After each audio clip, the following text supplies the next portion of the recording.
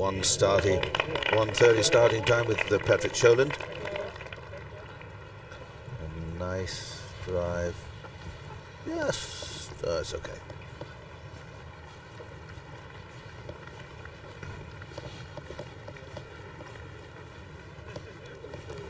Nick Price taps in for his par at the first hole.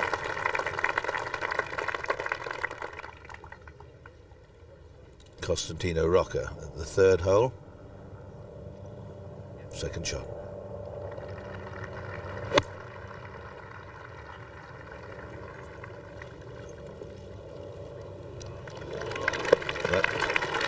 Beautiful shot. We're getting a lot more reaction on the ball today, pitching into the greens. Go down to the practice ground and have a look at the current leader, Jean Van de Velde. Jean Van de Velde, bonjour. He's a very nice player, Peter. I think he swings the ball club very well, very gently. He's not a hard hitter of the ball, but yesterday's score was an outstanding 170 with a 68 the previous day as well. And that is not a bad card. And I seem to remember Mr. Alice saying that he certainly putted like an absolute genius yesterday.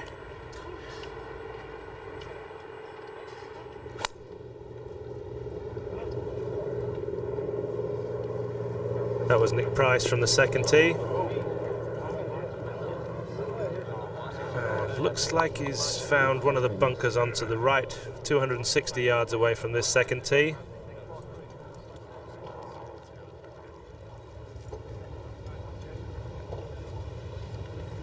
Nick playing alongside Jesper Parnevik. Parnevik, who dropped a stroke at the first.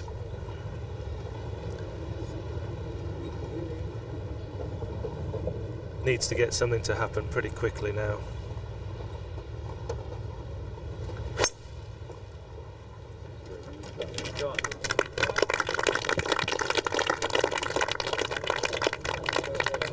That's going towards the left-hand bunker, but just staying out of it. That's nicely done, and that's a good angle for Jesper to play from.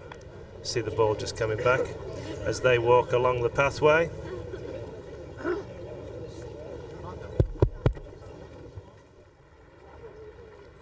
Paul Lawrie, his second shot to the opening hole.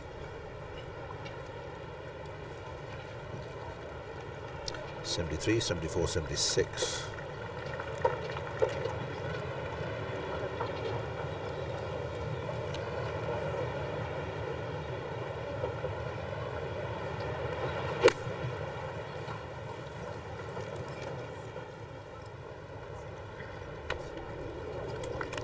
Nicely done. Although the conditions are so much softer, only one player, Stephen Allen, who was out first this morning and got round the course on his own in not much more than 2 hours, had a 69. Scoring not easy. The seventh green, a birdie putt for Davis Love the third. And another one drops in there for Davis. He's back into single figures at 9 over par and playing himself into the championship. Costantino Rocca at the third. Nicely done. He's had a mixed bag of form here this week. First fairway, Patrick Sholand. Another shot straight at the flag and just running a little bit past it, but an excellent opening hole there for these two players.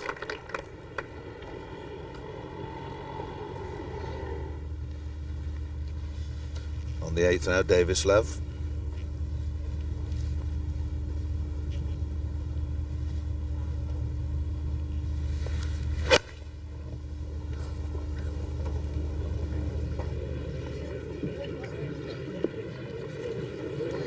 Just topples off 3 under so far today. You can just see pushed it a little bit wide of the target, hardly a breath of wind.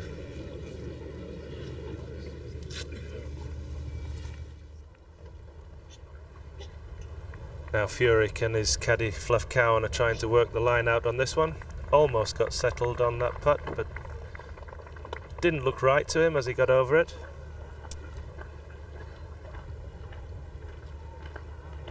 This putt is for a par.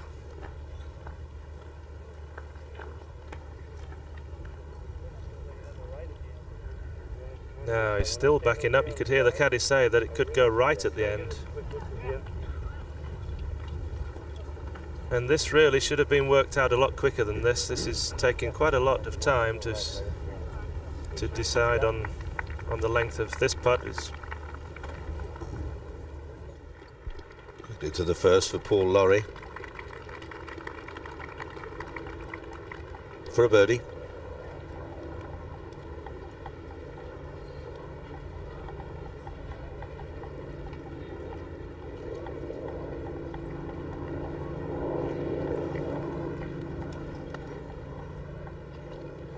Rather bold one.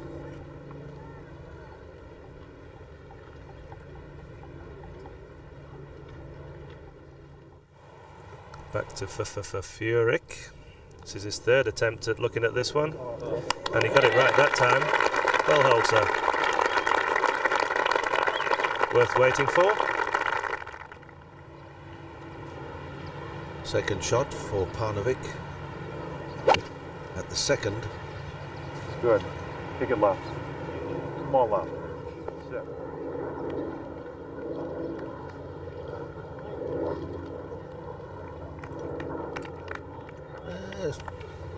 Yes, 7 or 8 yards too strong. Sholand, first green for a birdie, and well, everything but dropped into the hole. Good opening, solid par there for Patrick. Just outside the top 30 in the order of merit this year on the European Tour, and having quite a successful season again, and a good championship.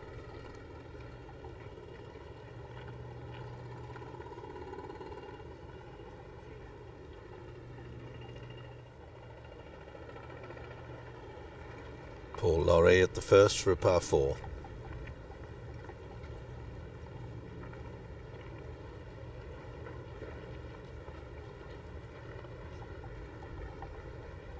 Very smoothly done.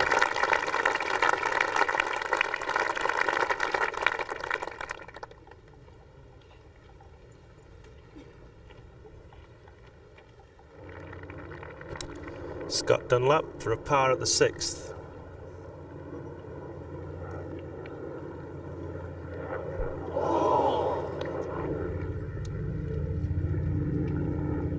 Bunker shot for Davis Love at the par 3.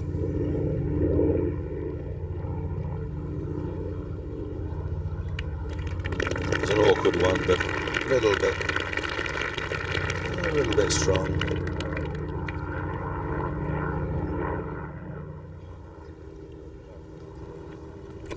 Costantino Rocca, another drive, finds the fairway.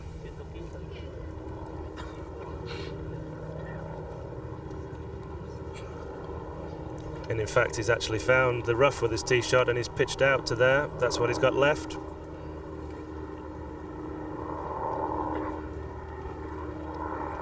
Just a little unsure about the club.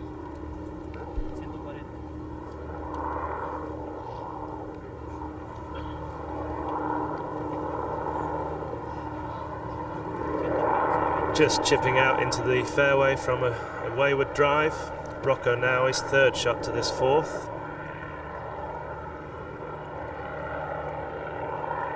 Just a 9-iron.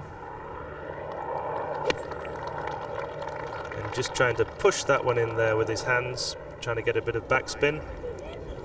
And nearly, not quite enough backspin on that one. But that should roll back a little bit. There's a hump in the middle of this green that shares with the 14th.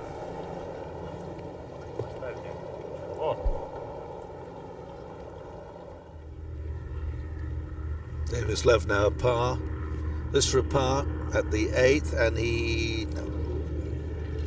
well, this hole not playing very long today. Missed the green and 3 to get up and down from the sand. And he was going along very nicely. It was 300 today, now back to 2. Parnevik, having found the second green in 2, will have a long downhill putt for a birdie.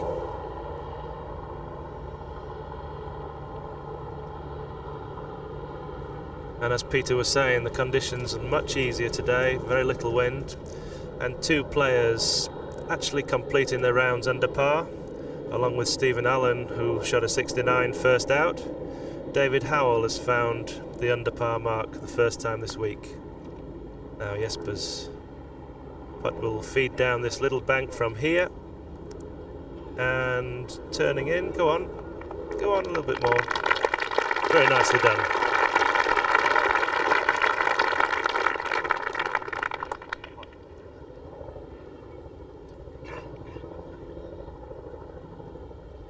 Whilst Jesper taps in, we feel the wind is beginning to get up a little bit, and it could be in a slightly different direction, southeasterly, more easterly perhaps, and that could create some interesting situations this afternoon. Nick Price, this is his par putt at the second. He found the bunkers on the right of this hole with his second shot, his tee shot, pitched it out, played to here, and this is for a par. Get up. Well, just drops down a little bit.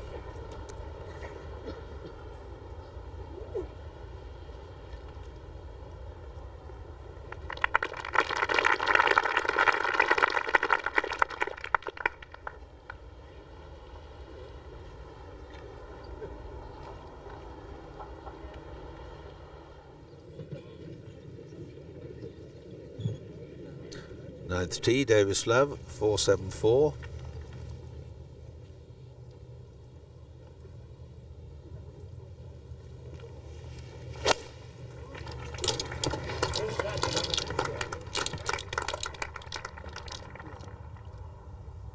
And look out. That's what happens. Iron for safety and drill it in the bunker. 40 or 50 yards run on that one. Now the fine little mini liner out there has swung round 90 degrees, swinging on its anchor. The tide, I suspect, just beginning to come in. A wonderful array of tents. There's a tented village, exhibition tents, all the stands and hospitality pavilions. It's a fine location. Sure, we'll be back here many more times.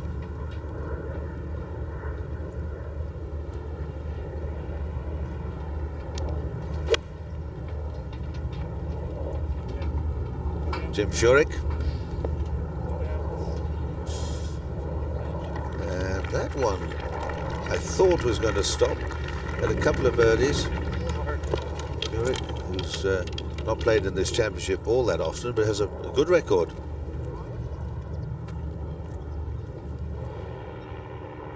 Paul Lawrie at the second tee.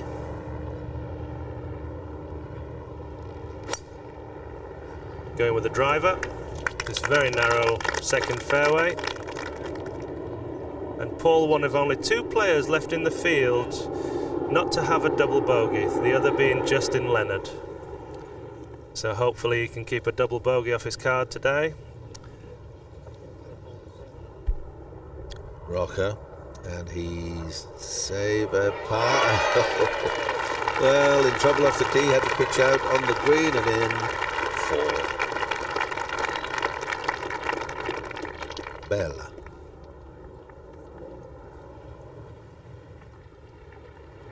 Back to the first.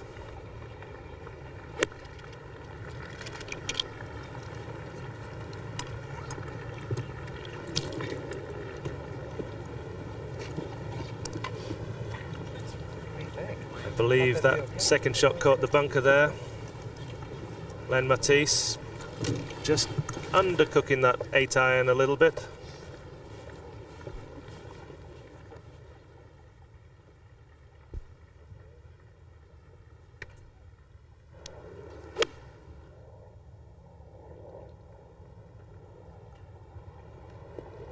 Hal Sutton This is how the ball of Hal Sutton got close to the flag, and a very nice shot too.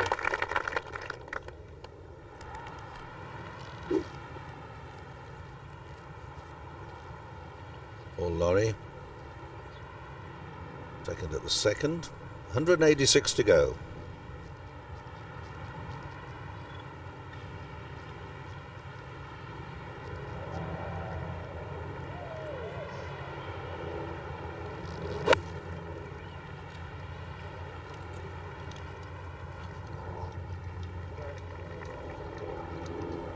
We're rather fortunate to come back out of the back. Wasn't really much out for distance, just moved, pushed it a little to the right.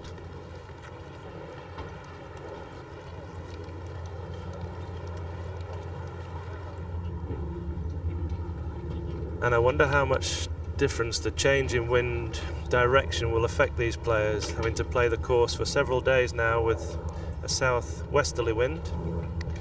Jim Furyk.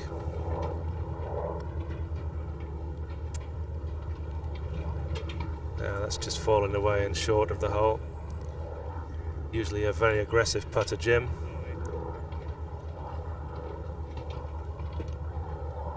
Two under par for the day, and he'll just wait for that one. See, he's cross with himself there, but not a lot to be. And Matisse at the first. On the first hole, that's his third shot. What a beauty. Beautifully played. Still, the scoring is really very high. We know, we've said, you've heard, you've read often enough that the course is difficult, and for some too difficult, but just two scores under par, one under 70 today. David Howell 70 and Stephen Allen first out of 69. 76s, 77s, 83s. The Ryder Cup captain Mark James for a birdie at the fifth. And hello. A bit of life in the old dog yet. Well done, Mark.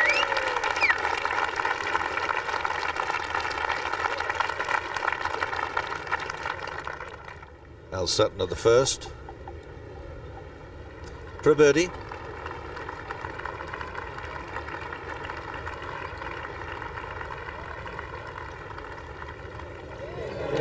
Nicely, and he's been showing some good form over the last few months in the United States.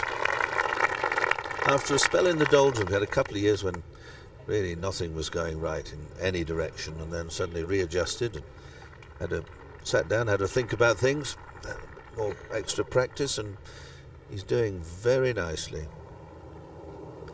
Parnevik second to the third hole. The flag cut just a few yards on the front of this green. 8 yards it is over the water hazard. And that one's getting better all the time. Very well judged there from Jesper.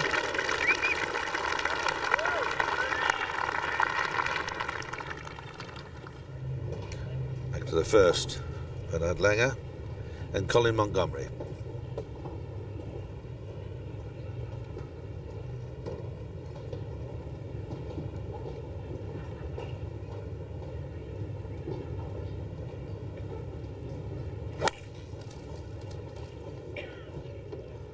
Oh dear, oh dear, oh dear. Oh. Well, that could be lucky. Yes, it stayed on the path. That's not too bad at all. On the tee, Colin Montgomery. Well, both Langer and Montgomery 9 strokes behind, so they really need a score in the 60s.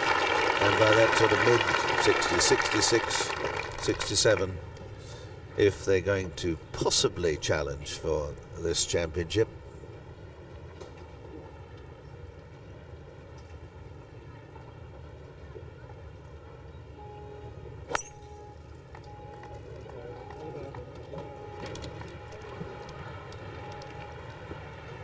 Well, one left, one right, so both of them making hard work at the first, but I fancy Langer's in a much better position on the trodden down pathway where all the spectators have been watching. Lots of encouragement for Montgomery as he strides away.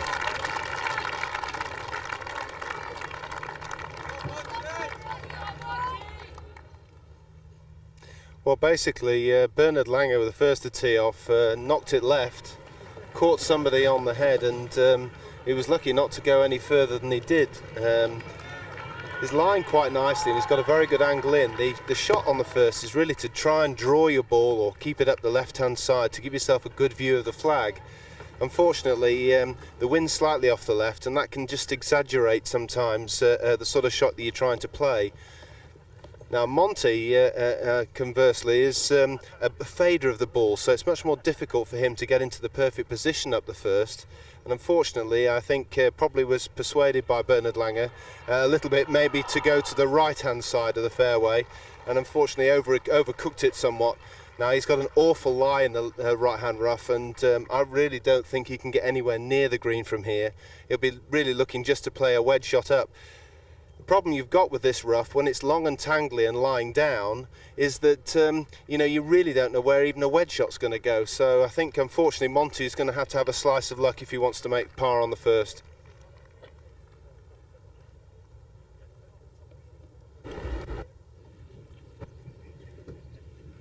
Nick Price for a birdie at the third.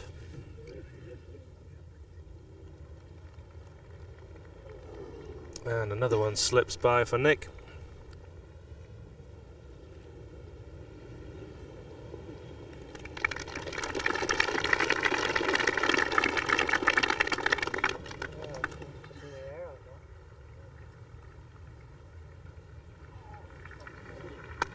That was Davis Love for a par, and well, he made a very good start and then suddenly got a bit shaky over the last couple of holes. We'll see a lot more of that today. And for a fascinating afternoon. Back to the third. This is for a birdie. Well, he thought that one had got away from him. He hit it very hard. A rueful smile there from Jesper. Montgomery at the first, and as Gary Wilson was saying, he's found a horrid lie. But the plain, simple facts are he's missed the fairway by a considerable distance. And now he's looking at the possibility of opening up with a 5. He's got to come over this bank if he was going straight at the green. And I think if the lies, as Gary described, he's going to just thump it out with a lofted club, try and get it 110 yards or so down the fairway. Looks quite a big club he's taking there, though. I think he might be having a swish at the, I don't know. I saw Tiger Woods play some extraordinary shots in Chicago from rough, not quite as thick as this, but knocking 6 irons 220 yards, which was unbelievable, so anything can happen.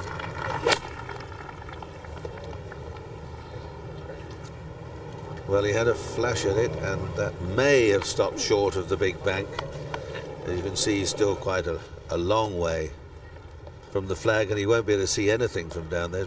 Pitch it up in the air and hope for the best.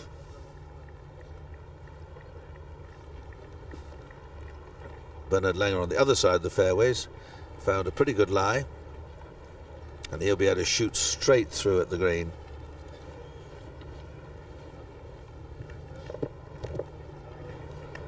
Safe club. Go back another step, you're right in my line. Yeah.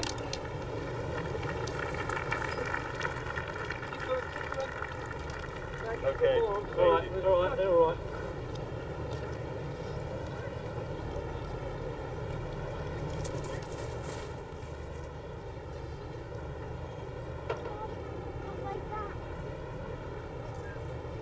Bernard Langer on the first has found a good lie, really, and they're trying to get the crowds back, but he couldn't really see where he's going. I don't know whether he's seen where the ball's finished, but he'll be quite pleased with that, I would think.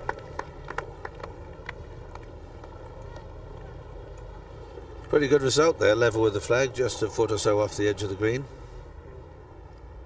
Big crowds expected this afternoon, and a word from Scott Rail, who say if you're patient tonight, you'll get home nice and steady. They thought about 3,000 trail travellers would come, but about 12,000 have come through the gate. Hal Sutton at the second. His second shot. And there's a bunker waiting for that one if it goes, but it may just stay short, and that should be okay. See a 4-iron going back into the bag there. Jim Furyk at the 8th, the first of the par 3s.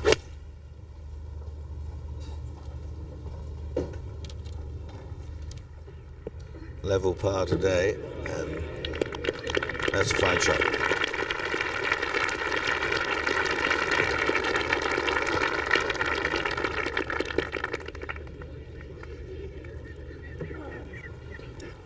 Back to the first, Monty. Now, he could have found this bunker here, which would really make it a difficult shot. Certainly would be an awkward length.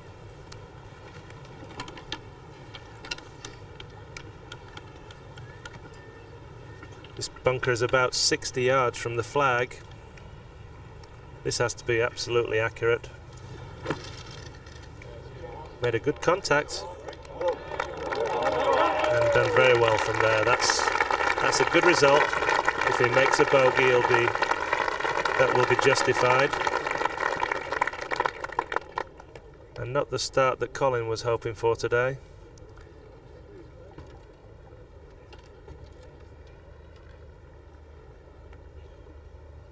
It's Bernhard Langer's caddy walking across the green. Peter Coleman. Furyk at the 8th for a birdie 2. It just wriggled away. One of the best putters around, Mr. Furyk.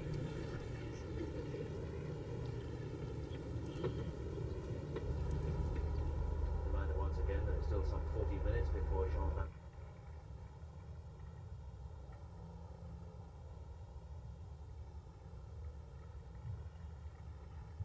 Van de Velde still to go out. Craig Parry, and well, none of the players except Len Matisse right at the bottom there has opened his account for this final round. Matisse is on the second hole, and there'll be much well, toing and froing, I'm sure, before we come to the end of this great championship. Fascinating day in prospect when you think Van de Velde there with a lead of 5. How he's going to control it. What's going to happen? Langer now, third shot at the first.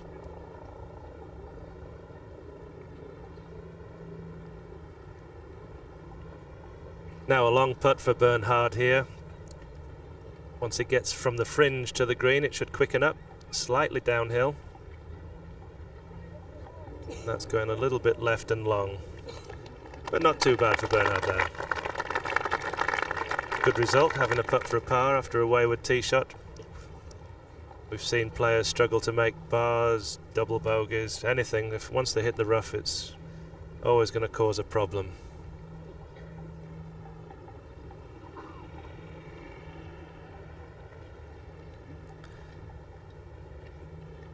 Colin's result was quite a good one, I feel, from that bunker, and back on the tee. Miguel Martin.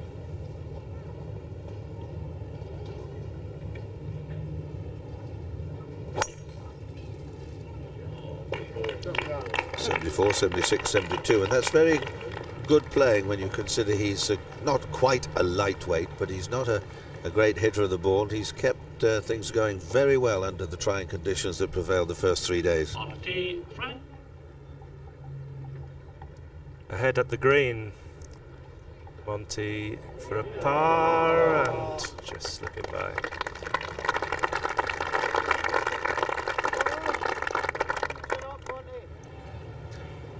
Nobilo and Miguel Martin paired together.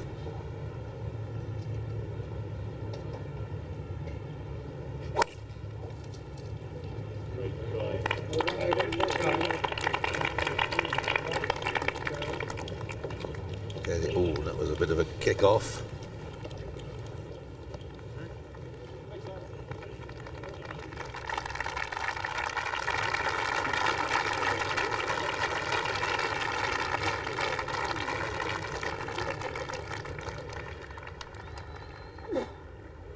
Langer to save par.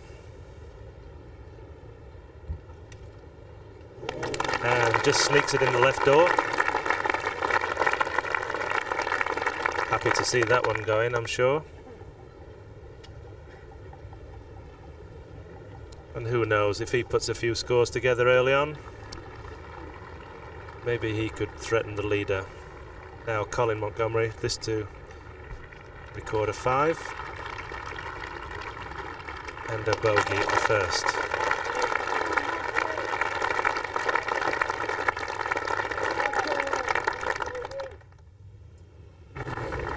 Paul Lawrie.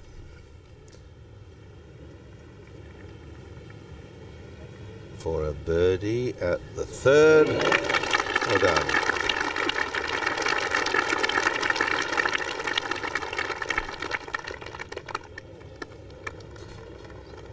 The start at Carnoustie is quite formidable. The second hole, well, there's trouble everywhere. Today is not too bad, but I tell you, into the wind, this is a tremendous hole. It goes up to being a very strong par 5 instead of a hard par 4. Bunkers have been all cleaned up over the last few years. They're beautifully presented, very even sand, and all in all, it's a very good hole. And for more ordinary mortals, the carry from the back tee to the fairway is quite considerable. And you don't want to knob one in there. You'll never be seen again.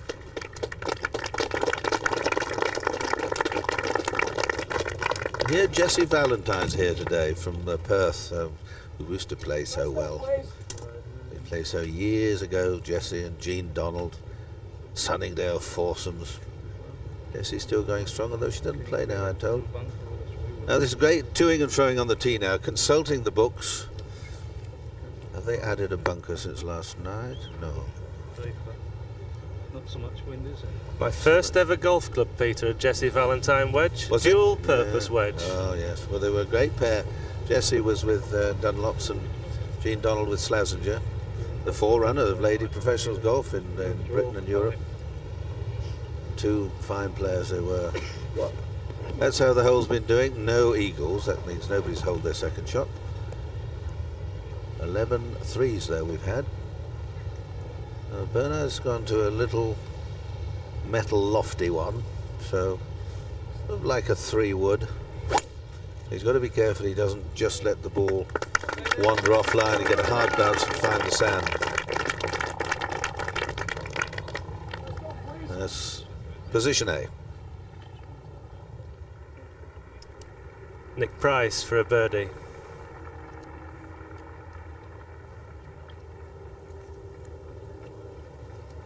A long putt right across this green. And,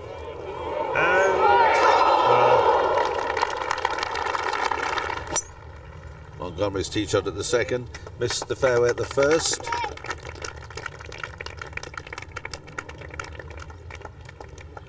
It's a good one.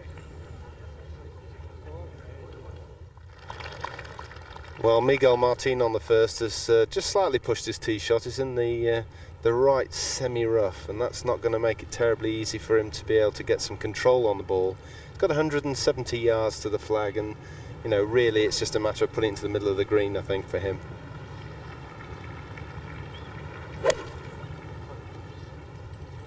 That pretty much looks what he's tried to do. That was a fine shot from where he was, and in fact he got a lovely little kick in towards the flag, and this could be the first birdie of the day for him.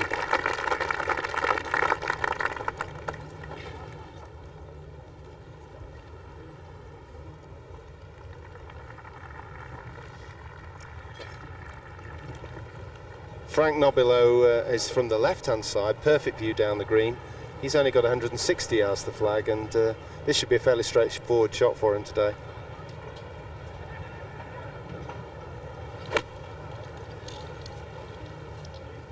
I really love this man's swing. It looks so simple and so easy, and he's just been a bit unlucky there. He got a slight flyer, but maybe I shouldn't have said that, because it's just bounced off someone's camera and back onto the green, and left himself quite a nice little birdie putt from the back edge of the green.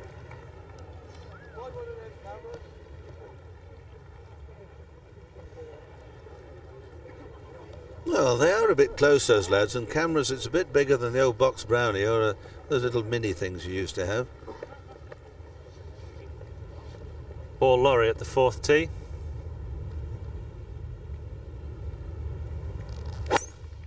Just trying to push a 3-wood down this 4th hole in position, avoiding the bunkers, both right and left. And that's one of the bunkers. And I don't know if he'll get a stance at that one. That looks an awkward lie to me. Doesn't look too good a lie either. Barnovic.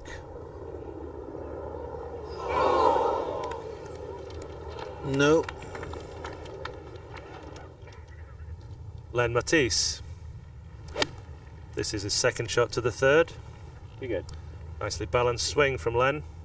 And right over the top of the flag. But there's a little bunker there waiting for anything a little bit long and slightly left of the flag. Just shows how good those 2nd shots were earlier from Price and Parnovic. Hal Sutton playing alongside Len. Now from the semi-rough, this has a chance of jumping.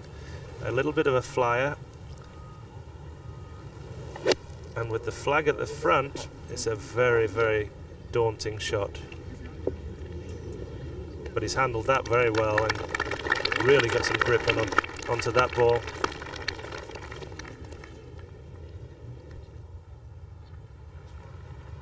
Langer looks as if he's rushed back to the clubhouse and had a complete change of clothing in the 2 or 3 minutes we've been away. But it is him, not his twin brother.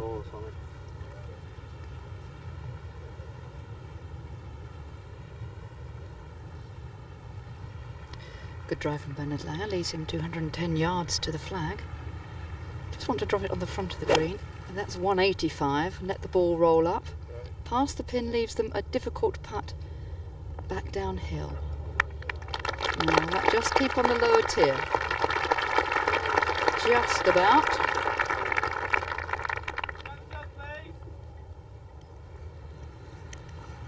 Now, Colin Montgomery's ball, unfortunately, is lying in a little sanded divot. The ground staff here come out and put sand and seed in the divots every night, and Colin's found one. He keeps the ball back in his stance a little bit. That should help him to play it. Good trajectory, nice and high. That's coming in. Now, has it got the length? Yes, it has. Beautifully controlled from Colin. Wonderful shot. Probably no more than a 6-iron for him.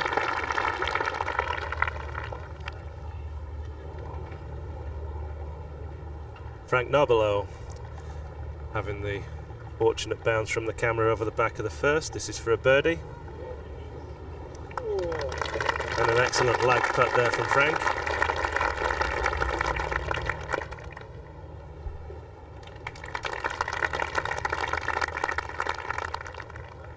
Lawrie with this very awkward position at the 4th. Just stay steady and give it a little bump with your arms, hands and arms, and hope it runs.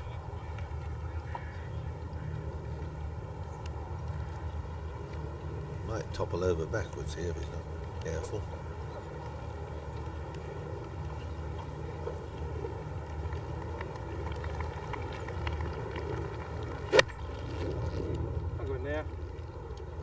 Well, that was just a squirt off and into deep rough, some 90 yards or so ahead.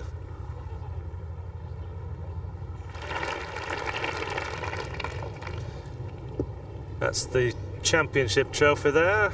Beautiful claret jug. And Greg Norman, who has had the company of the old trophy a couple of occasions. Just a 3-wood for Greg.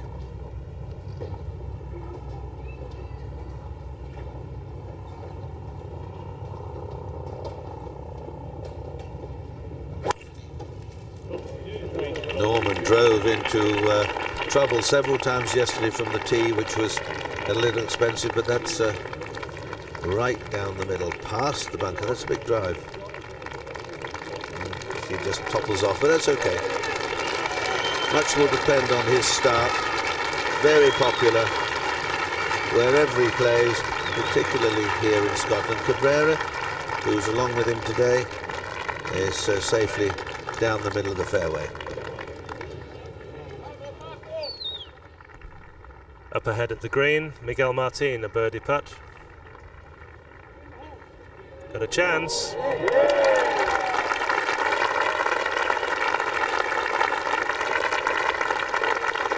almost looked like John Travolta in Saturday Night Fever then for a moment. The 9th now, and Jim Furyk.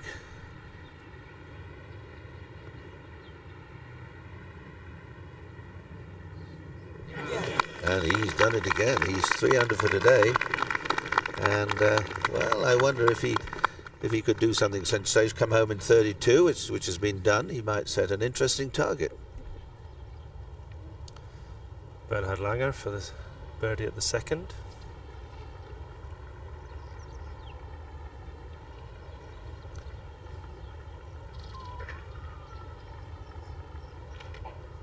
Down the slope, moving to the right, and Miguel Martin at the 2nd.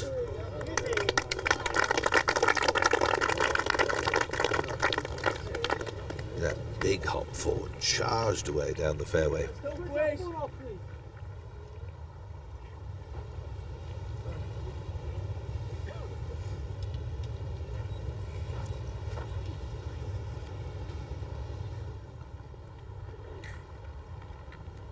This is up at the green. Bernhard Langer has tapped in safely for his par.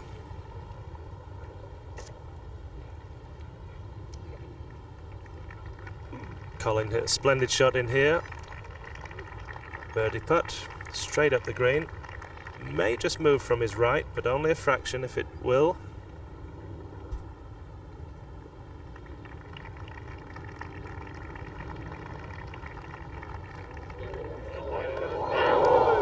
Just moved a little bit late for him there, unfortunately.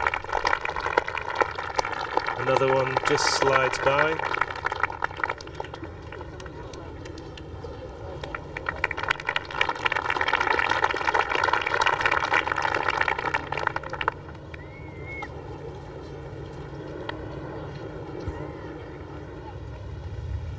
Now Frank Nobilo, the New Zealander, about to drive at the 2nd.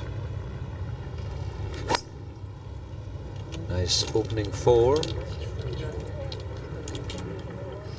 A treacherous tee shot this, but he has placed it on the perfect spot, just left of centre, level with the sand. At the 1st, Ankel Cabrera, his 2nd shot.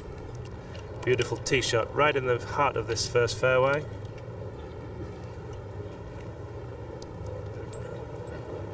Very tight angle for this flag position, but towards the back of the green, 115 yards to the front, so we haven't seen yardages like this all week. And safely played just left of the flag. And I'll hand you back to Dennis Hutchinson and Alex Hay. Thank you very much, Howard. Cabrera, who had a rather rough 3rd round, the big fellow who was out in the final pair yesterday. Argentine golfer, and playing today, of course, with the mighty Greg Norman. Now, Norman's round 76, 70, 75. His 70 was one of the great rounds of the championship. The 2nd round 70. It was 7 at the 17th. 18. We have front. He's on the wrong side. The great mound with the 2 or 3 bunkers up there at the front protrudes right out and directly on line with the flag. Gary Wolstenholme's with the match. Am I correct, Gary? Yes, Greg's in not a bad position. He's hit that 3-wood off the tee over 300 yards. He's only got 115 to the flag. The difficulty he's got is he's got to judge this just right. The bunker on the right-hand side of the green just eats into the side of his line, and he's going to have to just balance this perfectly between allowing the ball to just trickle out to the flag, but missing the grassy bank and the bunker at the front. Yes, yes it is.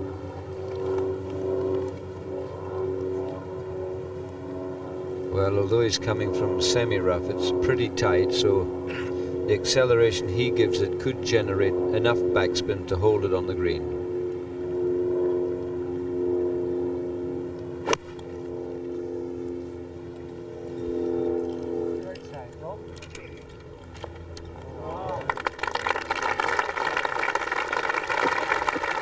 And that's pretty good. That leaves him a putt directly up the green. But waiting back on the tee, Tiger Woods. And this, he played with Greg Norman yesterday. And he plays with Scotland's Andrew Coulthard today. Beautiful par putt from Paul Lawrie on the 4th green. He's one other par for the day. As you can see there, a couple of pars, lovely birdie at the 3rd. And that a par that would have given him a great deal of pleasure. Colin Montgomery plays the iron at the par 4 at the 3rd hole. It's a hole that you mustn't go too far, otherwise you can get into the burn. That's a nicely played shot from Colin.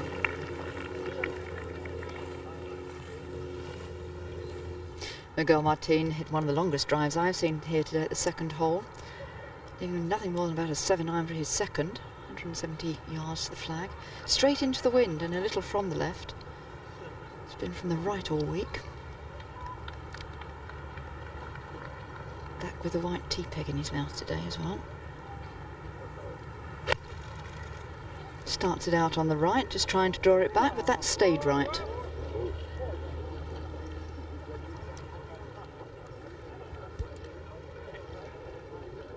It might well have found a bunker there, I think. And no easy bunker shots from here. Steep bank in front of him.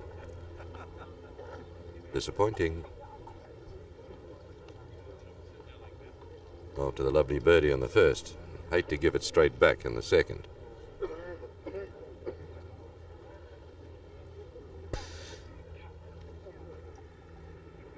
Now we look right down upon Greg Norman, almost on his line. It's a pretty straight putt. It's upslope. Green slopes away to where he's standing or crouching now, and a chance here to see the mighty Norman take off as he means to go on.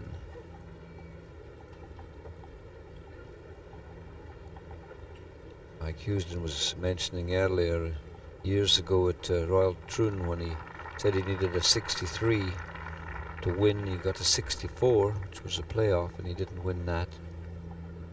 That's the sort of mental attitude I think he'll have right now.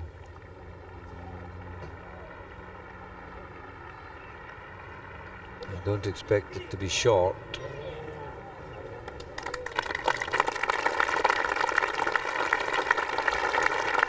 I think over the 4 days we've seen people read things, little borrows into this opening green that haven't taken place.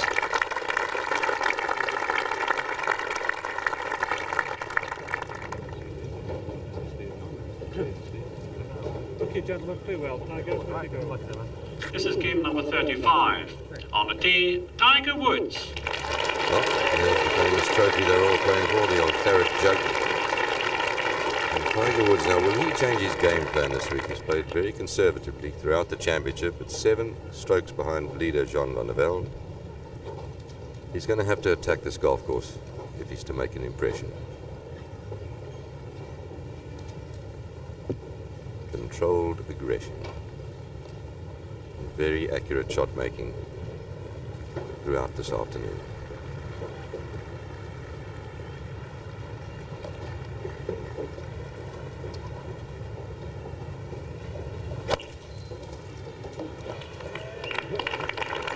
Everybody seems to like that one. Stay there. That's an enormous iron shot. You wouldn't. Well, that is a shame.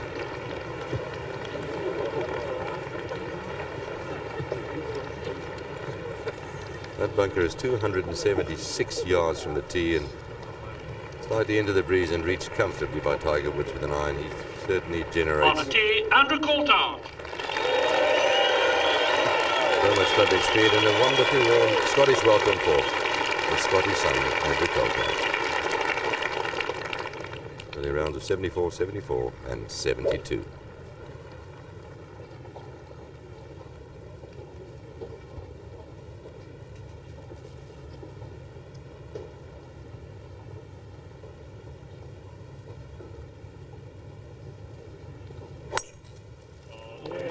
Smooth 3-wood.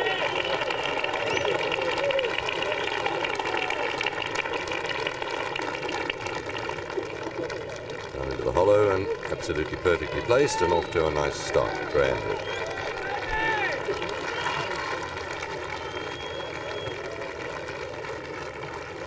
Seeing those stands nice and full, and stand around the 18th green where you can get a bit of a view of the first tee.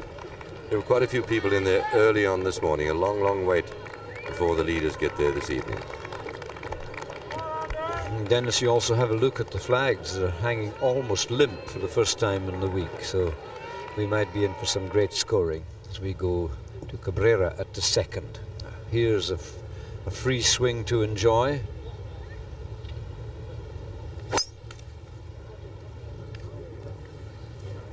I think a lot of players reverting to the normal game. They're throwing caution to the wind and hitting out with woods rather than hitting iron shots as they've done most of the week.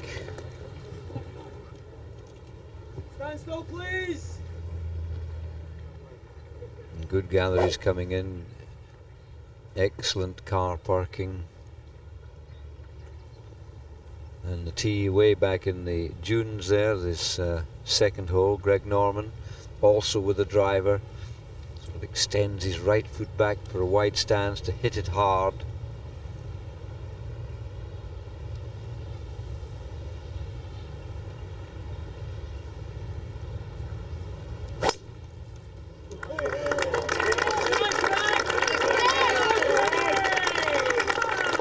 I think the word attack is one that will be well used by many of the players this afternoon. That's gone right past that bunker on the right-hand side. And that bunker is 270 yards from the tee, so he's boomed it down there 300 or so. I'm just wondering there, Alex, you were saying flags hanging limply.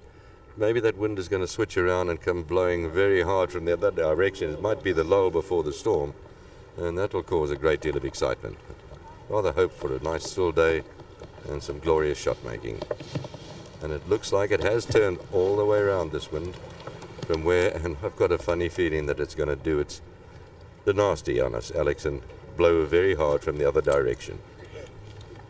Yes, well, I think a lot of the players will be hoping for something like that. Now, Gary Wolstenholme's there. How's the ball lying, Gary, in that bunker? Well, Tiger Woods won't be very happy about this.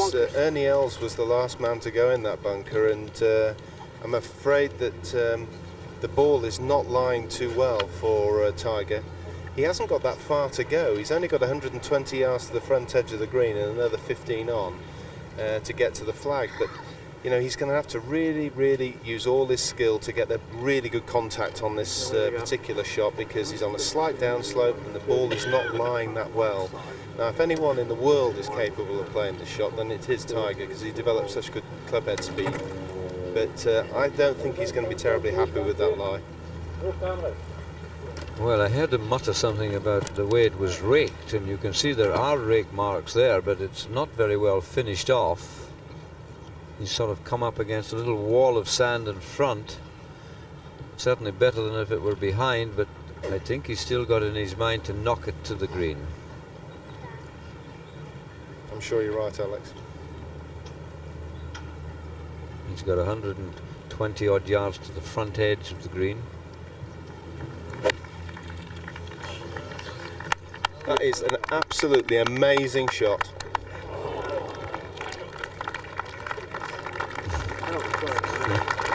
Well, you can't take it away from this young man. He brings out miracle shots. He didn't like it in there. Bernhard Langer, and this on the third hole. Looking quietly across the green, and you can see the ball starting to move slower and slower on these greens, an indication that they're cooking up. And a lovely start for Bernhard Langer, par birdie. And the Coulthard, second shot at the first. Coming from the clean of the fairway, should stop there. That's a beautiful shot from Coulthard. A very nice start from Andrew. The last 4 holes have cost him. He's dropped 9 shots over those last 4 holes in 3 days. Let's hope he fares better today. Angel Cabrera to the second. Lovely par 4. Back.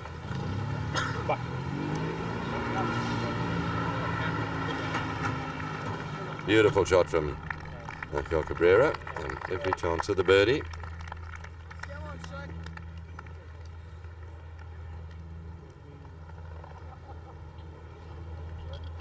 Greg Noor on the second here has hit a huge drive. It's got 155 to the front. The pin's on 24. That's 179. There's not a great deal of wind worth talking about out here now, so I would have said, taking a little bit of a guess, that Greg would hit a 6-iron here. But it's almost the players today think they can at least start making a decent score now because of the wind's turned round left to right instead of right to left.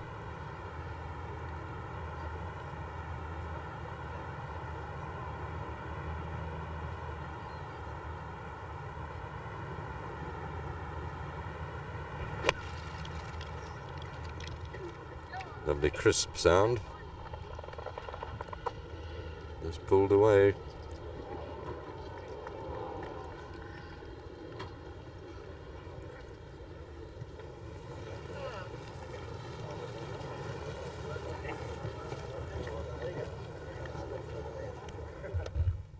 Now back to the first, where Tiger is just off the green by a yard, but he's got into this fluffy stuff, sort of fescue grass that is around these greens. It sort of lies flat but in unpredictable directions. If you get it going with you, you're okay. You can play a putter, you chip and run. If it's leaning it into the ball, it's unpredictable.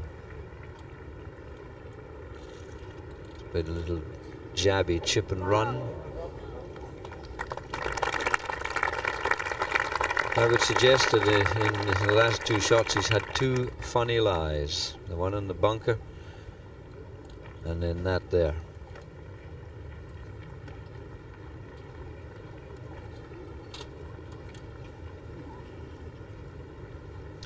Well, a nice opportunity for Andrew Coulthard to come after this magnificent claret jug, the Open Championship trophy. And we are swinging around to show you the starter. There is Ivor Robson. Is David Frost there in the foreground. This is the penultimate group, and Justin Leonard, the other player. Goes off at 2:30 exactly. They'll wait for the big hand to hit the bottom there. There he is, winner at Royal Troon.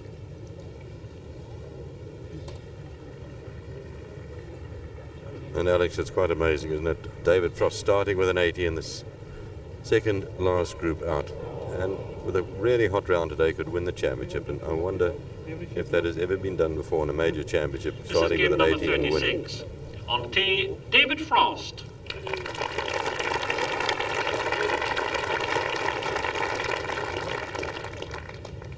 Yes, David's 80, as you say, was followed by a magnificent 69 on that second day.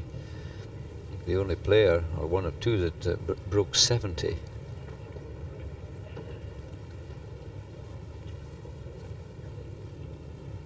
Beautiful swinger, short, shallow in the backswing. Looks as though it's effortless. Just 3/4 length, a bit flat. Good swing for the wind. So this is just a metal 3.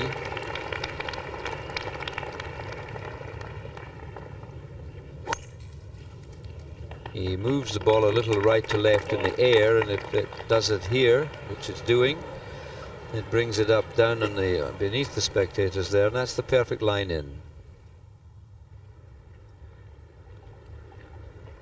Andrew Coulthard for a birdie 3, the first. Almost worked its way up the hill there. Now back to Justin Leonard.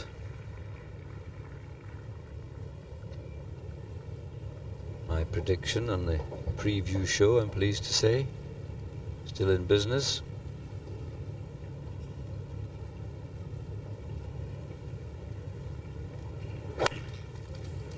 Rain ball.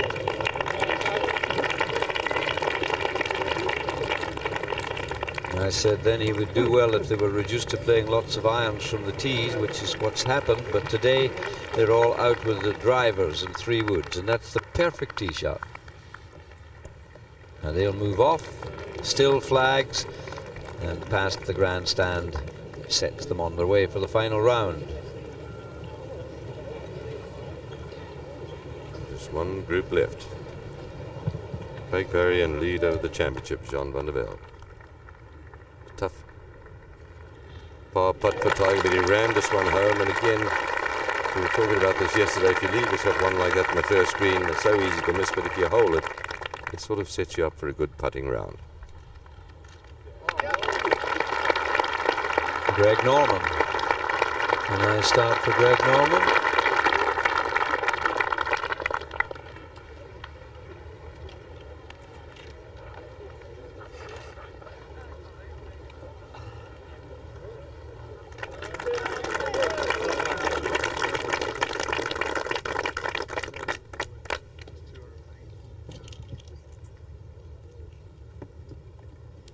Tiger Woods on the second tee.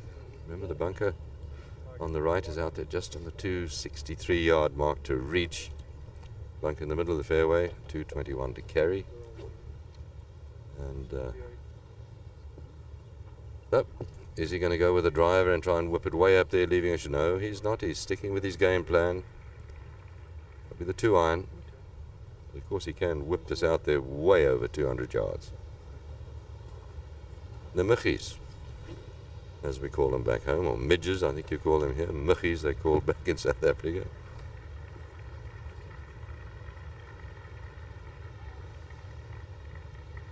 I think I like the sound of Muggies better than midges.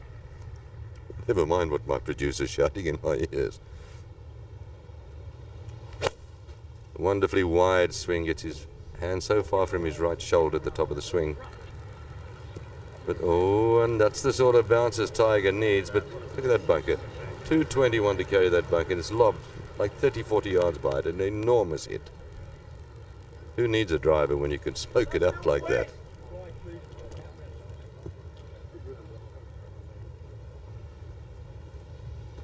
Henry Coulthard. And he's got the 3-wood again. Worked very hard in his game. Wonderful rhythm. Big willowy man. As we said, a willowy swing. And just keep staying on the fairway. Don't run out of... Oh, I've seen so many catch that bunker today, and that's a good 270 off the tee yards.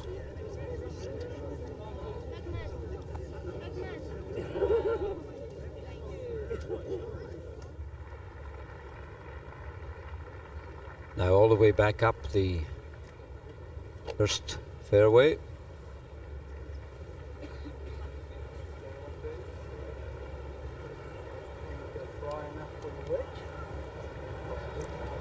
On the left-hand side of the first fairway, David Frost, Andy Prodger, the caddy, who used to be with Nick Faldo, former assistant professional he was at Hartsbourne Club many, many years ago with the Bernard Hunt, the Hunt family, in fact.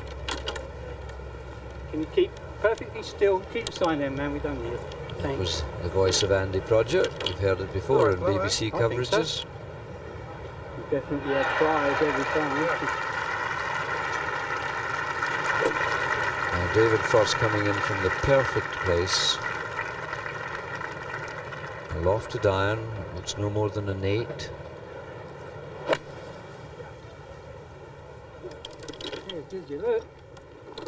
Be pleased with it, will he? Well, he's not, because coming from the rough there, he couldn't get any grip on the shot, and it's run all the way. He knows that. He can't even see halfway down the flag, but he knows that that ball did not hold. The price you pay for missing the fairway, even by a few feet.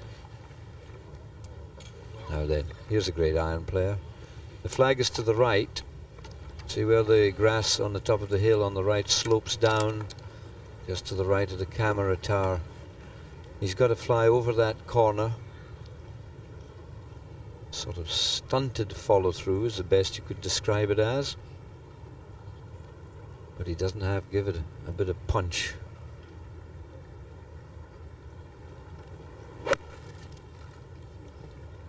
almost hear it echo.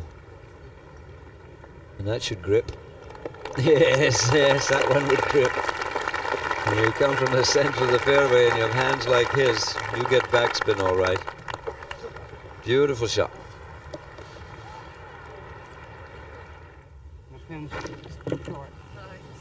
Rick Norman.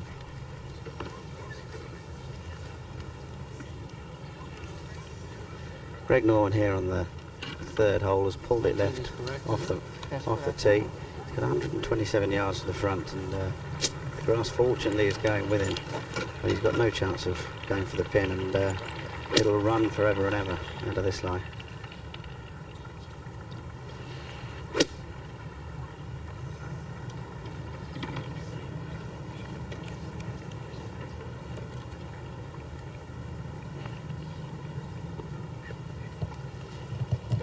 Most of the week the wind has been sort of helping them from their left, but now the way the wind has switched, it was probably still helping, but from his right. So this hole is cut just 8 paces from the front edge, just over Jockey's Bone.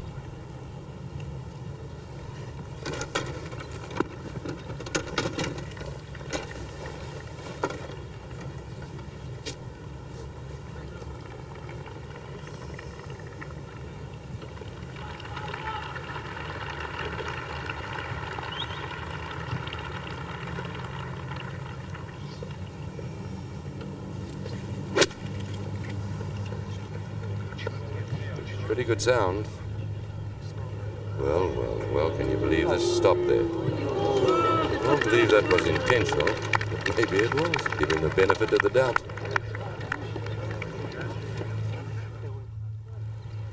Now Tiger Woods, second shot to the second.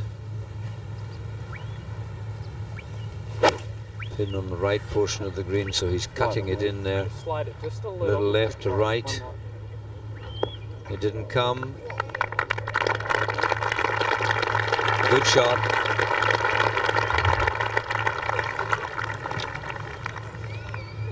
Now Andrew Coulthard, 175 yards to go from the bunker to the green. Oh, I heard it hit. I heard it touch something on the way up. It must have been the grass at the top. And that's done pretty well. He might get out of this with a par 4.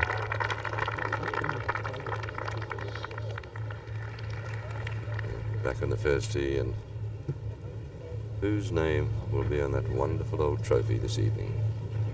That everybody strives for from the time you start to understand a little bit about golf. Every player who's ever been any good at all has dreamt of winning that old claret jug. Ladies and gentlemen, this is the final game of the 128th Open Championship. On the tee, Craig Parry.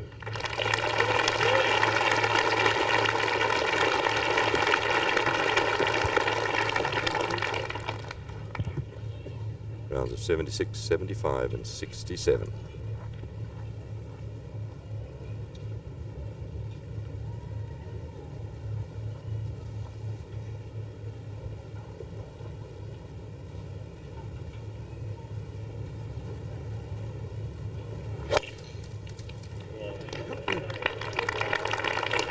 Remarkable round yesterday in testing conditions, 67.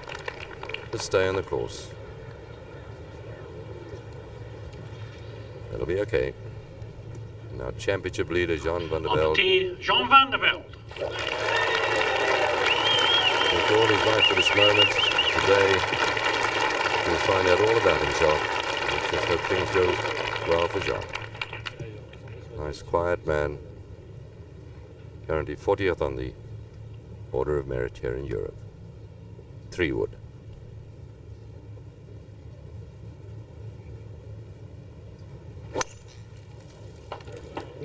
Lovely flowing swing. Is it going to find the fairway? Or is it settle down, settle down, settle down, and a popular bunker now? Well, I'm not sure he's got a stance. I certainly hope he has. Could just be all right.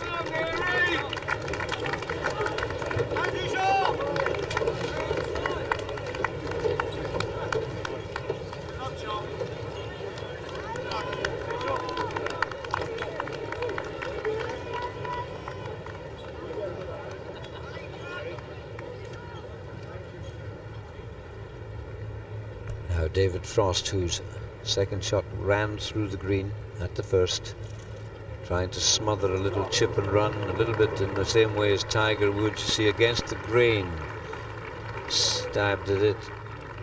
It's a blessing in a sense. He's one of the finest putters in the business. He'll need to putt well to get a par here. Cabrera. A little pitch into the third green. It'll work its way to the hole. That'll be fine.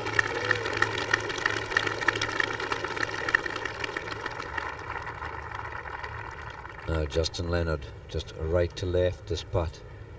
Only a fraction. Oh, it didn't come. It didn't come. That's where I kind of fancied it would turn from. So the former Open champion starts with a nice steady 4.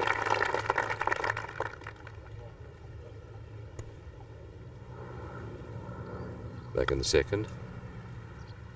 Texas wedge for Andrew Coltart. Come on, swing. Lovely speed, just a little too wide. A tester left now for a par 4.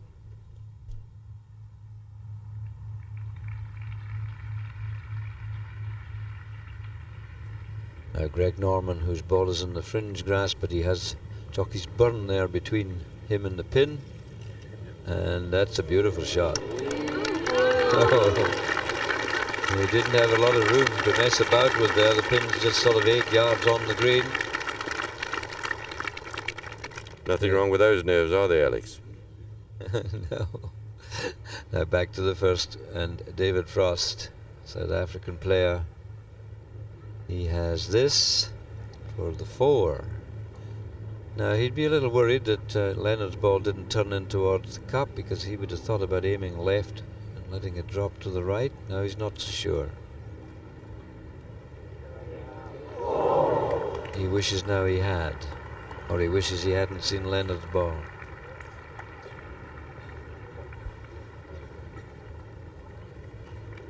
Tiger Woods, birdie chance, second. Go on. So softly, what a big piece of the left edge of the hole. What happened to gravity?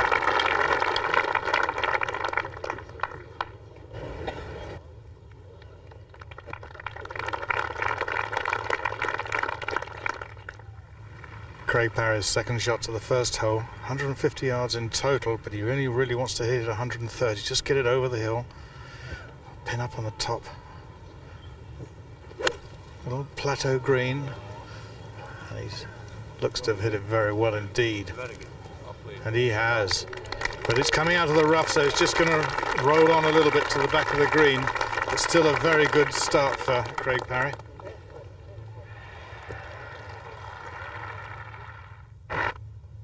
Now to the second tee, and like those before him, Justin Leonard having a go with a wood.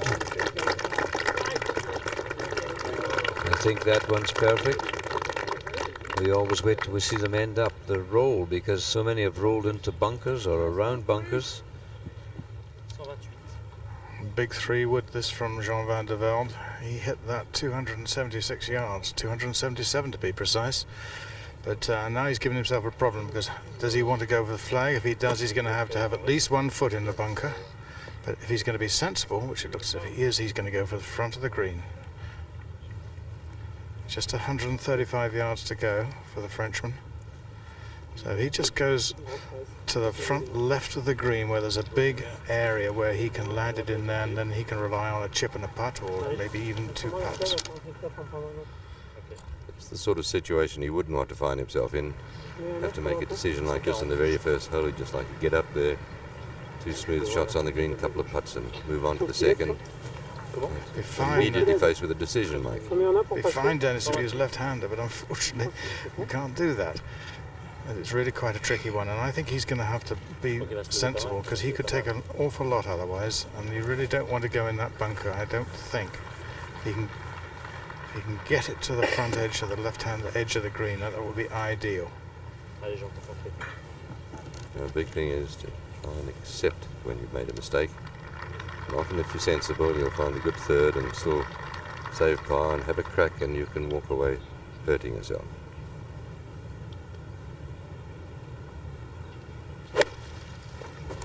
Sounded pretty good. Well, that's a very good shot. He managed to cut it, but how nice it is. How nice it is. A brave shot and well rewarded. Good man, John.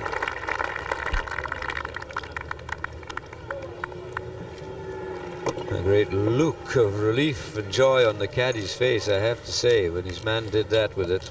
No one expected, but then yesterday in the third round he produced near miracles on so many occasions. Some 22 putts we reckon he had, so he did play some miracle golf. It might continue today. I did mention earlier in the week, Alex, he's got a wonderful stroke as we watch. Tiger Woods down the third, remember, 342 yards. Probably a 6-iron for him off the tee, just to try and leave himself a little sand iron, or a lob wedge in, stay there, and that's fine.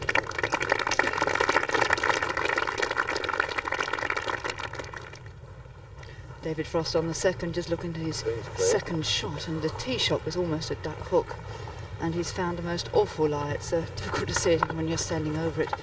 Grass going in every wrong direction, and I don't think it'd take a drop, but it'd be doing well to get it back on the I don't know where this is going to go. What would happen if you chipped it along the path here? Would we get a drop if you chipped it along this path? Is there a free drop on this path or not? You get a drop off the path? If you don't think you can. Yeah. Can you come out of the way, please? Back, please. All the way back, please. Andy Prodger, the caddy, giving some advice. I'm not sure if it's good advice, but he's looking to hear it. Chip it onto the path, calling for the referee.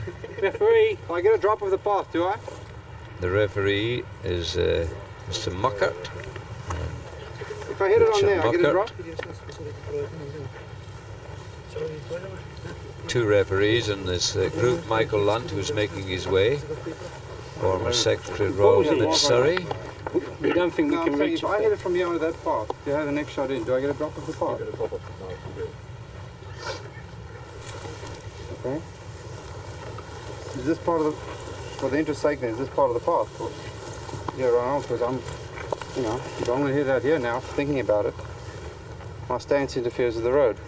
Well, if your stance standing on the path, Well, okay, but what about this shot I got to play now then? If I'm going to hit it here, thinking about this part's interfering with my stance. Yeah. Okay? Back, please. Yeah, I don't think so. Where does the path start? No, I don't think that. I think you can play that without standing on the path. To do with the stance. But this is interfering with my stance, right? This is not the path. It's not getting a level. Paul Lawrie, this on the 6th. Long birdie putt up the hill. Come on. Little beauty. Wonderful putt from Paul Lawrie. After a lovely start, he dropped the shot, picked up one at the third, dropped it to the 5th, but got it quickly back here at the 6th. At the moment, David Frost is saying to Michael Lund that he now wants to play the ball onto the path. And if he does that, where he takes his stance is actually interfered with by the path. So therefore he would get a free drop.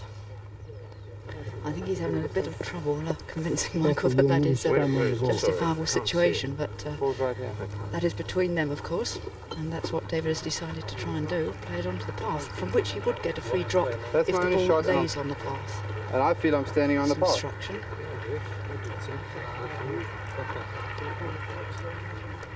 You don't think so?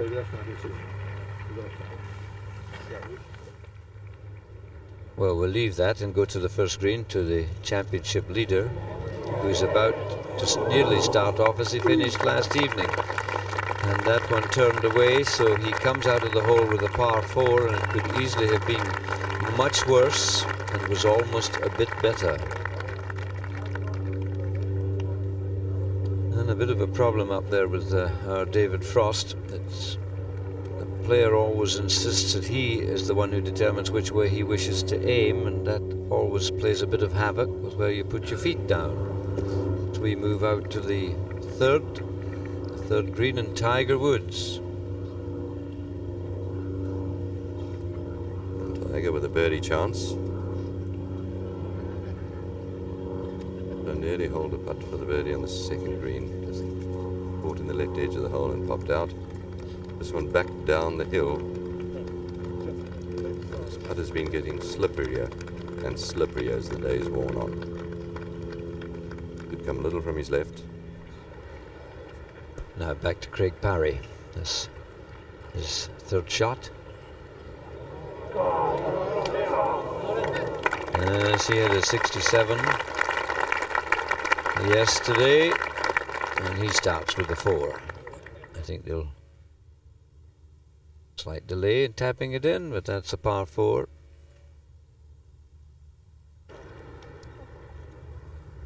Back with Tiger Woods now. His birdie attempt. Important for him to make birdies as quickly as possible to just get his name up there on the leaderboard and let the man leading the championship, Jean Van de Velde, see that he's making a run, just to add to the pressure. And look at this, where he's aiming. Big swing from his left, and very quick this putt.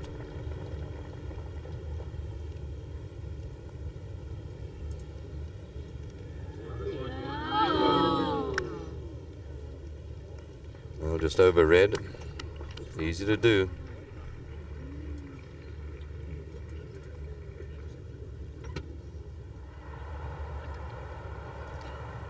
Just David Frost is now waiting for a ruling. He was standing to the ball with a sand iron in his hand, and the referee was not convinced that the foot was on the path, so he then got out an 8 iron. And the time he got the 8 iron out, he was able to, I think, for the better story through to Michael Lunt, or argument forward, that his foot was on the path. So Michael Lunt has now called for another ruling, the chief referee. No, Justin Leonard's had enough of hanging around. He's going to play his second shot now. Quite right. He's just drawn that up to the left, but the green usually brings it back a little bit. Oh, just a touch. That's a good shot. Perfect length. It's a bit distracting when you hang around waiting for other people's rulings and misfortunes.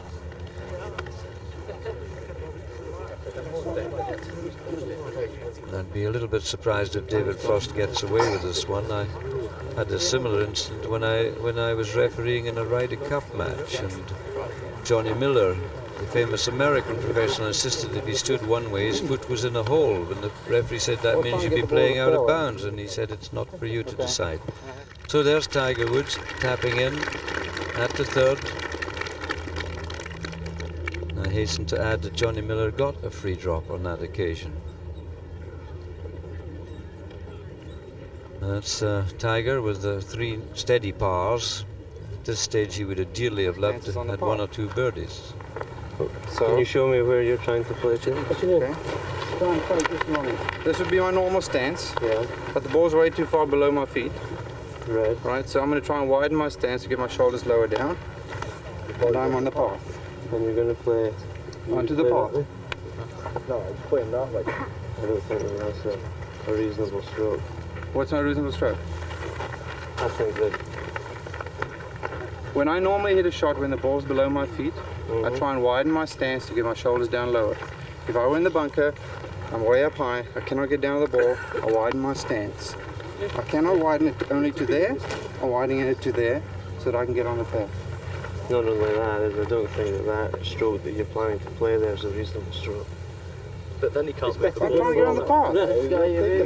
I'm trying to get the ball onto the path. I understand what you're saying, but... And I'm standing on the path. Do you think I'm standing on the path? I can see that you're standing on the path. But so then I'm entitled to a drop if I'm standing on the path. But I don't think that that's a reasonable stroke that you're going to play. Would you want to try and tell me I can get this ball to the fairway? I'll just give him a couple, let him... I cannot get this ball to the fairway. It's impossible. Going that way because of the tuft behind me. I'm standing on the path. That's correct. I'm standing on the ball. Well, we'll leave that. That's Grant Moyer, who's assistant to David Rickman, and they do know what they're doing. Greg Norman. You feel those have got to go in, all of them, for Greg Norman this afternoon, if he's to figuring things at the end of the day, and 2 pars, and now the drop shot. So he goes to +9, +1 today.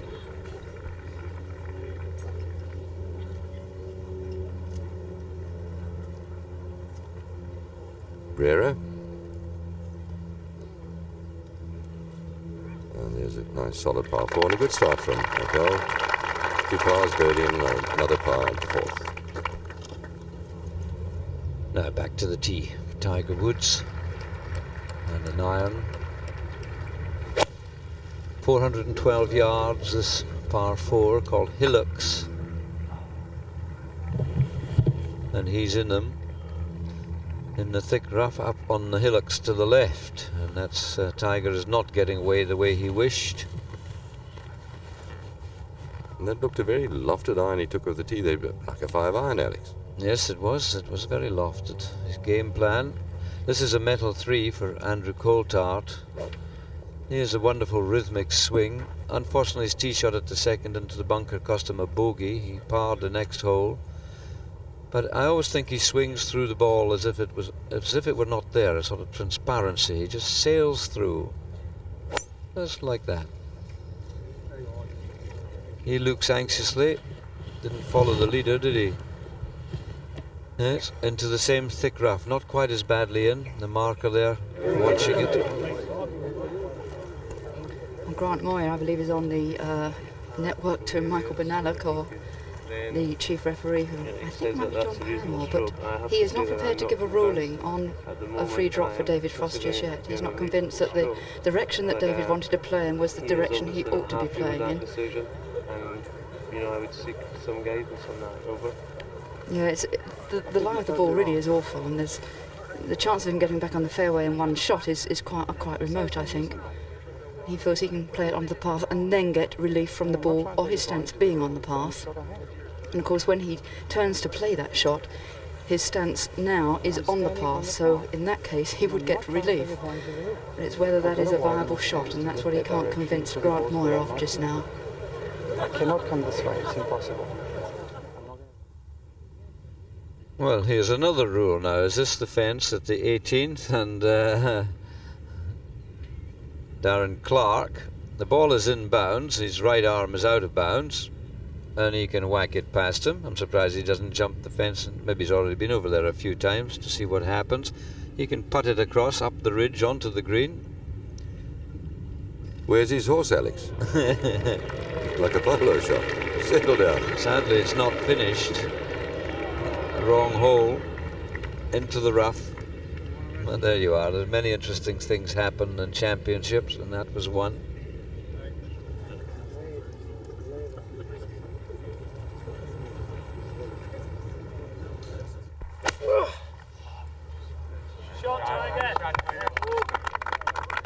Tiger Woods blasting the ball from the rough and getting it almost to the front edge of the green.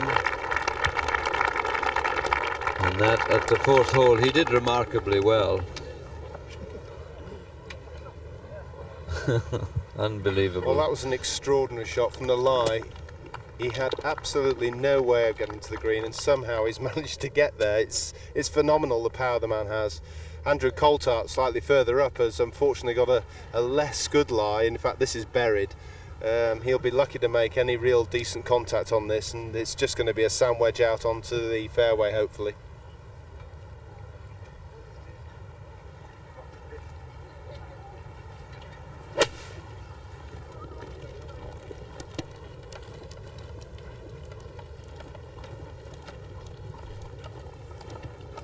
Well, he's done well to move that several yards up the fairway and stay on the cut stuff. At least he'll have a chance of saving his par. I'm going to play the shot like this. Well, David Frost has now been told to play the shot. Exactly like I'm telling you I want to play it. Play the ball onto the path, which actually is quite dangerous for all the people standing there, because this ball could go anywhere, to be honest with you. Oh, I can do it, but I want a free drop. Well, Jack Frost, you could fairly do it. And that was actually a very well constructed shot, and it's landed on the park just as he wanted it to. And now he'll be wanting the relief from that. You can see he really is very annoyed and he's angry. He feels he had a very good case there, but was not able to convince Grant Moyer of his case. Of course, now he must calm down and just try and get back on track. Dropped a shot at the first. And looks like he's probably going to drop one shot here. He's still well over 200 yards from the hole. Not only he wants to calm down, it's the people behind need to calm down. I think there's no doubt that he was attempting to use the rules to his advantage, which is by no means cheating, but he's felt a bit foolish if he'd caught it a bit clean and whistled it out of bounds.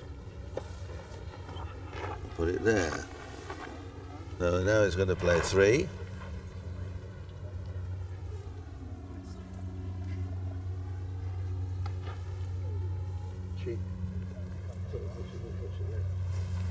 It's moving, so it's not in the spot where I was. Andrew Coulthard. His third shot, just trying to chase this one up with a little bit of cut spin. Trying to check this by the hole. And not quite fading it enough, but excellent length there for Andrew.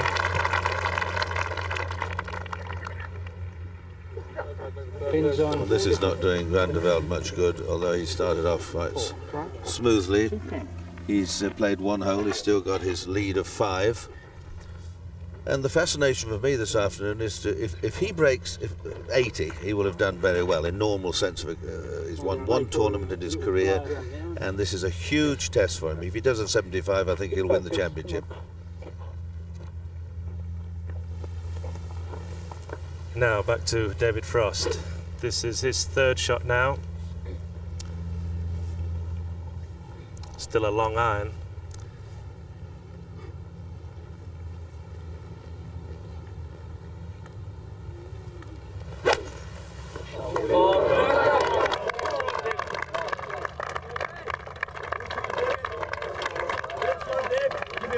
And that's certainly not going to be an easy double bogey. And he's lost his cool totally. And if anybody can bring him back to life again, it's Andy Prodger, but it's going to take some time. He might even get a time warning soon, who knows?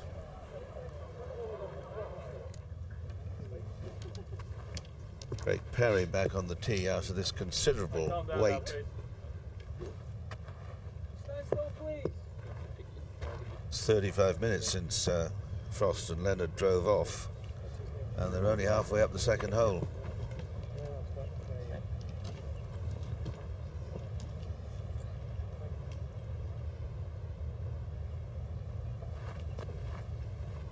Both these players parred the first hole, and it's time for just settling down and just hitting a few nice straight shots.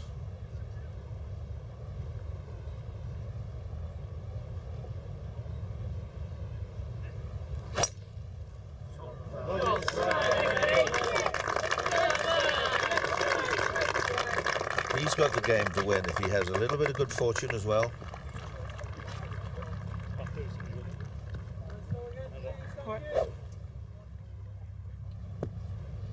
Just see the rhythm, the balance, the demeanour of Van de Velde. His biggest moment, his biggest golfing moment.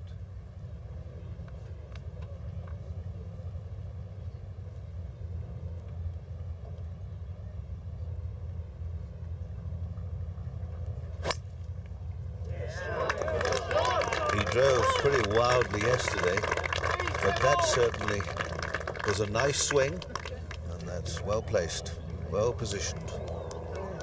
What do you think, Howard? In for a good afternoon, I fancy. Well, it's going to be the most important 4 hours of his life, as David Frost plays his 4th shot.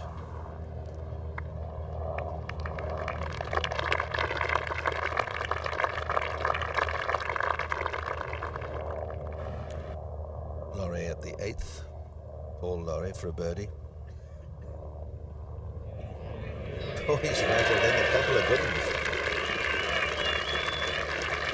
Well done, Paul.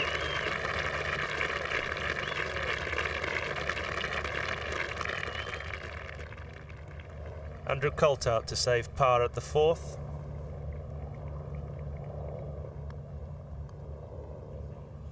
Stay on it. Well done, Andrew. That's a great par-saving putt there. And that'll give him heart. He's dropped one at the second, but that's 3 out of 4 holes with par. And a great chair there. Tiger obviously looking around to the 14th green there, where players are putting out. Just summoning one player, whether he wants to finish out or not. Being very courteous to his fellow competitors.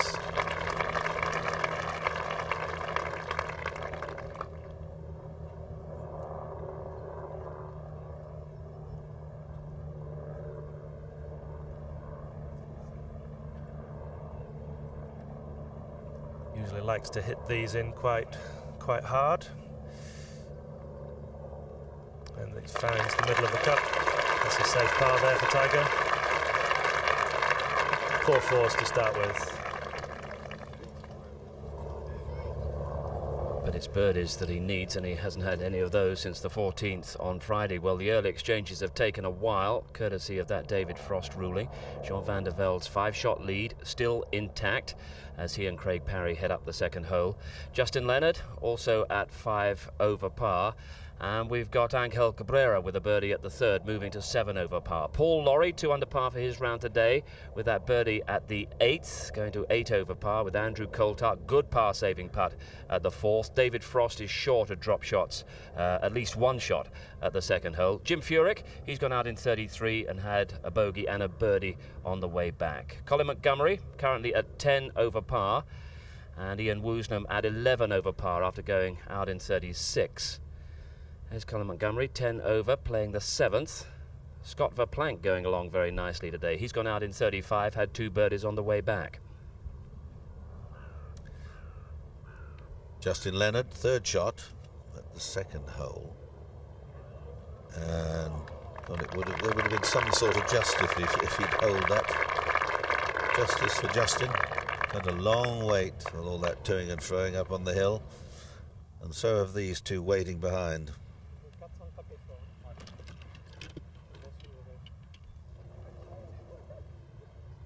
Now Frost for a bogey.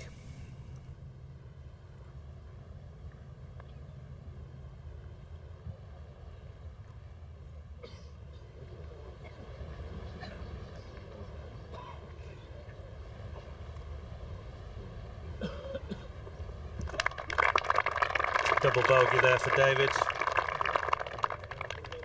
And he'll wonder what's going on. Tiger Woods at the 5th.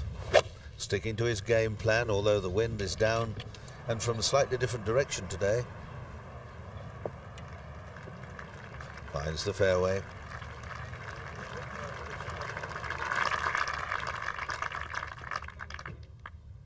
Van de Velde. Medium iron to the 2nd green, and that's going way left. He's signalling to the crowd. Well, he was actually signalling to the marshals so that they could spot his ball. Very close to the bunker. Parry from the perfect position. And Mike Houston, you're down there. What kind of yardage has he got, Mike? He's got 156 to the front and another 24, so that's 180 yards, but it's not going to play anything like that, as you know, Howard. I would think probably a 6-iron for Craig. A little bit of breeze here, very little. So we're down amongst the dunes here, all peace and quiet, and that's a bit short. Well, the wind just at 5 miles an hour now, and that's the maximum, between 2 and 5 miles an hour, coming from the east to southeast. As Peter suggested earlier, it has switched slightly, so a little bit of a different prospect for the players, and just have to tune themselves into this course. Justin Leonard at the 3rd.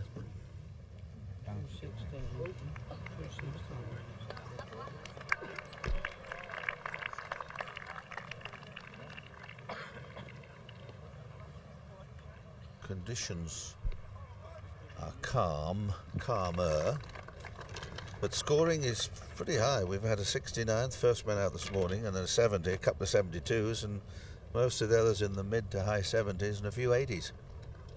Angel Cabrera now.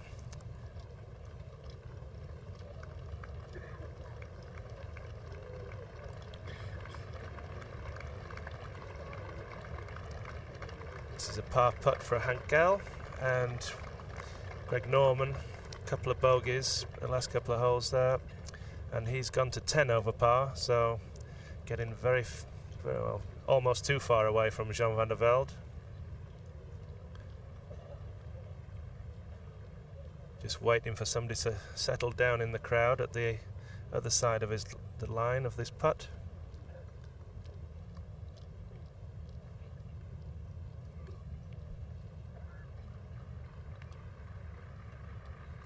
And that's nicely done there for Angel. He'll stay at 7 over for the championship.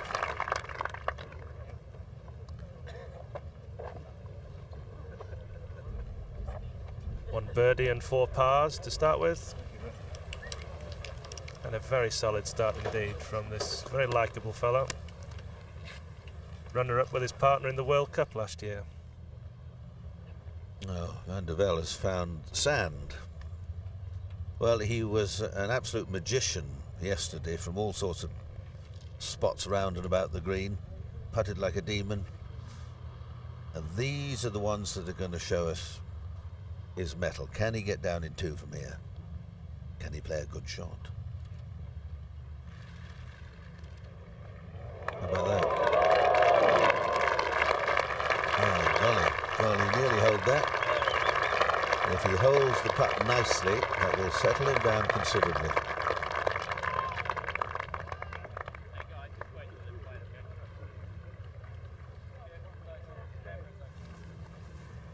David Frost on the 3rd hole now, playing his 2nd shot. 114 yards downwind, and the burn in front of this hole just 8 yards from the pin. Needs to fly it high, not too much backswing spin, or else it could go back into the burn. Now let's hope he's calmed down a bit.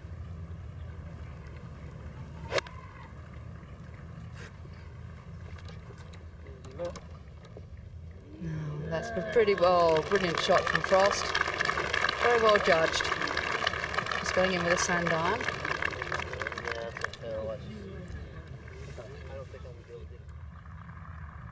Paul Lawrie for a birdie at the 9th.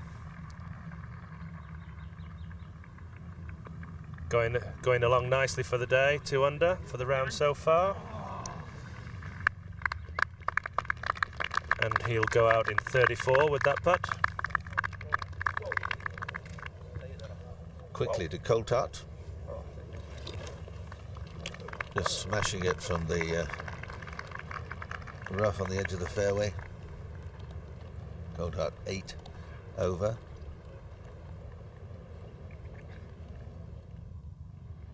Craig Parry at the 2nd for a birdie.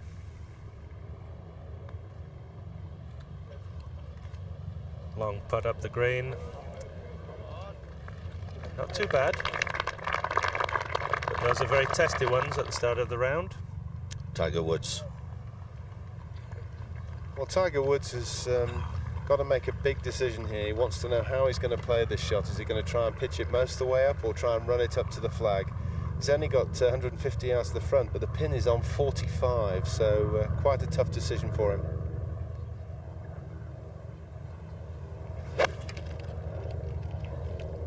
Gave that the full Monty, as they say, and looks as though it's a pretty good shot, but it's pulled it and it's just going to be off the edge of the green. He was a bit unlucky there. The wind's just taken it slightly, and that could be very awkward.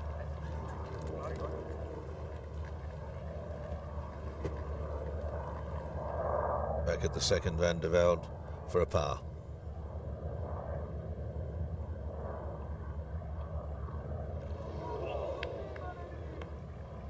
Well, yesterday they were going unerringly into the middle of the hole after a very good bunker shot.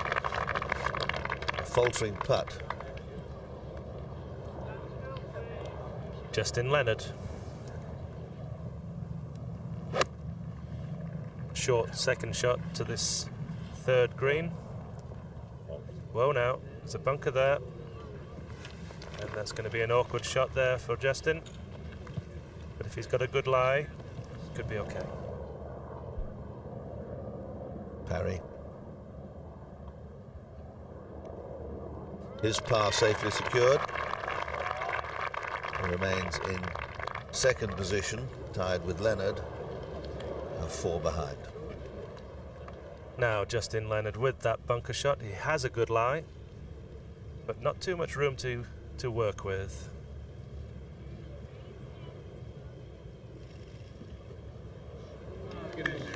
Beautifully played. Well executed there for Justin. Also pretty good round the greens. Coulthard.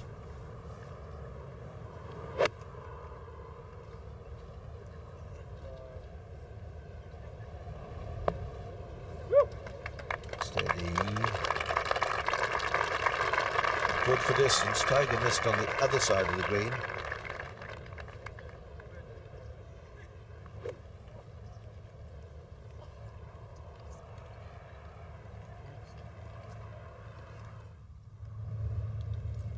Now Craig Parry on the third. I think this fella's got the best position to watch Van de Velde play. He's playing with him, and he can use it as a match play situation and just etch away into Van de Velde's score, hopefully. An iron from the third tee.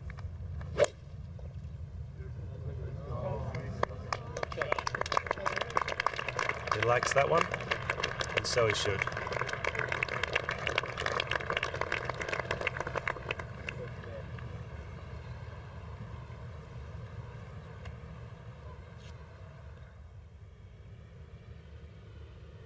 David Frost gets a birdie on the third, having started 5-6, 5-6-3. Opened up with an 80, then had a couple of wonderful rounds. 69-71. Third tee, the leader. Just an iron for safety.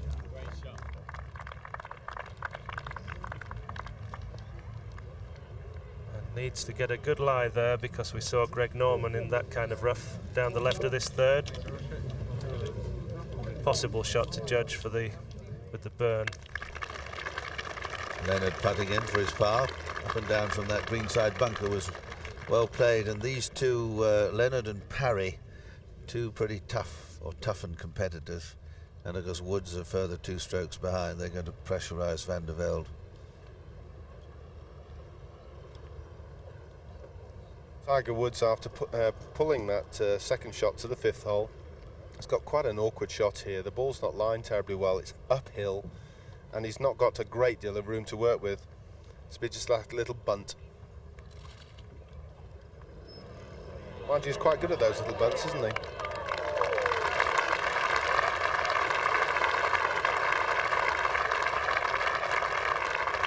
He has a wonderful touch and imagination round and about the green.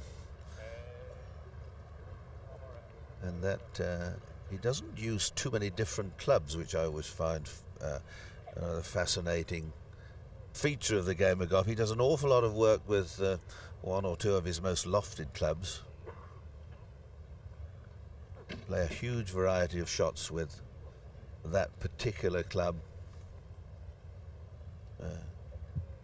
So he's opened up with steady pars. One thing missing from Tiger's game so far this week has been birdies. He's had very few, around about half a dozen, all week.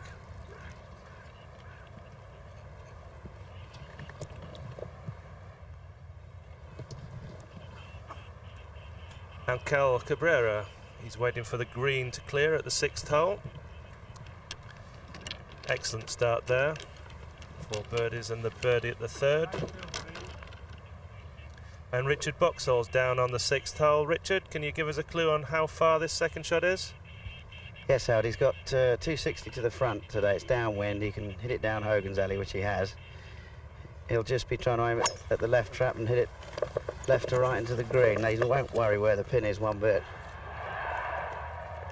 Well, that was very unfortunate there, Richard, because he just caught a little patch of rough. 3 yards to the left, that would have been right up on the green. Well, that shows us what a different course we've got here today, Howard. Parry's second shot, third hole, and oh, what a beauty.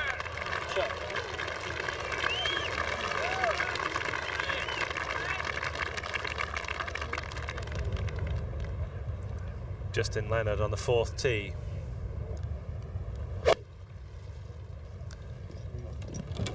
And it is a different course, Peter, just a slight variation of wind, but still the players finding it difficult. Still only those 2 subpar rounds. Yes, it's an intriguing situation. Coulthard now.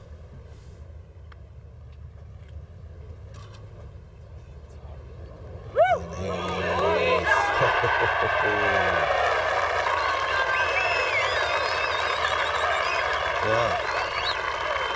What an escape. What an escape.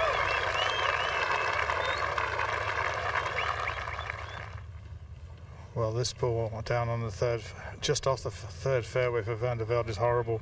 And it's so bad. Very sensibly, he's gone sideways, just got it back into play. If he'd try to go for the green, there is jockey's burn there and all sorts of problems awaiting him. And that was a sensible move. And just left himself a wedge for his next shot. Tiger Woods. Now Tiger's got the driver out.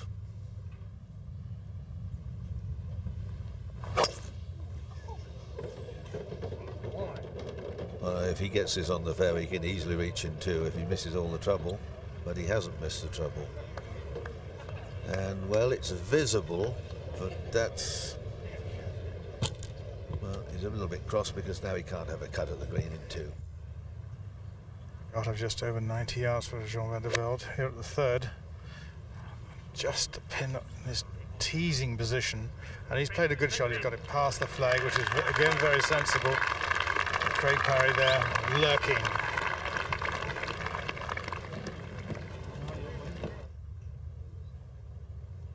Leonard, has he got a good enough lie to have a go at the green in 2? Made good contact. And he's trying to chase it through the gap there. Just on the edge of that gap is a bunker. And a reasonable shot there, I think. Good result. Justin Leonard, one of the few players, in fact only 2 players left in this field. Paul Lawrie is the other one who haven't had a double bogey during the championship that made the cut. I gotta go that way.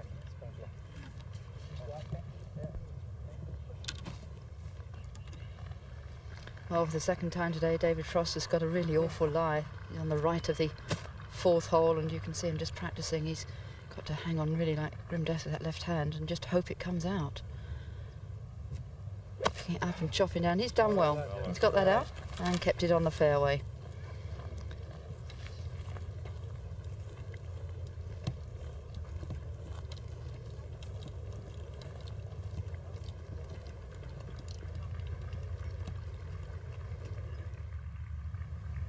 Andrew Coulthard at the 6th tee. Got to try and find the fairway with his driver. Very narrow target up ahead for a layup. And he's gone down, he's just caught the bunker. That's guarding the right side of this 6th fairway. Cabrera, who had a beautiful tee shot here at the 6th, tried to reach in 2.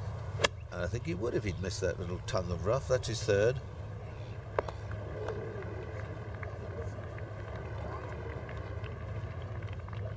Well, a vastly different hole than previous days, the 6th, because if somebody can get their tee shot away, it's possible to reach in 2. Now a big putt for Jean Van de Velde.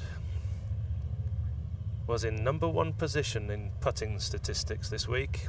Up until the 4th round, he'd had 74 putts in 3 rounds. That's just 1 under 25 putts a round, and that's a frightening average. But he needs to hold this, and it's going to swing quite a lot from the left. Saw Tiger Woods earlier with this putt, and he misjudged it. And exactly the same for Jean. That's 2 shots gone early for Jean, and needs to steady the ship. Well, it just erodes your confidence, Howard, doesn't it? And I mean, a drive offline, a second shot offline, and then you know, missed shortish putt, and then a drive into a horrid place there. Perhaps he was very unlucky to find virtually an impossible lie. So we're going to have probability here of a 2-shot swing. Craig Perry knows this comes from left to right, and he could, if he pops this in, get within a couple of shots, and that's a huge move. Remember, Perry yesterday was what, 67? He was 4 under yesterday, and that took him from 30th place into joint second. Certainly, if he was to do that today, he'd go home with the trophy, the cheque, and a hearty vote of thanks from the chairman. Just outside the left. Speed so important.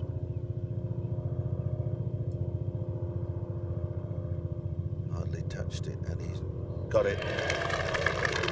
Well, I wonder. Reminds me of that poem, Pete Shanpat poem. Golf's a game of frustration. It eats into our souls. When you stand there and swing, the clubs do their own thing, and the balls are allergic to holes. Poetry without the motion. But here is a good motion. Justin Leonard, just short of the 4th green. Long chip and run shot as his 3rd shot for Justin Leonard here on the 4th.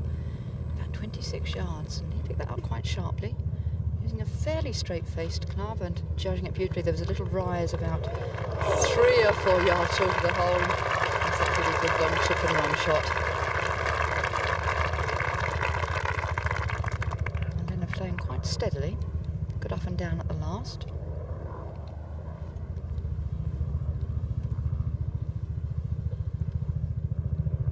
Angel Cabrera, this is his par putt.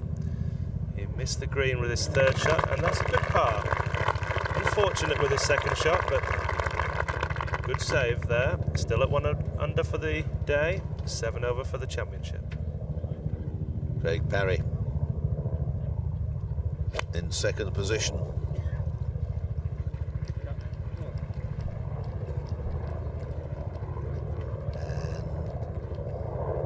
And just where he didn't want to be. Scott Verplank in with a 69. That's the 2nd score under 70 today. A very good round from him. Norman playing with Cabrera. This is also for a par at the 6th.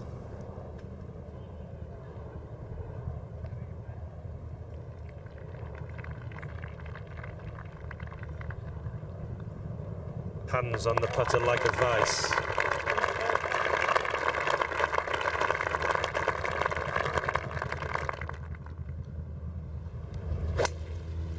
Our championship leader, but now only by 2.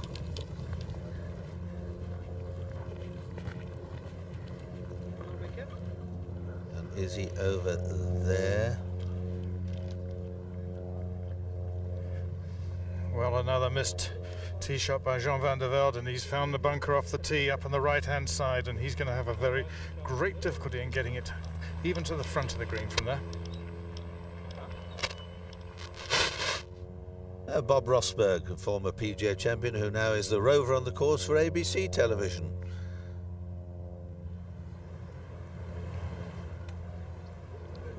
Coulthard. This is his 3rd shot, and going for the green with the wooden club.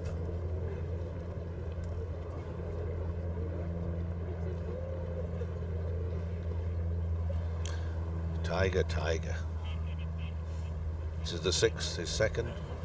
Smashes it as hard as he can. And he's all right. Or is he? Steady? Yes, he's all right. Enormous power he can generate from the most atrocious looking lies. And he's got that up not a million miles away from the green. I saw him do that a few times a couple of weeks ago. Quite unbelievable how he can get it so far from seemingly impossible lies. Justin Leonard to save par.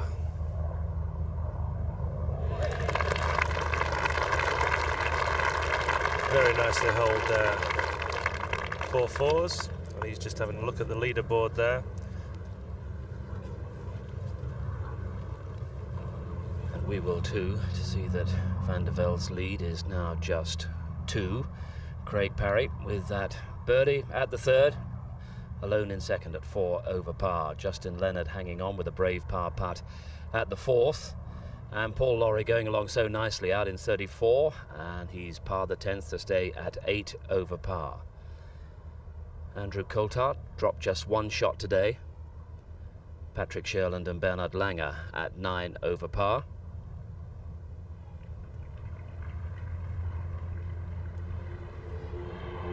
Now in the bunker at the fourth, as Mike Houston perfectly described for us. That shows how high the faces are, virtually eclipsed by the face of that bunker there, Jean, and he's a 6-footer. So he's got his work cut out, and this is another test. Hasn't been very good on the driving statistics this week.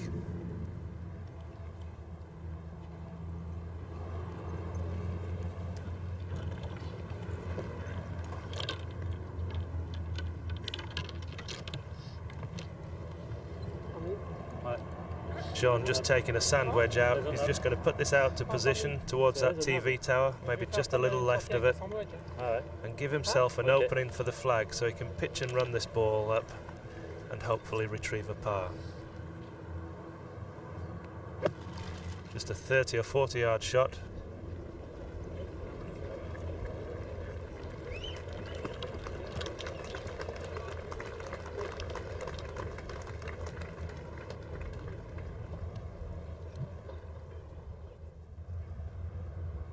Justin Leonard.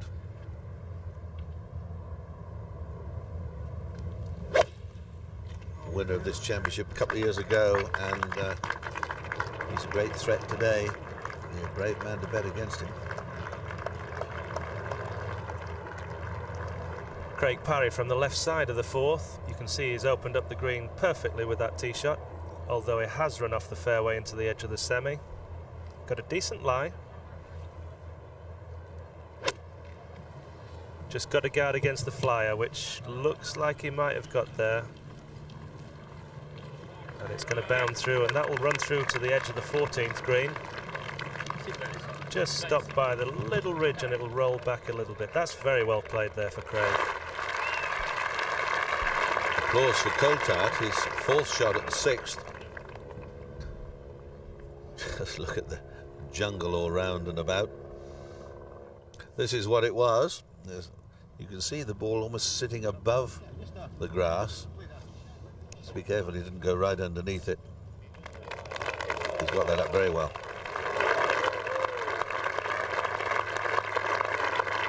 I think we're going to see more mistakes and grand shots today, so that's all part of the fascination of the game. Paul Lawrie's second shot to the 11th hole, just from the left edge of the fairway, just on the semi. Good lie.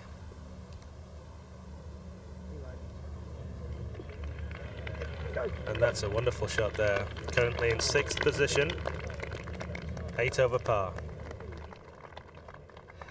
Back on the 4th of Jean Van de Velde, his 3rd shot. He said before he started he wanted to enjoy this round. Well, I hope he is. But this is a tough one. He's got 125 just to the front, so he's got quite a long way to go. About 130 yards to the actual flag. But this is a very, very important shot for him.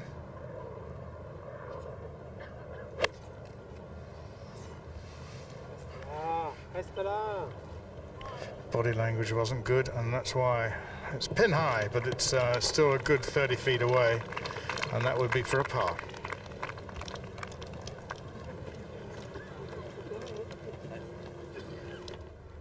Well, Tiger Woods on the 6th hit a 320-yard drive, a 250-yard 6-iron, and has a 32-yard putt for eagle on the 6th. It's really starting to hot up now with Van de Velde dropping shots.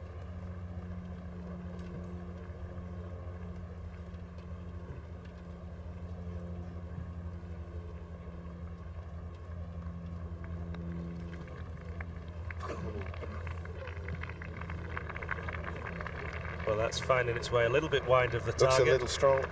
And it is a bit strong. About 12 feet past the hole.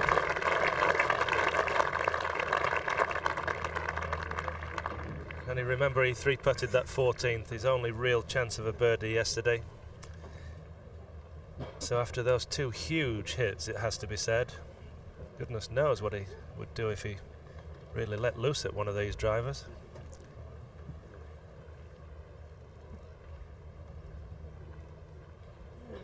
I hope they don't confuse him with one of the marshals today, because he's got the same outfit on. Well, almost.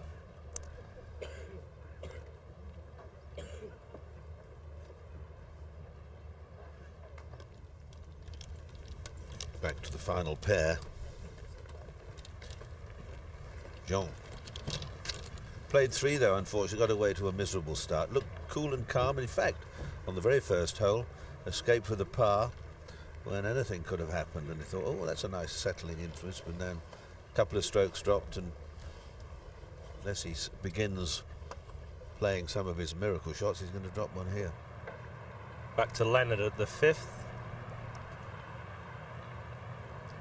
176 yards, 156 yards to front for Justin Leonard.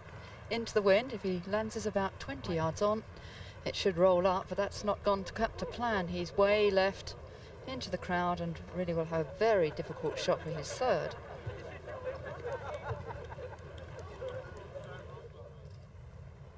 Well, 156 yards into not much of a wind to miss the green like that.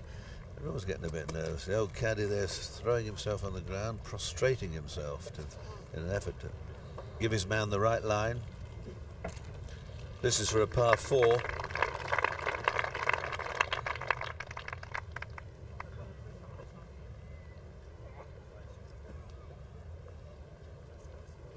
It's not an afternoon for anyone with a delicate disposition.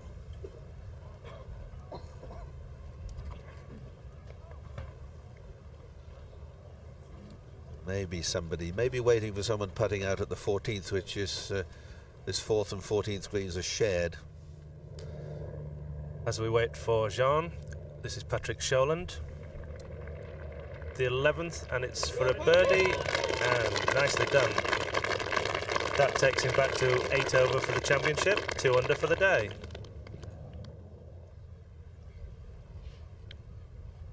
Well, Jean's wandered down to have another look. But there is someone up on the other green, so he's going to wait until they've cleared the decks.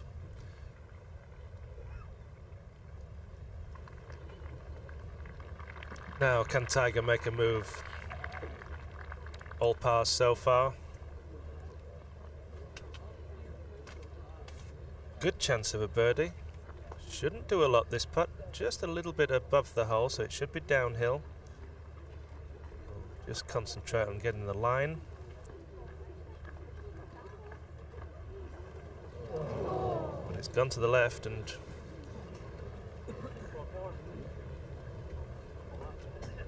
that's a shame.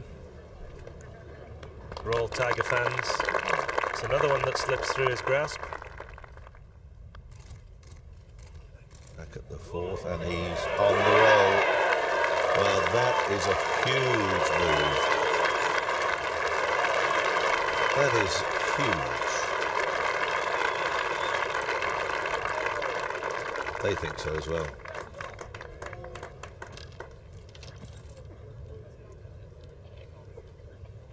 That really was amazing.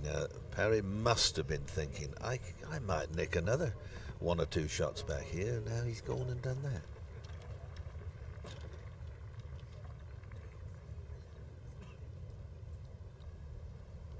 Another look. He's just in the semi-rough. Then he's off on the edge of the green. And when he gets about here, it's looking good. Looks as if it might go left, and then straightens up and right in the middle. And if he needed something to just give him a little bit of boost, and he certainly got it. Parry for a birdie. Left to righter.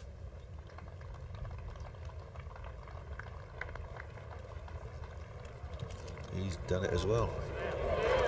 Oh, well.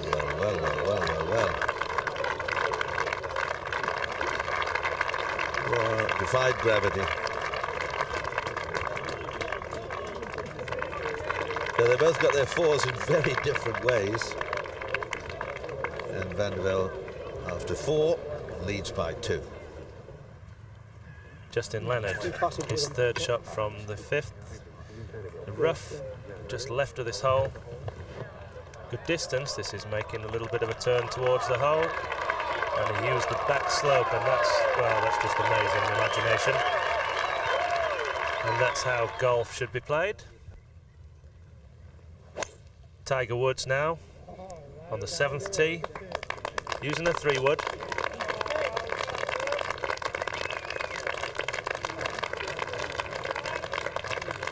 And that's not really even taking any notice of the bunkers. That's gone way past them. Just a few spots of rain falling there, we can see.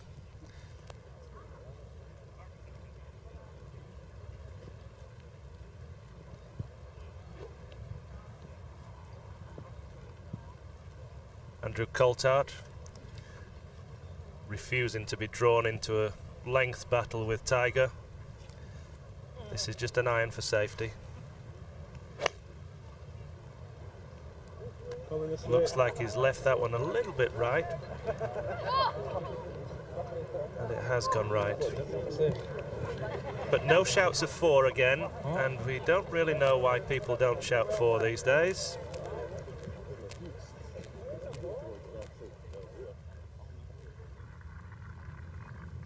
This is Colin Montgomery's birdie putt at the 9th. Colin plus 10.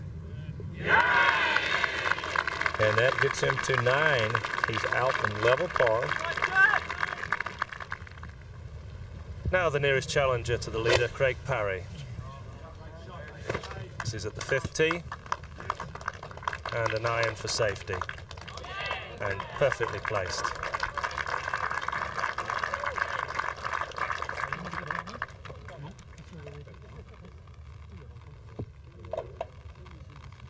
Now here's our leader, Jean Van de Velde, after a beautiful save there on the 4th hole. It's very difficult to start a championship with a 4-shot lead, as much as one would think otherwise. Sleepless night, and talking with his wife just prior to Jean's tee off today, she said he could only beat himself. And that what it appeared when he started with bogey.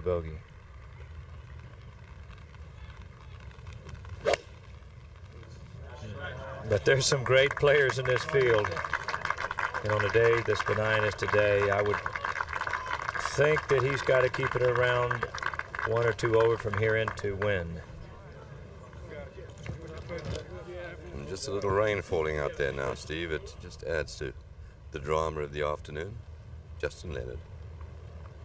And a fantastic picture page, using that slope down to the hole in a wonderful par. And that's 5 in a row for him.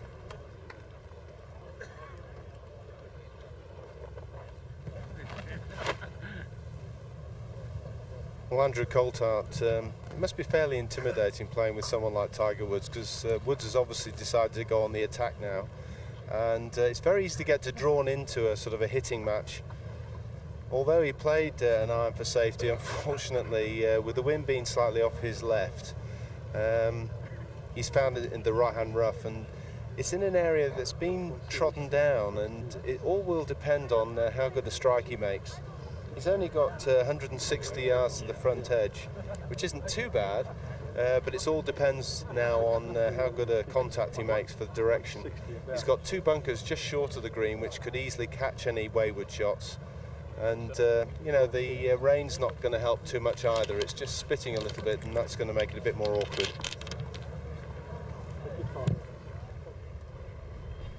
On the 12th, Paul Lawrie, second. 479-yard par 4 in a difficult hole. Come on, come on. Oh, yes. Paul Lawrie at +8 and good shape to drop one to 7.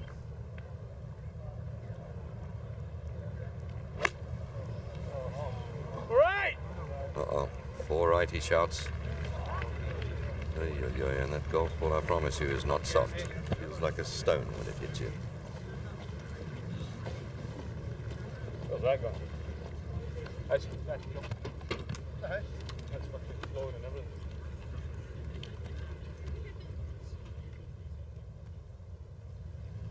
Justin Leonard with an iron off the 6th tee.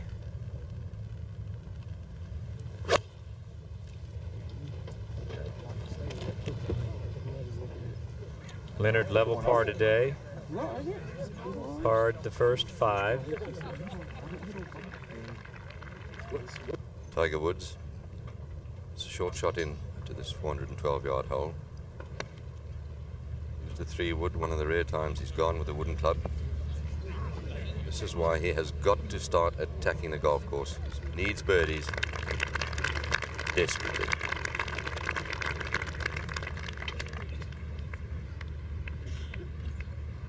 Craig Parry is second to the 5th hole. Awkward with the wind coming from his right a little bit and into him a bit. 175 to the front with a pin, another 45 on, so 220 to the flag. You want to hit this 200, no more. Let it run out up the hill. Likes to hit the ball right to left.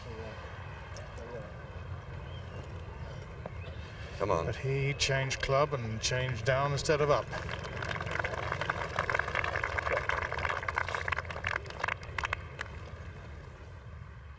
Al Sutton. His second shot to the 11th. Oh, stone dead for Sutton. So he's making his move after a birdie on the 10th. 1 under for the day, level on the first 9. Championship leader now, Jean Van de Velde. What a marvellous putty hold from off the 4th green. See if it has steadied the ship. Long shiner up the hill and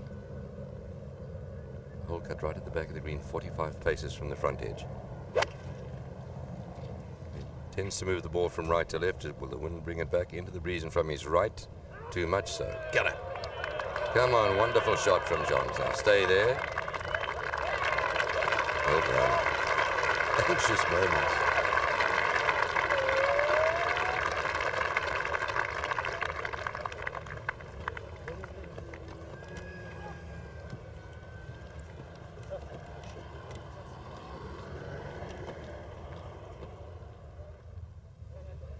Well, Andrew Coulthard's had a bit of a break here. He went through the crowd, rattled amongst them a bit like a pinball, and then found himself just here. Good lie, good angle into the flag. Should be able to play a little pitch and run up to the pin and hopefully make his par. Looks just about right. Gives himself just that for a par.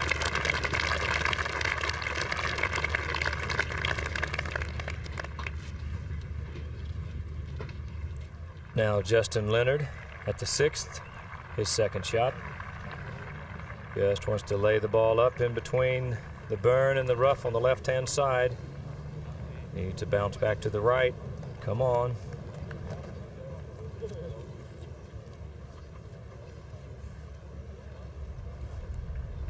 Paul Lawrie after that glorious second shot to the difficult 12th. This for birdie. Nicely done. Things are a-changing.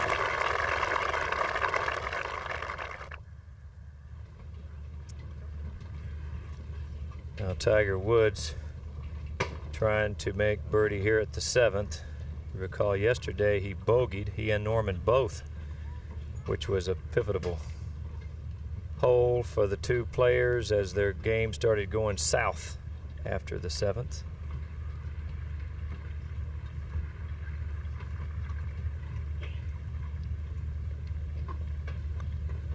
He just needs to be patient.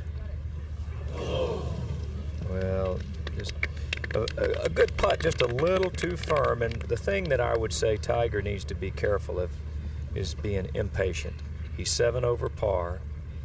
5 over would be a good score. So a couple of birdies from here to the clubhouse, maybe. You've got to believe that would be a very good target to set. Anything under 290, par of course 284, and that would be the toughest par in the world. A realistic par of 296 wouldn't be out of place, I don't think, Jerry. Now Craig Perry for his birdie at the 5th. That 40-footer, some 4 feet below the flagstick or below the cup. He'll go up over a ridge.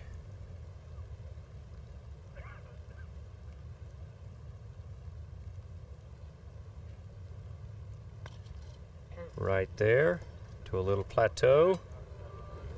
Oh.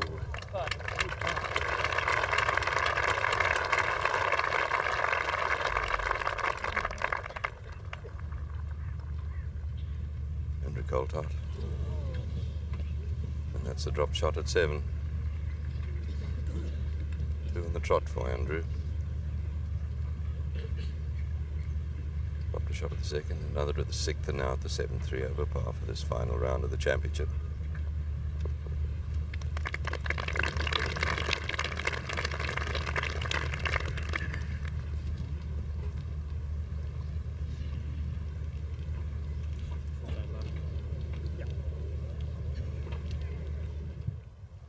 Now Van de Velde should have gone to school on Perry's putt. When his putt came up, it peeled a little bit to the right.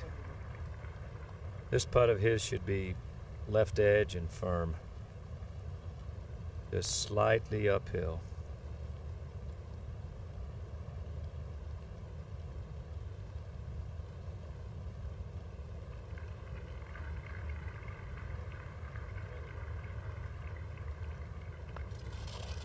That's it. Oh, that was a great effort. But the bleeding has stopped. Now he can march on with a positive attitude, playing one shot at a time.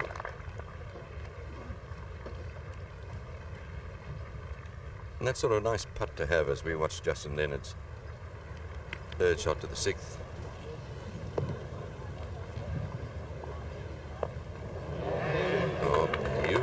Settle down, settle down.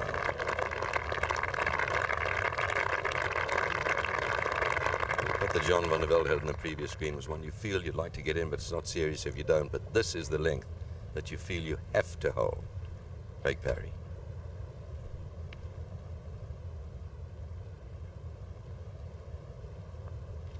Good par for him. 2 good putts from him down the bottom slope.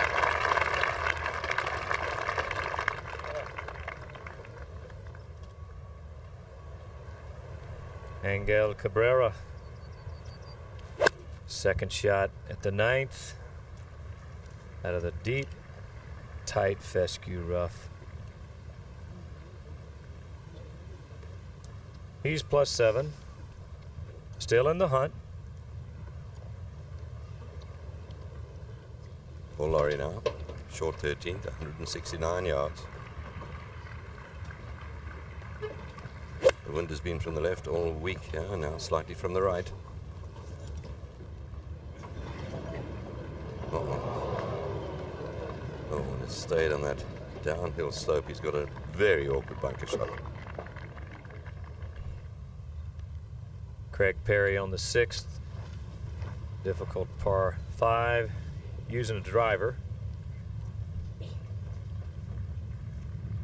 This is Perry's 11th Open.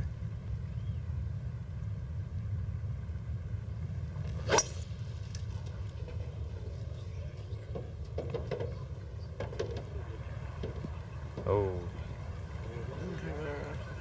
it's amazing how the little mounds and undulations seem to carom the balls into these bunkers. And here is the danger down the left-hand side, out of bounds. Now Jean Van de Velde with his driver. I would think he will try to drive this ball up the right side, away from the out of bounds.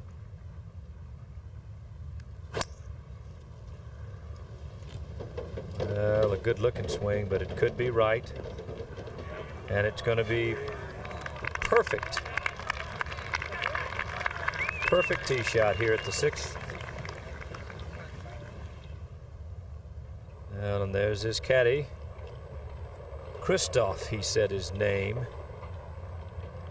From France as well. The old French beret on.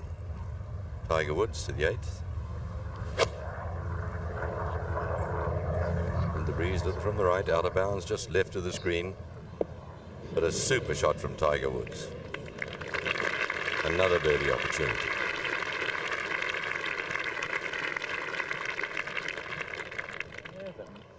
It's not listening out for what they're doing. Now the 3rd of Cabrera at the 9th. Oh, a lovely pitch could go in, and it just misses. So Cabrera will finish with par at the 9th.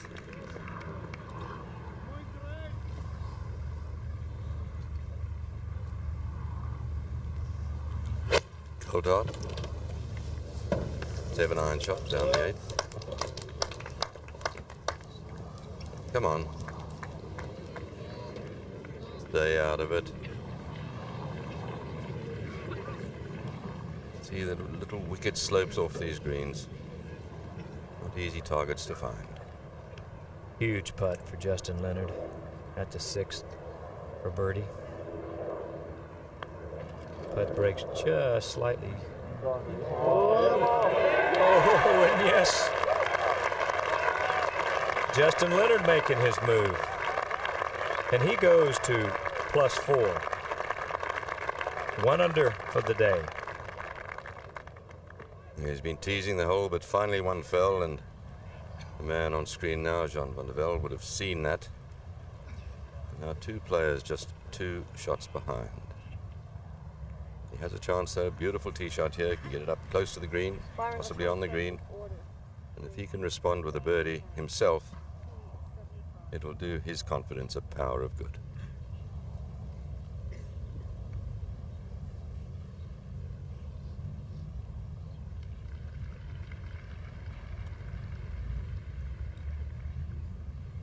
Now Coulthard with the putter.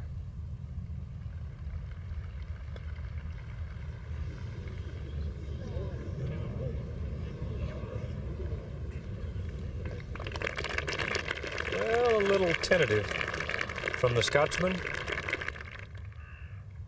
Back on the 7th tee with Justin Leonard.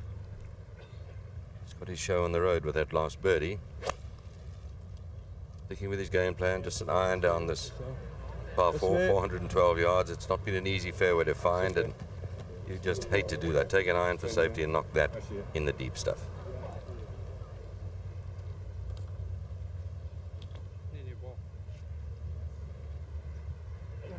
Jean Van de Velde got a nice friendly kick off the side of the bunkers in the middle of this 6th fairway.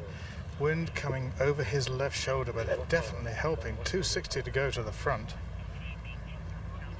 Mike, don't you think that's a bold move with the fairway wood on this hole? I think he can get there, Jerry, especially as he hits the ball right to left. There's a good bailout area down the left-hand side, and I think he could get very close to this. Well, it's actually wider the farther you hit it down the fairway. It's an extremely narrow layup. Oh, a good-looking swing. He's asking for it to cut. Well, he's been a little unlucky there. He's got himself into the bunker just short of the green. And you know, with a little cut, that ball would have been right into the heart of the green, Mike. It certainly would have been. Meanwhile, Craig Parry unfortunately goes into this bunker, which is new since the Open was last here. It's over 300 yards to reach it. And Well, I hope he's gone for the sensible shot, because there's not a lot of room down here, and he has. He's done very well indeed, got himself to within about 130 yards of the green, and in good shape. Tiger Woods now, this for a 2 at the 8th. Come.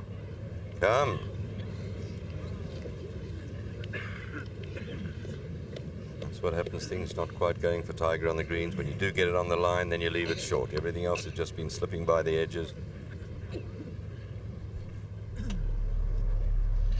Well, Van de Velde has certainly stopped the rot and looks a lot more solid now, preserving his 2-shot lead over Craig Parry and now Justin Leonard after that birdie at the 6th. Behind them, Cabrera, Tiger Woods at 7 over par. Andrew Coulthard just finishing off at the 8th for par, but staying at 10 over, which is still 8 shots behind Van de Velde. No one playing better than Paul Lawrie at the moment. 2 under par for his round. That drop shot at 13, just spoiling the card a little. He'd gone out in 34th, then the birdie at the 12th. But Paul Lawrie high on that leaderboard. Hal Sutton with him at 8 over par. Davis Love, Bernard Langer at 10 over. And news of Colin Montgomery, triple bogey 7 at the 10th. He's dropped back way down that leaderboard. Greg Norman and Andrew Coulthard 10 over par. And Ian Woosnam in the group at 11 over par. There's Colin Montgomery way back down to 12 over after that triple bogey 7 at the 10th. Lee Westwood coming towards the end of his Open Championship at 13 over par. Craig Parry's 3rd shot here on the 6th, down the wind still. In the semi-rough, about 130 yards to the flag. The difficulty of this one is, first of all, there's a little bunker on the right front of the green, which he's got to negotiate. And then just over that bunker, the green runs away towards the back of the green, so it's all downhill and it's difficult to judge. Just a wedge.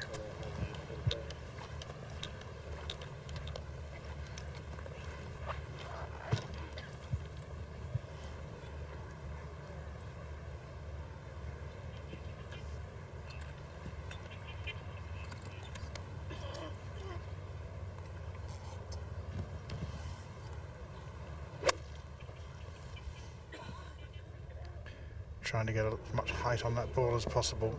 Just avoids the bunker. So unlucky. It gets to the top of the hill, and if it's just another yard, and that would have gone, fed its way all the way down to the flag.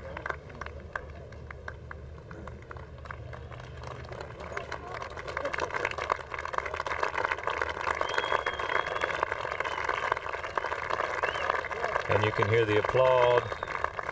Applause for Jean Van de Velde here at the 6th. And now Tiger Woods with a driver, un-Tiger-like, at the 9th. Get in the hole! I don't know what has gotten into him, but why would he be playing a driver? He's definitely not out of the championship, and he's totally lost his composure. Justin Leonard found his first birdie of the day. Good putt at the 6th, the par 5. Pretty crisp sound, so he found a good lie. He was lucky, just on the front edge, and every chance of saving par.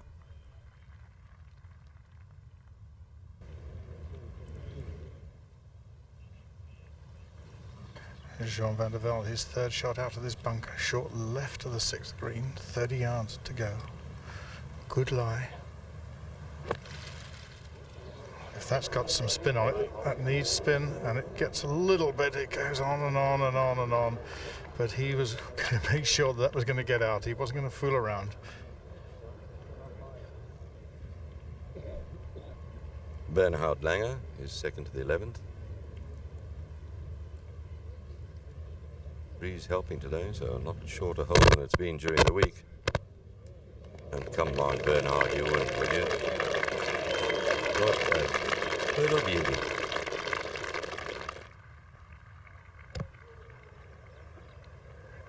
Hal Sutton. Oh, That's on the 12th for birdie.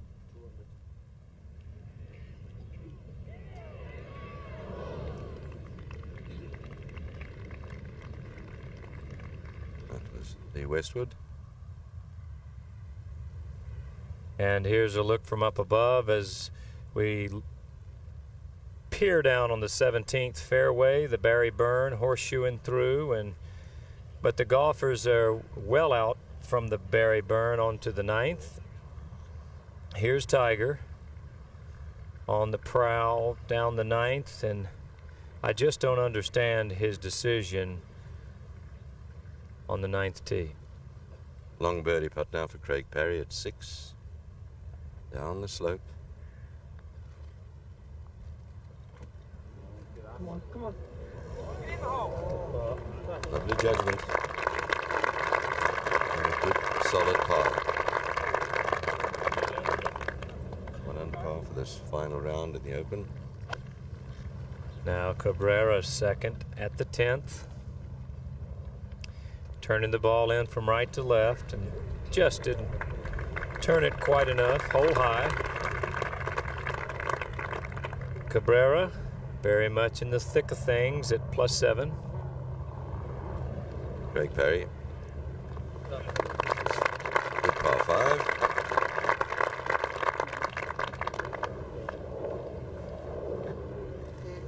Haven't seen many cards like that. There's a way to go, but no drop shots to date. Just the one birdie. Brilliant 67 from him yesterday. Now this is looking back at the 6th green.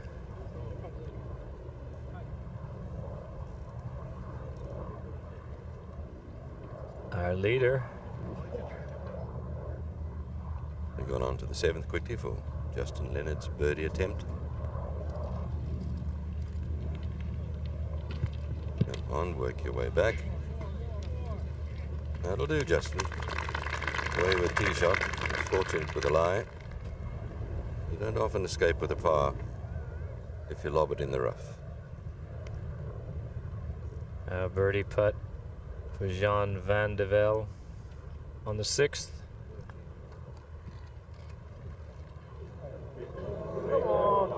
Well, he's been magic with that putter all week.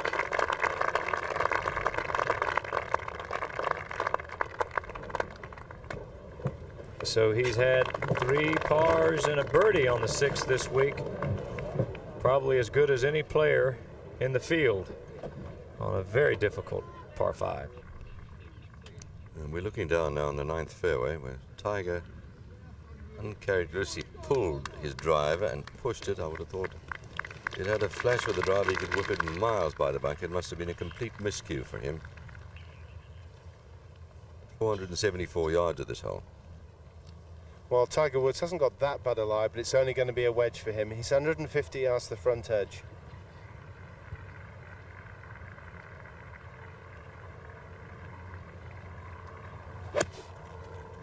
Again, he gave that the full Monty. And he's just missed me, and he looks as though he's got the best break in the world. It's gone onto the front edge of the green. Amazing shot.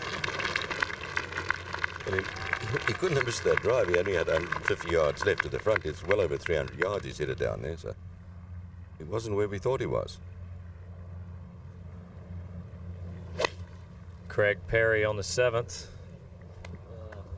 Wisely playing an iron off this tee. We've seen so many balls this week in the right-hand rough, which is dead.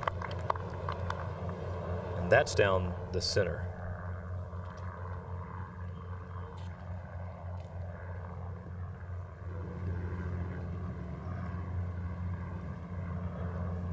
Leonard for par. A very good card going there, just 2 behind championship leader. And here is the championship leader. Van de Velde with an iron, and that's going right. He's pushed it again. Oh, did he get lucky. He's played this hole this week with 2 birdies and a par.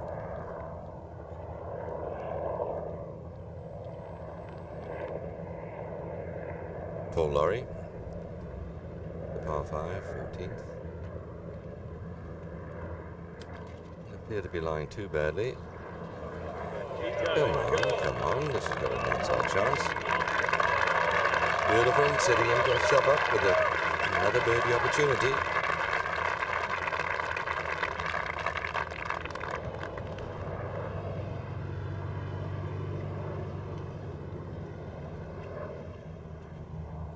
Well, there's a look at the final round leaderboard. Jean Van de Velde from France is +2, our leader by 2 over past Open champion Justin Leonard.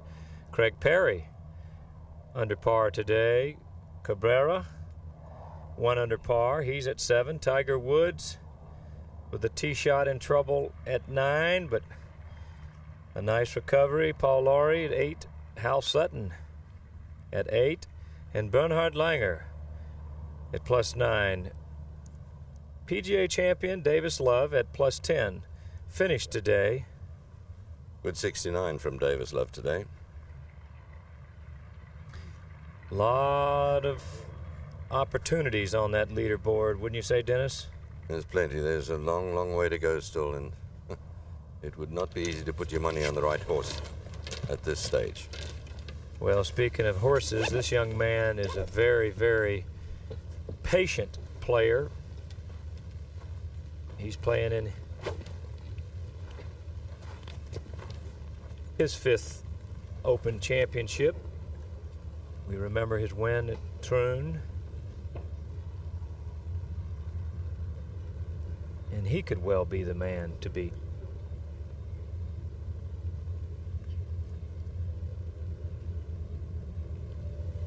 The 8th hole, 183-yard par 3.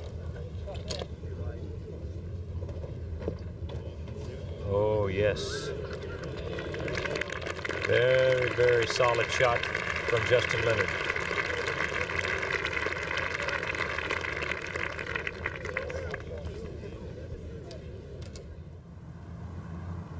Tiger Woods now, escaping from the rough on the 9th to here. This long one for a birdie. Birdie-less at the moment. Come on, come on, come on, come on. Could this be the one? Well, 9 solid pars. And he hasn't had a birdie since the 14th hole, the par 5, on Friday. Amazing. A birdie specialist, if ever there was one.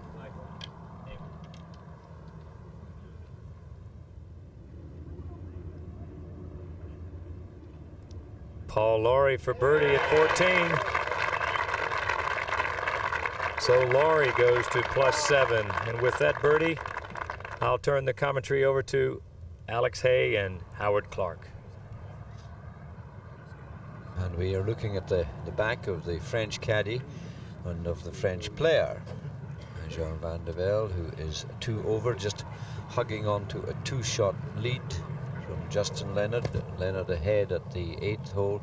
This is at the 6th, and the Frenchman doing very well, considering.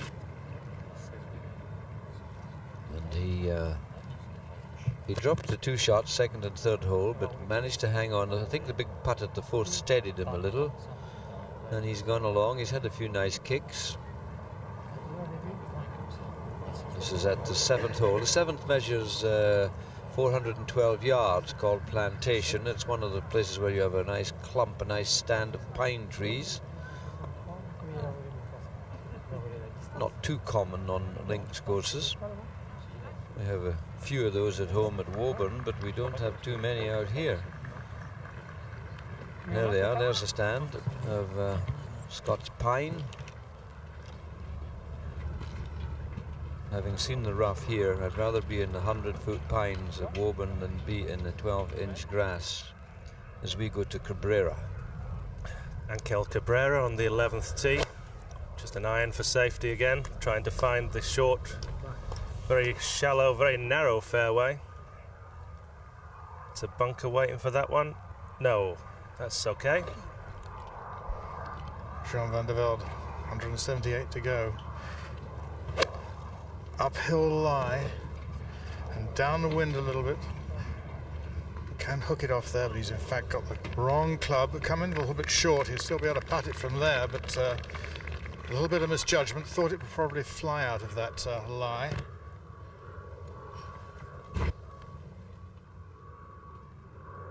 Now Andrew Coulthard at the 9th green. Another one of those testers he's had a lot of. Sometimes he hits putts rather hard. Craig Parry, just 152 yards to go on the 7th. Looks like an 8-iron for the Australian. Has he got it right? No, he hasn't. Well, just. Right on the front edge. Fortunately, missed the bunker on the right, but he should get down into okay from there.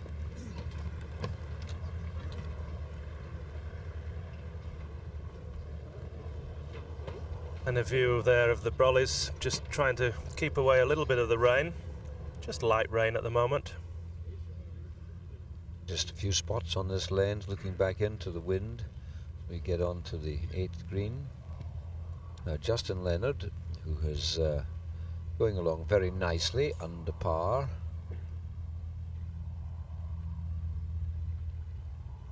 He's hit this green. He's got a putt of 18 feet, you'd think, maybe 17 feet.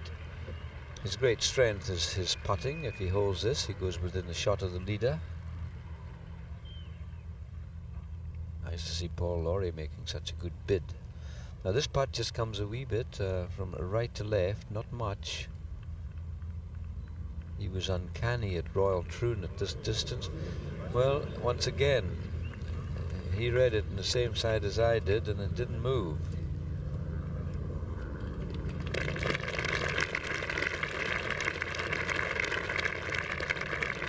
A good card. It's the sort of card you would imagine this fella put together.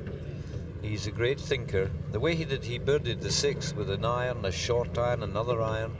Others have tried for 2 shots to the green and got 6s. The 10th, the Tiger with an iron. Obviously the driver has taken a back seat. And I think the earth moved there, didn't it? Certainly the ball did. And that's found the centre of this 10th fairway.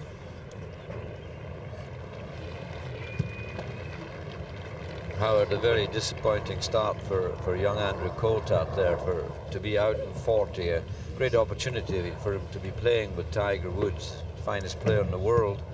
Chance to show off. Instead, it's not gone right. He's done exactly the same as Nick Price up ahead and dropped 4 shots in the opening 9. So I wonder if his game plan is going, because I see the driver in his hands, and he knows now that if he's going to ever catch Tiger, or catch anyone for that matter, he's got to birdie a lot of holes on the way home.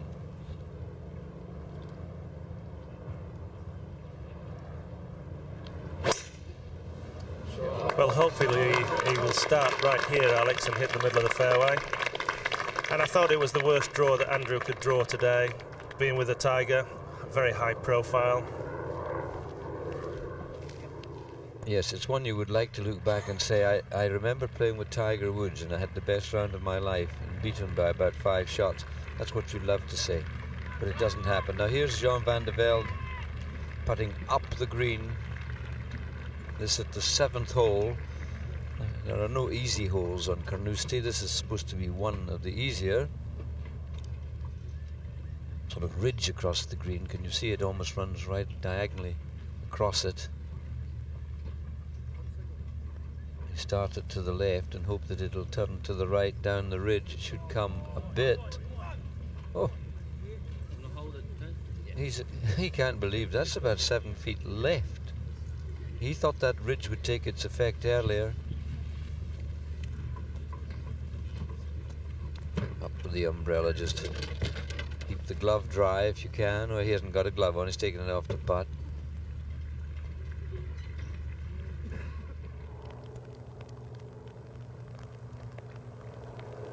Ahead at the 11th, Angel Cabrera trying to coax this one down towards the flag. That's a beautifully judged shot. Perfect length.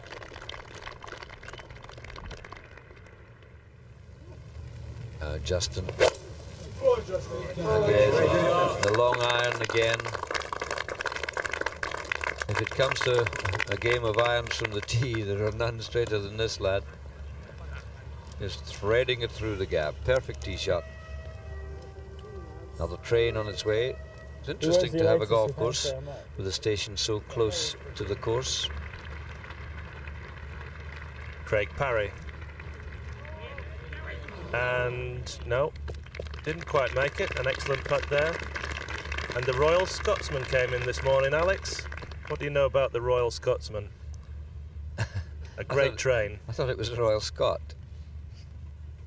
The Flying Scotsman and the Royal Scot. Now, which one came in? Well, it was one of the two. Used to be a big green one. The Flying Scotsman used to leave Edinburgh, go through Musselburgh and toot at all the golfers on the old course there, and straight on its way to London, which it did in 6 hours. In those days it was called phenomenal speed, but now they do about 200 miles an hour. Unbelievable. I'm talking about the trains from France, which this young gentleman might catch back to Paris. He represents Disney World, so he probably makes the trip quite often.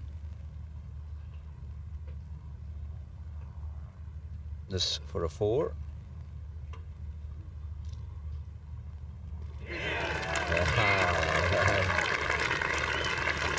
He treated us to a great afternoon yesterday. He was holding putts, miraculous bunker shots, all sorts of recoveries, and he seems to have steadied the ship.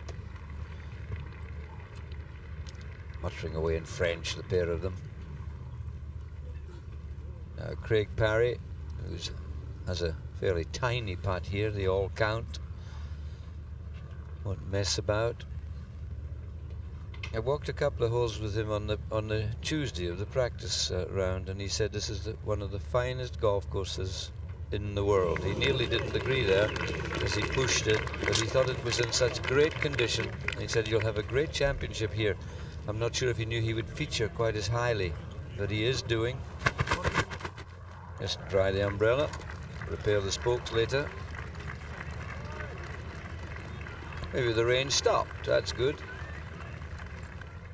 Tiger Woods from the centre of the 10th fairway.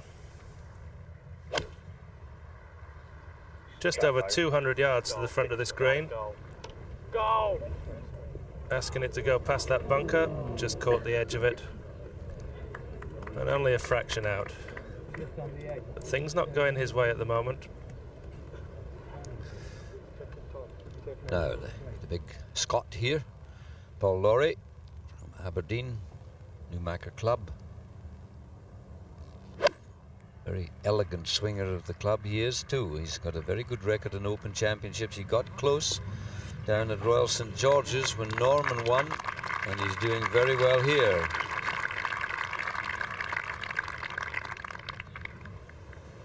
Cabrera at the 11th. Playing with Norman today. This is for a birdie, and excellent stuff. He'll go to 2 under for the round, back to 6 over for the championship. 2 birdies and all pars. Now Craig Parry takes on the par 3 8th. The wind blowing in a different direction today, so it's like a rejudgment of the hole. And I think he's judged it pretty well. Almost inch perfect. Parry at 4 overs in second place with Leonard, just 2 behind his companion. Time for a drink. Virtually have water now on. Now, who's that an impersonation of? They have water on every tee now for the players.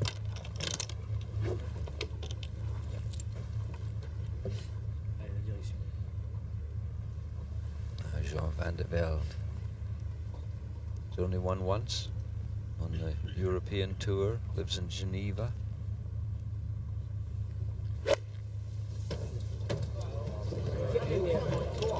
They're all urging that along as if it's a good shot, and it was the wrong club. It was absolutely right on line, but 1 club short. A different wind, you see.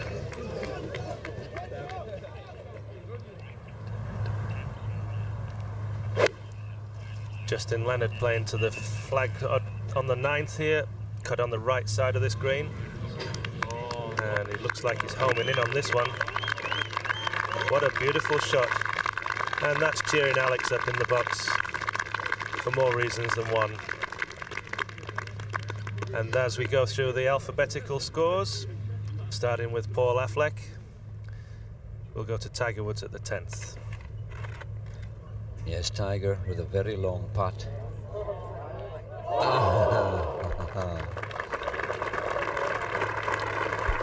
It's such a strange game, playing a links golf course, to what he has to do most of the year. He'd have simply flown over the bunker, loaded it with backspin, but they'll be looking from the direction he went in, and that bunker had to be sort of bounced past. It's a different business, links, to any other form of golf.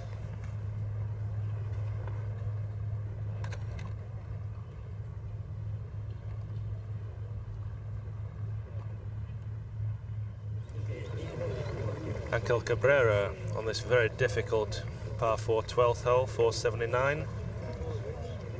Causing a lot of problems, just coming off a birdie on the 11th, 2 under for the day. And the course record this week looks like it's going to be intact. 2 course record holders here, Colin Montgomery, who equalled Alan Tate's course record of 64 a few years ago in a Pro-Am. Alan Tate from the Clover Golf Club.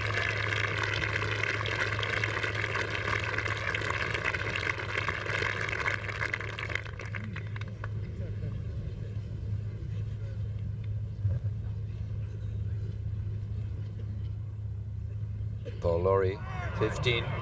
Oh, they were urging another birdie there.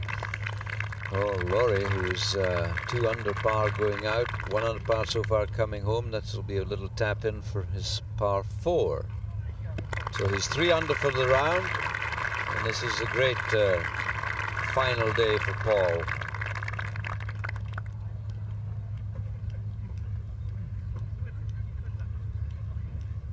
Just a few more holes to go now, 18 for him, and we look right down, way across there, military land across there, used for all sorts of training facilities. And down here to the green, the 8th green, with a lovely grandstand. How wise they were to put a grandstand right behind it. I think they have seating for about 16,000 people in grandstands over the golf course, and they're a lovely feeling of looking down onto a stage. What an important part of the cast this one is. Just on the green, a putter. There's not a lot of borrow, but a huge slope upwards from him. It's like a pancake from here, but it isn't.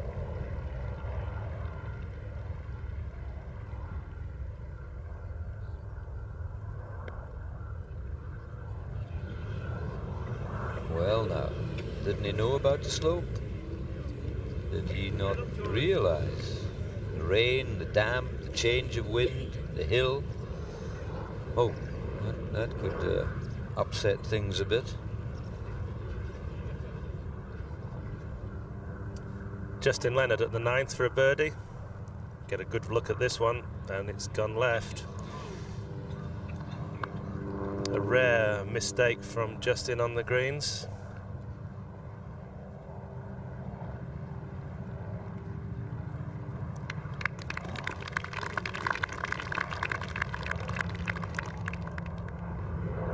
Well, that was a great opportunity missed.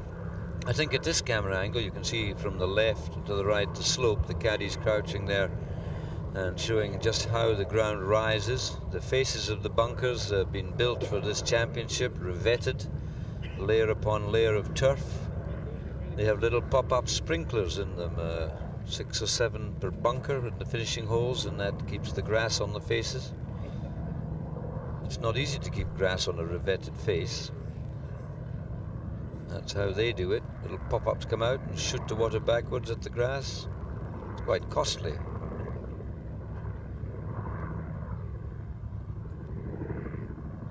And this could be quite costly as well. If he 3-putts this. If he 3-putts this and goes back to just 1 ahead of Parry, Parry's got a putt to catch him.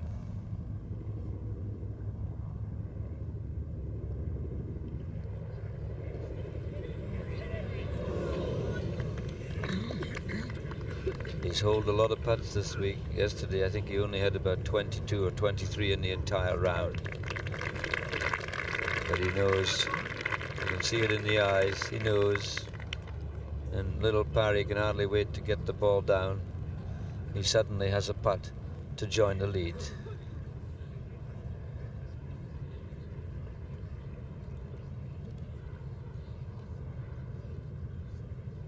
Sleeping on a huge lead is not easy. Even Tiger said that he'll be nervous. The very first round, Rodney Pampling from Australia, who led the field and then missed the cut, waited 24 hours to drive off with the championship lead.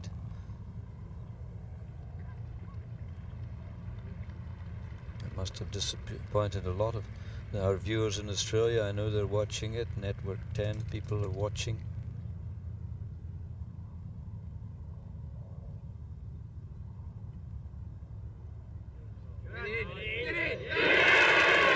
And this Australian could sense it. He could sense that the championship lead was within his grasp, certainly, if not to take it outright, but to share it. And he's done that.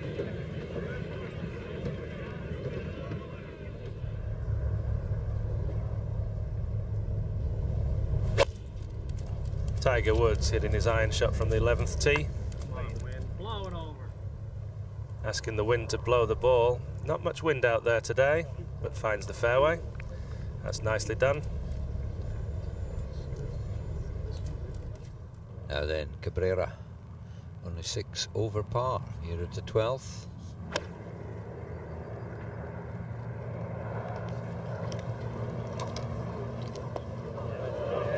That's a good shot.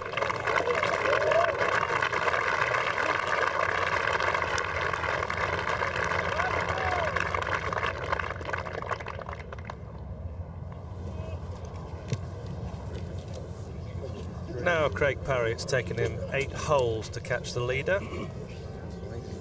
So now we have joint championship leaders at 3 over par. And they're only 4 ahead of Paul Lawrie, who's in 5th place. And Tiger Woods, he's still there. So some very important holes now for Craig Parry and Van de Velde. Okay. An interesting statistic is that the last qualifier to win the Open was in 1962. No qualifier has won the Open since they introduced 1963 it was, pre-qualifying. He's playing an iron, he's got his game plan and his game face, and that's right down the middle.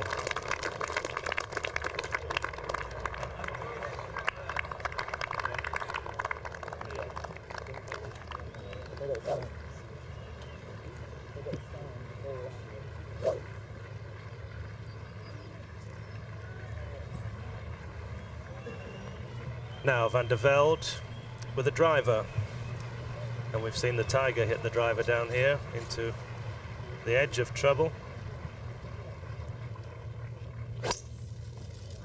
and that looked a good swing. Watching anxiously, but he's watched a few anxiously. Wow, that was close. Pitched right by Jack Nicklaus's bunker there. In fact, it just runs past Jack Nicklaus's bunker, which is so far down the fairway. I don't know why it bothered him.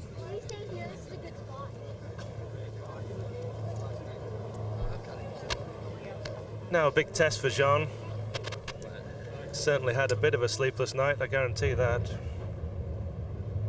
Now then, Justin Leonard, having missed a little opportunity at the 9th, but nevertheless out in 1 under par 35.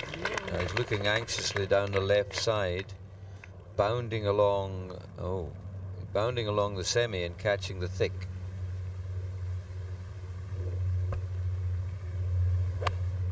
Now the Tiger, only 4 shots from the lead now. Has he got the right distance? Not quite. Not quite, but not bad. An outside chance, and he needs to start making a move. This is his stage, the back 9. This is where it's supposed to happen, but it's been happening well before the back 9 this week.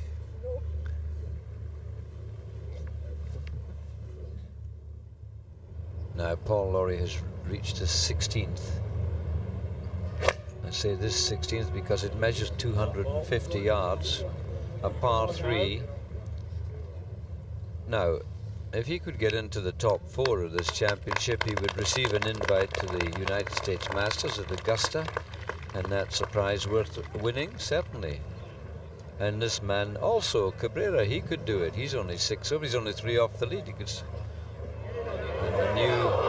and an innovation from Augusta, which is very good, very progressive. Striped jersey, this big fella.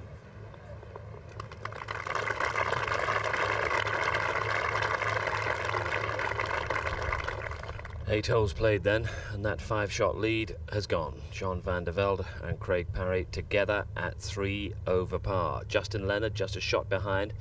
Angel Cabrera at 6 over. Paul Lawrie at 7 over with Tiger Woods. And Hal Sutton at 9 over. Davis Love finished at 10 over par. And Jesper Parnevik with a couple of holes left to play. Langer, Norman and Frost complete that group at 10 over par. Jim Furyk and Scott Dunlap have finished at 11 over par, and Colin Montgomery slumped back to 12 over par, hurt really badly by that triple bogey 7 at 10. Craig Parry after a very conservative and I think sensible shot with an iron off the tee here on the 9th. His second shot, he's given himself a long second, 190 to the front, which would be about the number he'll be looking for to hit it. And I would recommend, I think this is probably a 5-iron for Craig Parry. A little bit of wind assistance, not a lot, just a little bit.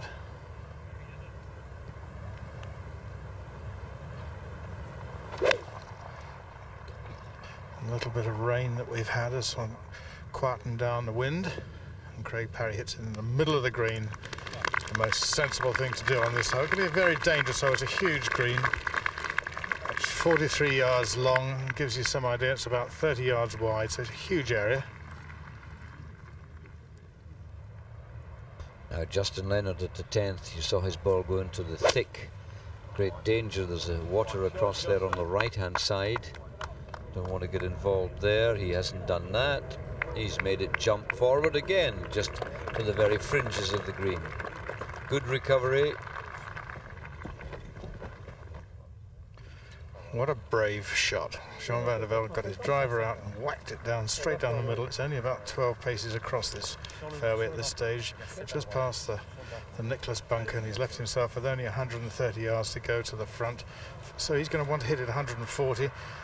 Maybe a big 9-iron for Jean.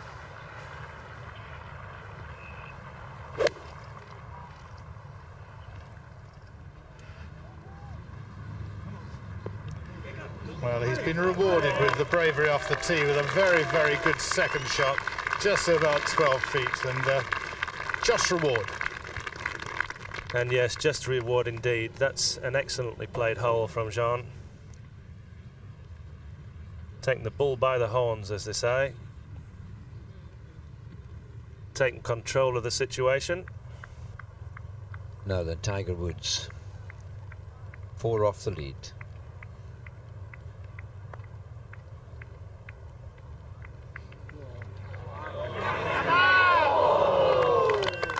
I thought for a moment only 3 off the lead.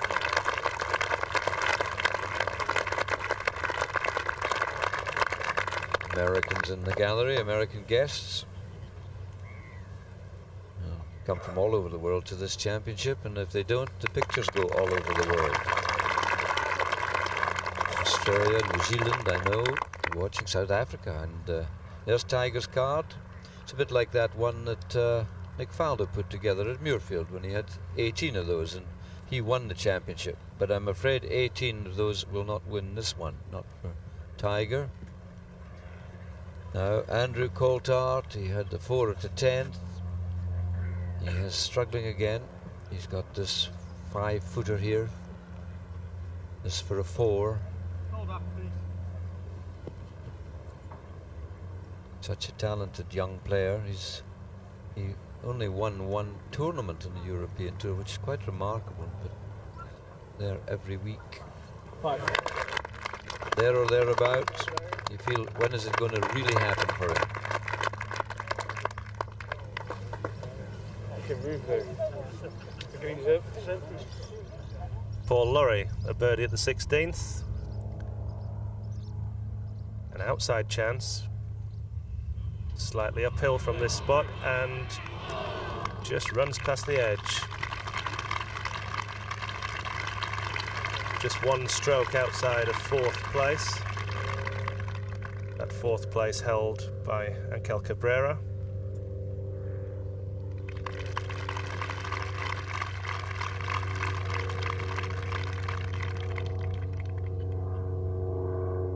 Now Justin Leonard at the 10th hole, a long putt, and he's hit it a long way past. It's a good 9 feet. Craig Parry at the 9th, just leaving it out to the right. And a solid front 9 there for Craig Parry. Very solid indeed, out in 34 if he holds that one. And in fact, I think he is going to tap in. Just be very mindful of Jean Van de Velde's line. Very nicely done.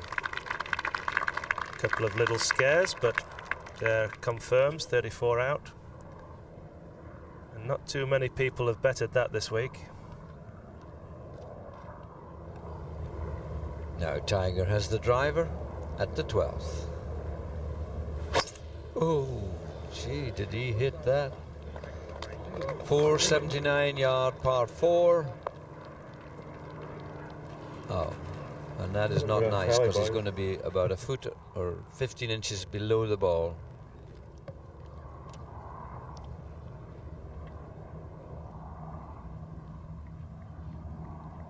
Jean Van de Velde is to take the lead again.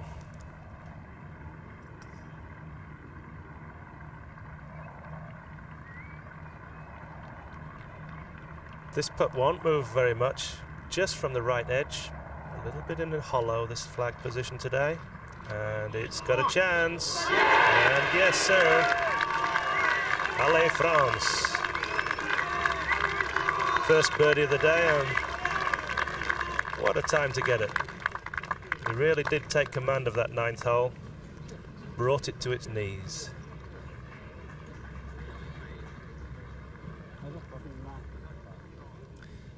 He'll move through to the 10th.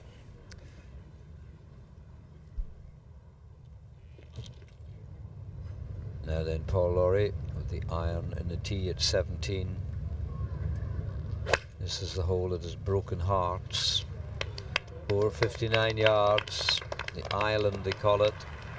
And to be on dry land is the important thing. He's done that because the Barry Burn there is a feature of the hole.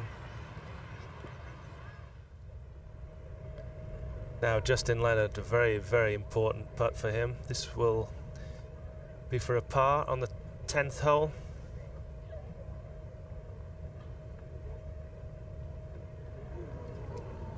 And that's 2 in a row.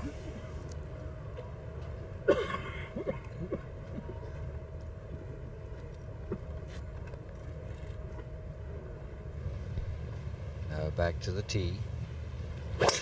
Jean Van de Velde taking the driver. I think it's okay. You get a different look in their eye when it's not okay.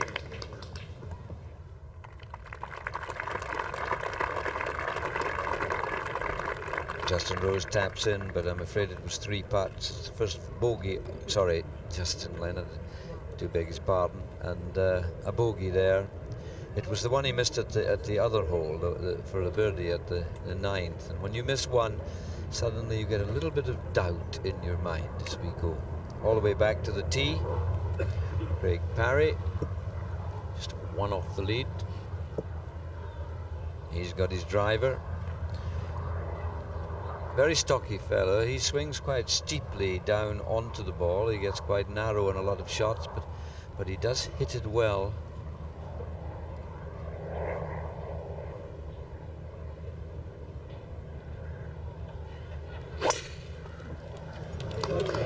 his head well behind the strike.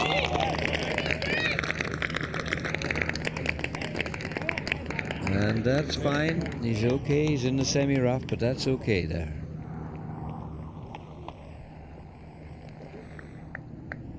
Angel Cabrera at the 13th. Just gone through the green and chipping back very, very strong indeed.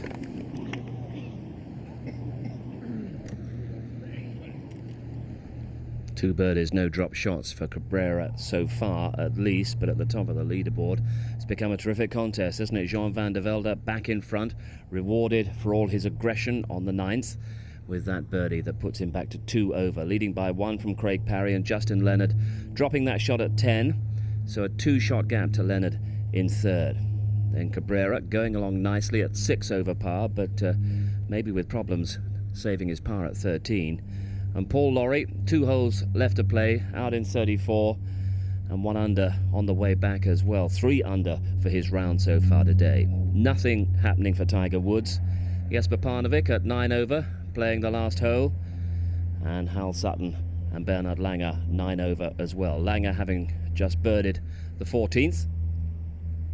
Greg Norman 9 over after 12. He's just birdied the 12th hole. And Davis Love and David Frost together at 10 over par. Davis Love in with that splendid round of 69 today. Now then, Justin Leonard, tee shot. Oh, he's not going for another bunker. Yes, he is. It's the flat bunker, I'm pleased to say. Big flatty, this bunker's called. The 11th hole, which is an unusual name. Well, no, he's just played the 10th. That's my favourite name, South America. 11th is the Dyke. Now Tiger with the ball at least a couple of feet above above himself there, trying to swing around.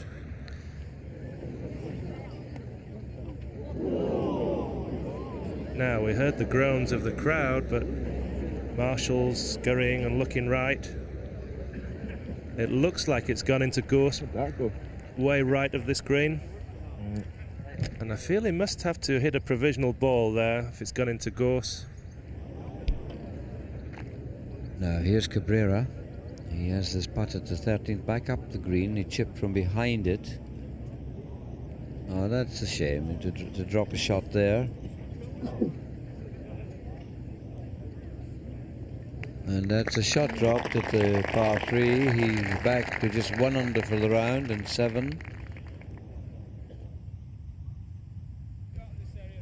Well, Tiger Woods had a go from that very awkward lie that Alex described earlier, and unfortunately the tendency on those lies is to pull the ball.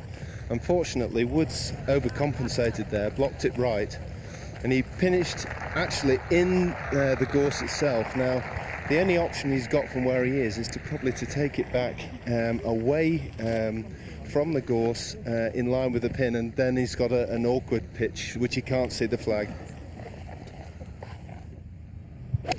Jean Van de Velde, the championship leader. Second shot to the 10th. That's going to slow down. There's a downslope there, but he's done very well. That'll work back for him.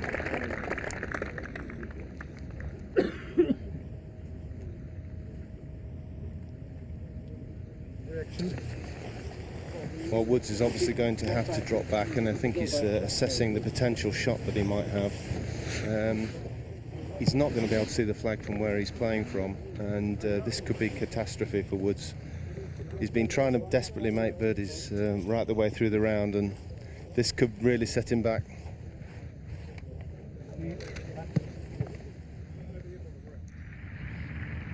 Now Paul Lawrie at this 17th. Can he get there? It's a hole that's played havoc with the players. He's anxious. Oh, he's jumped that bunker. This is a good shot. For a minute it didn't look like it was going to be. And remember now, Cabrera dropping the shot means that Paul Lawrie is now in sharing 4th place. Craig Parry, second shot at the 10th. Straight at that little red roof there, you could see, just to the right of the bunker. Needs to land it short, and that's unfortunate. Didn't get a little bounce forward, which he was hoping for, but an excellent shot. Justin Leonard from the bunker on the 11th, his second shot. 130 yards to the front of the green. He could get there with a good 9-iron. Even a wedge. It's far enough back from the face of the bunker. It's going to come up a little bit short, but, well, a yard or two off the front edge, and he should be able to make 4 from there, but a birdie's going to be a very difficult thing.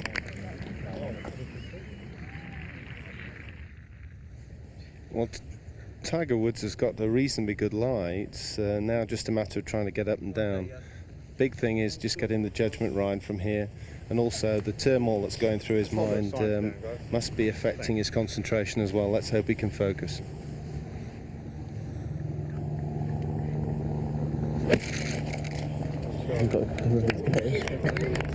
Played the traditional parachute shot, which he's famous for, and played a marvellous shot from where he is. Maybe he'll just get away with a bogey.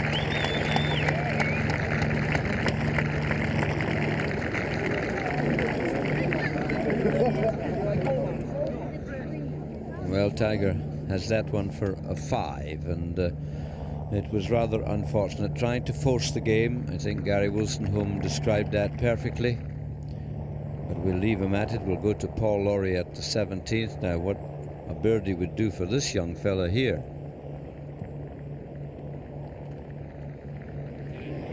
Oh, he's done it. Well, isn't this a great card? We said earlier in the week his experience on the Aberdeenshire coast was good in the wind. Well, the wind's gone away and he's birding all the holes. This is super golf. And he was the first player I saw this week on the golf course, Alex, and I'm very pleased for him. He was playing then the 10th hole, and he just finding his way up the 10th hole. As we go back to the 10th hole with Jean Van de Velde. And Craig Parry. Craig Parry's birdie putt.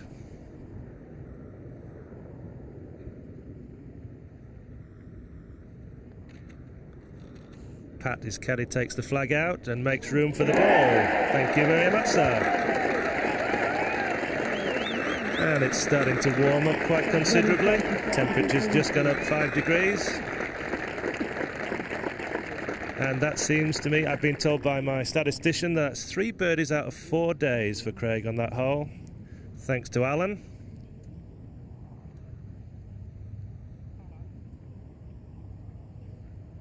Van de Velde from the back of the green.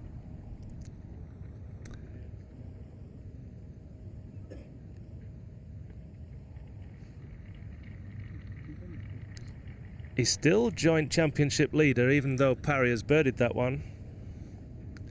So this is to take the lead outright himself. A few Parisians following him in the crowd. What a cheer there will be from them if this one goes in. Slightly downhill, but just outside the left there, and okay, solid 4. 8 more pars, and who knows. Steely look, hasn't he? He's got a stare that would make you think twice. Now Tiger Woods, he has to hold us to just drop 1 shot at the 12th.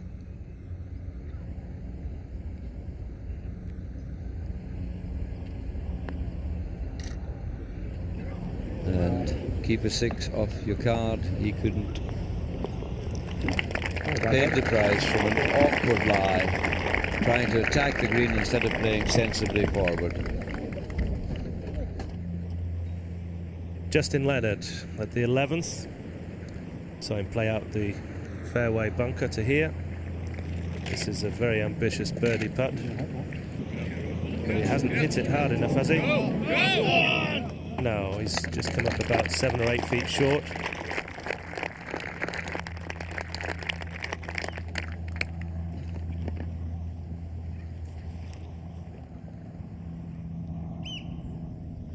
Waiting back on the tee, the two who share the lead at 2 over par. Craig Parry, Australian. It's not enough to get in there, eh? No, not 226. Right, please.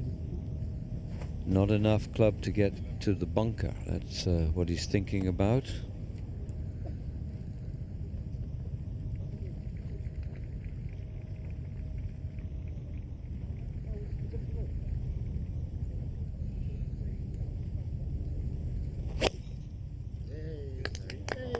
The bunker on the left is 230 yards. There it is.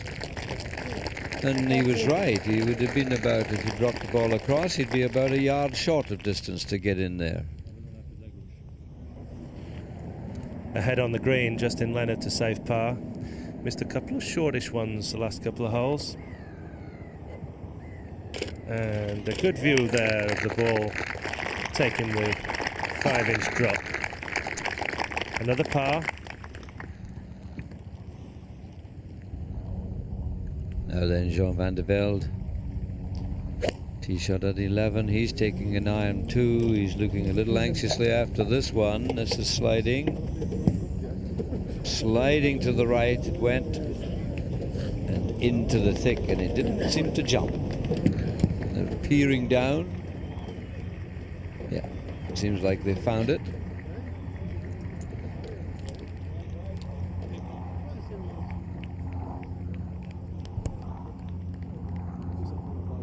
And Cabrera on the 14th. Just coming from a bogey on the 13th, where we saw him chip from the back of the green. He missed that short putt, and he's found the bunker just short of the green. I'm going to hand you over to Jerry Pate and Alex Hay. Thank you very much. Just in time for Paul Lawrie, a very important tee shot at the final hole. Paul has taken the metal 3 all week. They've been playing irons down here with a whistling tailwind, and he's in the rough. It's not as deep as in some parts of the course, but deep enough.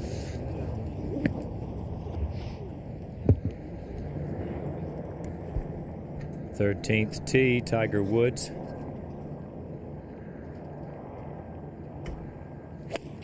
$169 yards with an 8-iron. Oh, that was a bit unlucky. That ball checked just a little quick. And next to his ball you saw was Coulthard's ball, so both Wood and Coulthard with excellent tee shots on the 13th.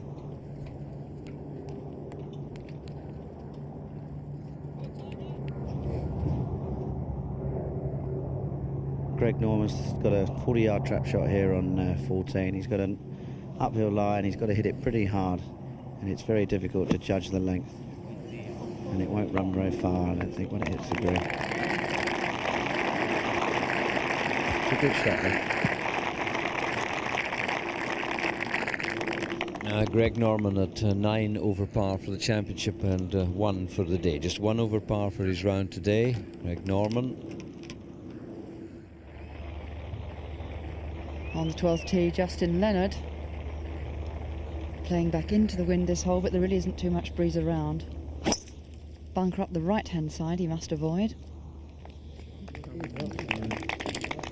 And that he's done beautifully, drawing it back.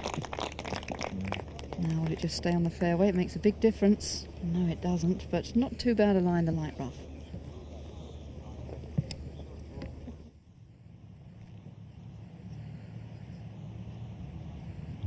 Now Paul Lawrie second at the 18th. Hit his tee shot into the rough, and that will leave him with a very difficult section. A second shot over the Barry Burn. And he doesn't appear to have a very good lie as well.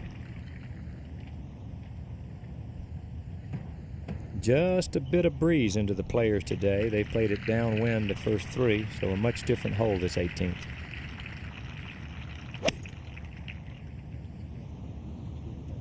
He likes it. Oh, did he get lucky? He was so lucky, although he's in the bunker.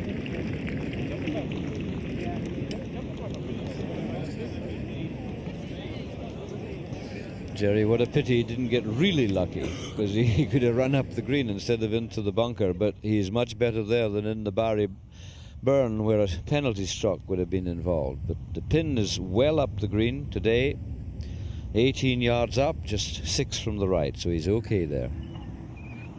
Cabrera on the 14th. His third shot. Cabrera needing a birdie here at 14, and possibly his last opportunity. Now back to the 11th. Craig Parry, right from the center of the fairway, looks no more than an 8-iron.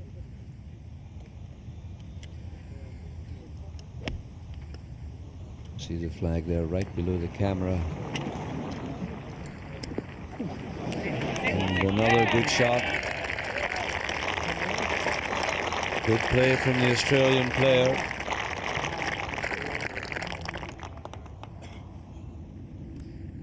Tiger Woods for a birdie. No, it's not Tiger's day.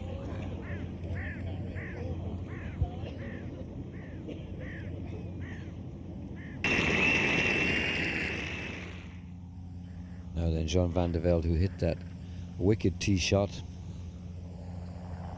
This is at the 11th, and he's just smothered it out. He tried to play a forward shot. He didn't try that one, I can assure you. That's when the club turns the club head over, and he smothered it to the other side. And this is a look at the 18th as Paul Lawrie makes his way up to the green.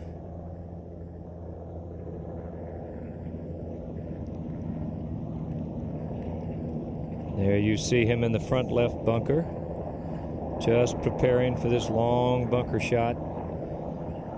Up and down for a 4-under 67.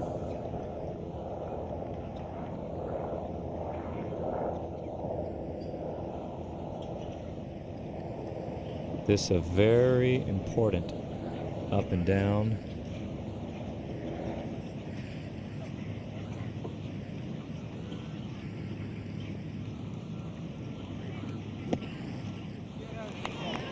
Get up, come on, ball. Well, should Lawrie hold this putt for par, almost certain to finish in the top 4, which would secure him a spot at next year's Masters.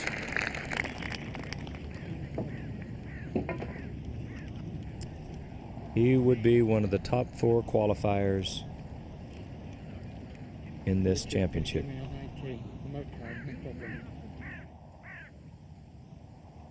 Jean Van de Velde, his third shot here at the 11th, having hacked it out of the rough on the right-hand side of the fairway.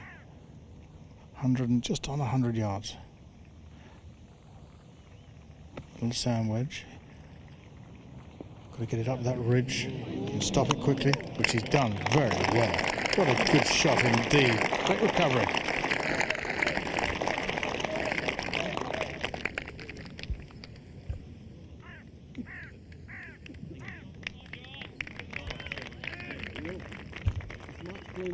Well, there's still a little bit of golf left, though, for our leader. And Craig Parry sizing up his putt to try to become the outright leader. In fact, there could be a 2-shot swing here at the 11th. Parry could possibly take a 2-stroke lead. So, still a little bit of work left for Jean Van de Velde.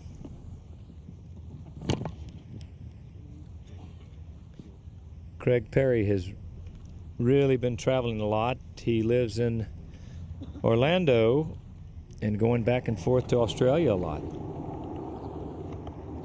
Now Justin Leonard just off the fairway here at the 12th. Take a bit of control out of it. Second shot with a very long iron. It looks as long as a 3-iron. Playing for a little bit of fade, a little cut to soften it as it lands. And come into the right. Not a bad shot, but well short of the green at this par 4.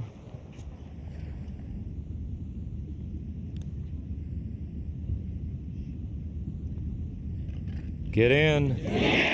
So Paul Lawrie pars the 18th for a fine 67. Lowest round of the day. And equals the low round of this championship. Our leader in the clubhouse, Scotland's Paul Lawrie. And that's a great finishing round, Jerry. I remember in 1993 at St. George's, he had a 65 at Royal St. George's, a finishing round there, as we watch Van de Velde, who would dearly love to hold this putt. This at the 11th for a par. So another bogey. He's not finished yet, but I presume another bogey will go on his card. And that would make him 3 over for the day. And 3 over for the championship. So I think we're pretty certain to have an outright leader in a moment on this green, but it won't be this young man. It'll be the more experienced Craig Parry. Well, as I was saying, Alex, Craig Parry living in both Orlando and Sydney. His wife Jenny and his 3 children are in Australia, and I'm sure they're watching this telecast with much interest.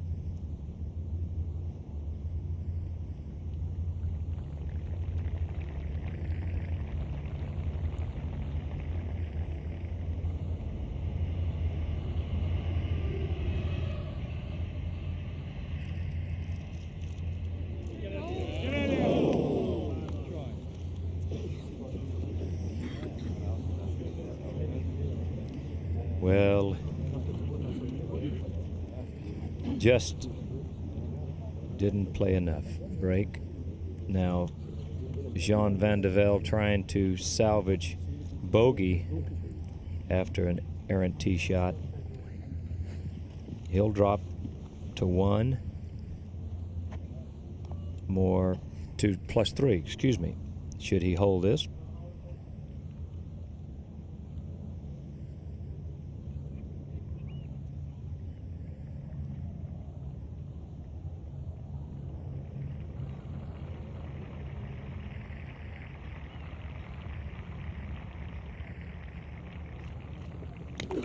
Okay, safely in.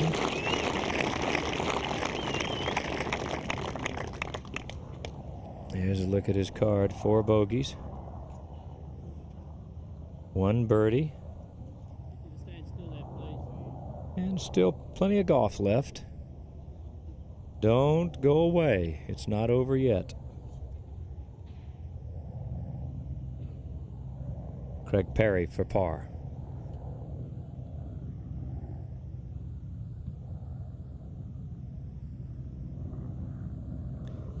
So there's your leader, Craig Parry. 3 under today. And he's 7 under since Friday's cut.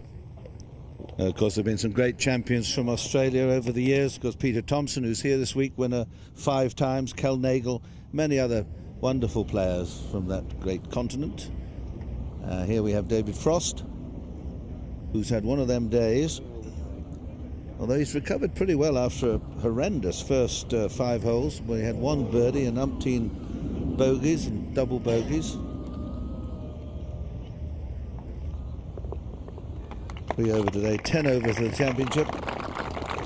And great finish there from Paul Lawrie.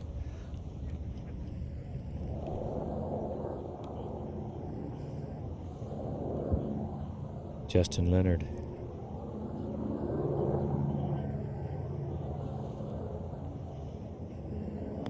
Playing the old Texas wedge from well short of the 12th. This for birdie. No, good putt from the Texan, Justin Leonard.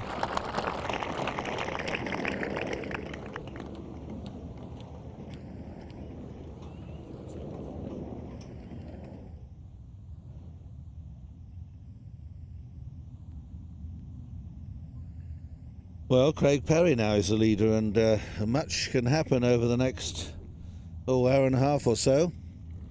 And I wouldn't rule out a playoff yet, but it's amazing how infrequently that happens. Parry, our leader, at the 12th. And from here on in, nothing is easy.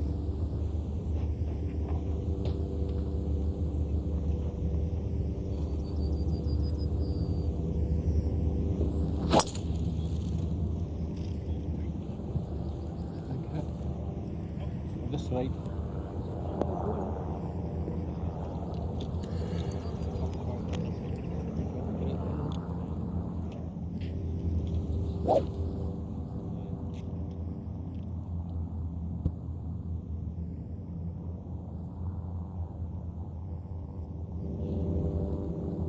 Van de Velde has a chance of, well, it doesn't look too good where Parry is. A 4 here might get him level again.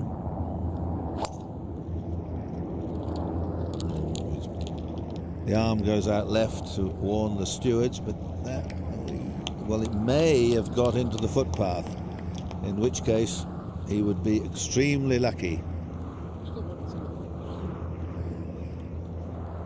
Well, Peter, they say the course has been too tough. Craig Parry 7 under now since Friday's round. And now we look at Justin Leonard trying to save par at the 12th. So Justin Leonard still at even par for the day. Colin Montgomery. And come along, let's have a grandstand finish from Colin.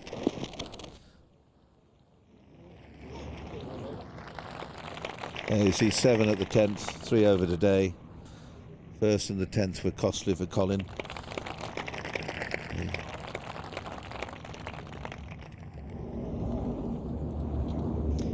Now Justin Leonard, 13th tee, 169 yards. Looks like a 7-iron.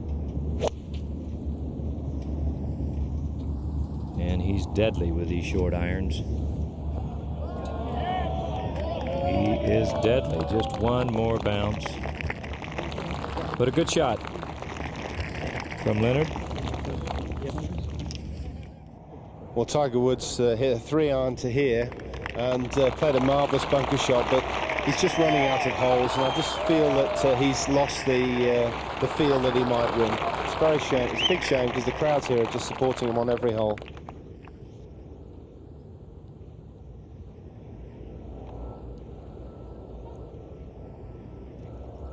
It's been interesting, though, for many of us to watch Tiger Woods. I think he stuck to his game plan. He's gone about 20 or 30 holes without having a birdie, which is very rare, and that's just couldn't get him fired up. Langer for a par at the 17th.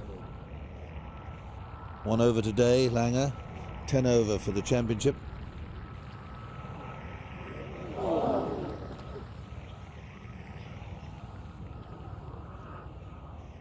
Quite extraordinary when you think how far afield this championship has been watched. A note from David Scott, his brother down in Sydney watching. He's just been in that movie, Mission Impossible 2, with Tom Cruise. Breaks his leg riding a motorbike. Well, Ray, I hope you get better soon and get back on the golf course. Well, he has been very lucky here. This could be a turning point. You couldn't be more correct, Peter. It's absolute bonus he's had. About 6 inches to his right, and he'd be in the deep bundu. And it's not a bad lie either. 210 to go to the front from there. Ideal angle to come in as well, with the pin on the right today. So it's all going for him here. And let's hope he can take advantage of this good bit of fortune. Well, he needs a 4 because Parry's in trouble. I don't think Parry can get anywhere close to the green, but that doesn't mean to say he won't get down to the pitch and the putt. Parry's the pressure now on Parry. You can see the lie of Van de Velde, and he's got to get the right club and get it straight, run it up on the green. If he gets pars from here on in with perhaps a birdie, no, all pars from here on would be very good playing by anybody's standards. I think he'd take it now, Peter, wouldn't he? Absolutely, I would think so.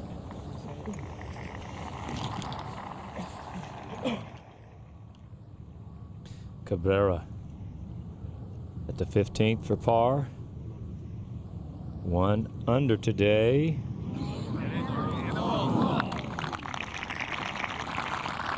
Actually, that was for birdie.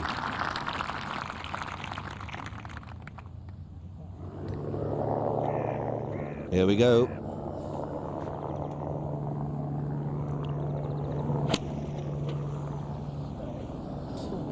Seemed to get it a little bit heavy, but yeah, very lucky again. Struck the scoreboard laddie there, and he's just stopped short of those bushes.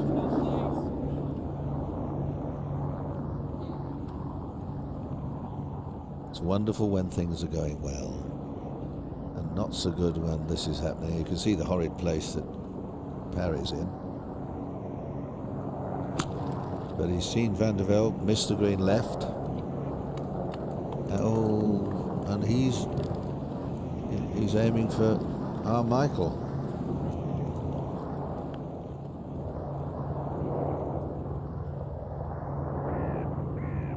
Tiger Woods for birdie.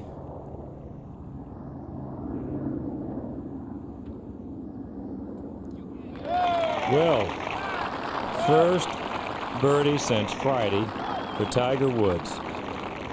Oh, and he chalked it up there. Finally made a birdie on the par 5 14th. So he's at +8.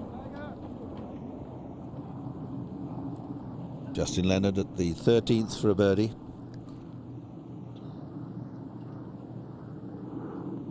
Three behind Parry. No.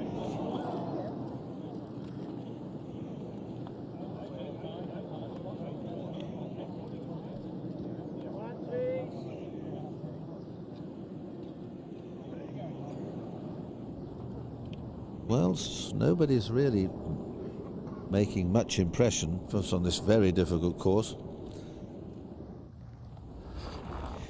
Well, the continuing story of this last group, Mike.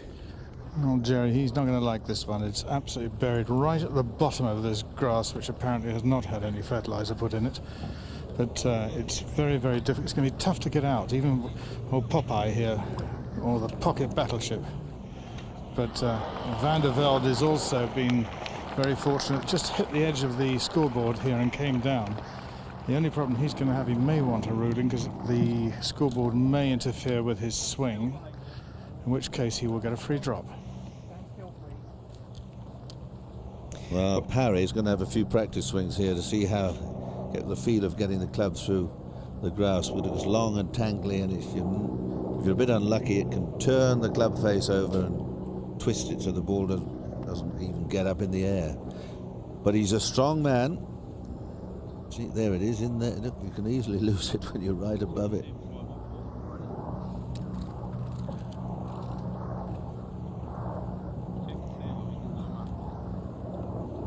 Making absolutely certain that it's his. Well, Peter, you just don't see rough like this in the U.S. or in Australia. It's quite unlike our golf courses, and I know to be able to up and down this for par would be a miracle. Well, this is just smash and hope.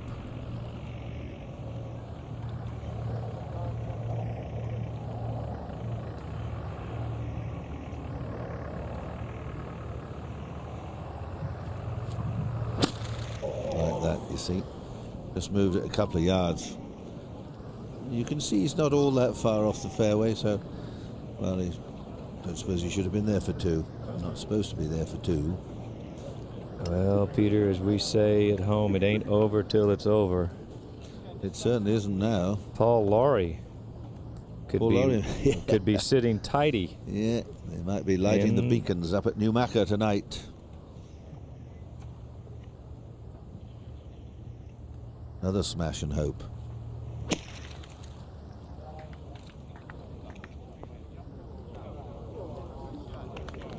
That's 4.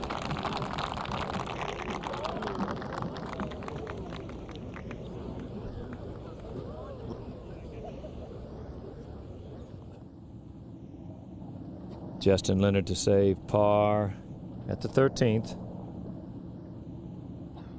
Leonard even par today, +5. Playing very consistent. Cabrera at the 16th.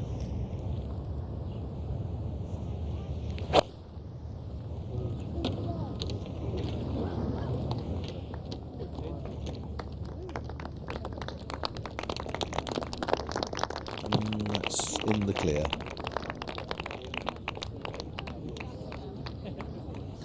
Very hard finish here, 3-4-4. No, congratulations for Paul Lawrie for finishing in such fine style. Now, Van de Velde here has a pitch, his 3rd shot, and it's not a bad lie. I would be surprised if he asked for a no, he's not. It's not a bad lie. Could drop it a lot worse. Now, a pitch and a putt here would be like winning the lottery. Actually, down in 3 wouldn't be too bad.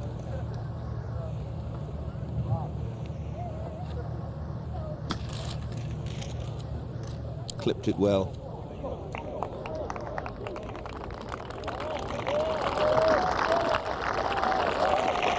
That's not bad. He's played 3. Harry's played 4. They could get the lead back here. This is the hardest hole on the course, and it hasn't been kind to, a lot of people, particularly Craig Perry's had 1 4, a 5 and a 6. Looks odds on he's going to have another 6. Justin Leonard on the par 5, 14th. Oh, turnover. Justin's last 3 wins have all been from coming from behind 5 strokes, and he started today 5 shots back. Can it be an omen, including the Open Championship at Troon?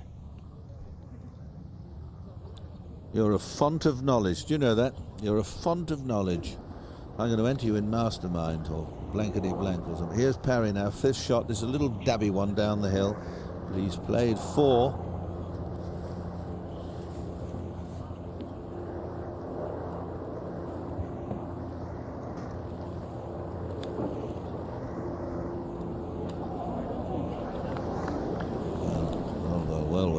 Well. Van de Velde, through no fault of his own, could suddenly have a 2-shot lead again in a minute.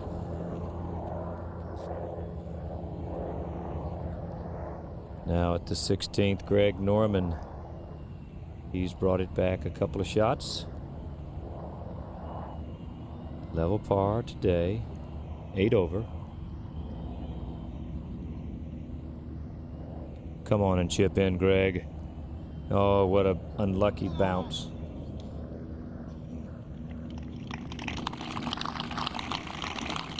Well, he didn't like it. He didn't like it. But he has that for 3. Birdie the last 2. Tiger Woods, 2nd at the 15th.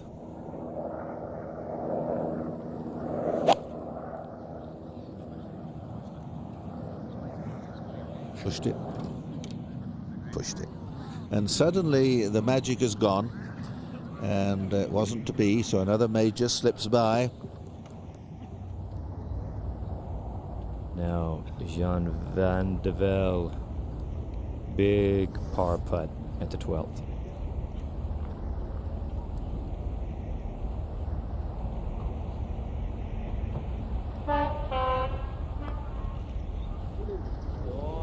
Oh. Well, he'll bogey.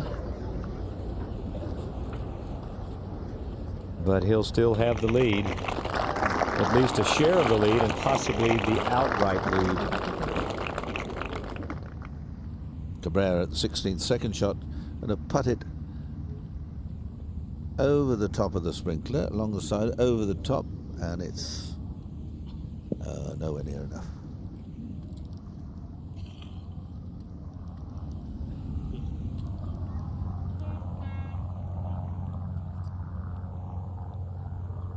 Now Craig Parry for a very important putt for double bogey.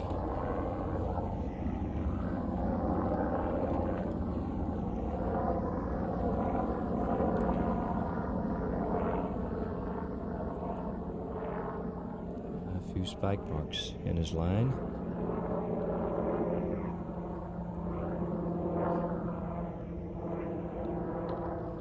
Oh, and just pull that putt. That's a triple bogey 7 for our leader. He goes to 5. And we have a new leader. Once again, Jean Van de Velde from France, our leader. Montgomery at the final hole. Third shot for Colin. And he's going to finish surely with a par 4. He's got that putt for 74. Another championship spy as far as Colin Montgomery is concerned. I don't know what it is. He gets himself so geared up for the other events and plays so wonderfully. The magic sort of just slips through his fingers on occasions like this. Justin Leonard, second at the 14th. Well, there's a look at the spectacles.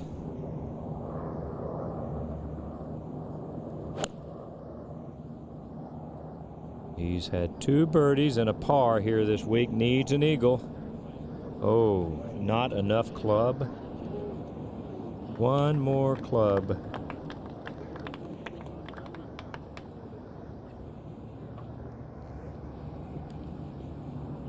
This shot a little more uphill than he judged. Possibly.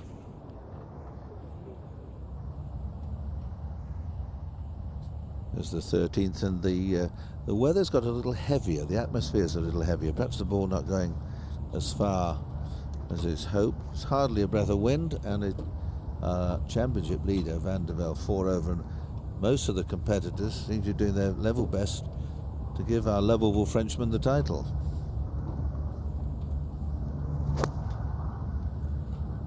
Few good shots, John, from here or from anybody could secure the prize, and that's checked up nicely for him.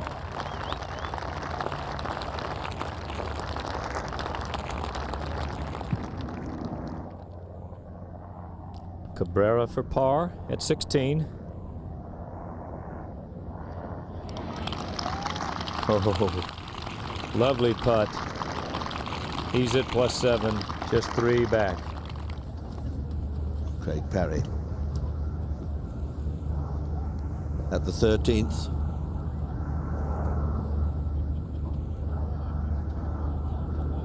Three pars so far on this hole for Parry.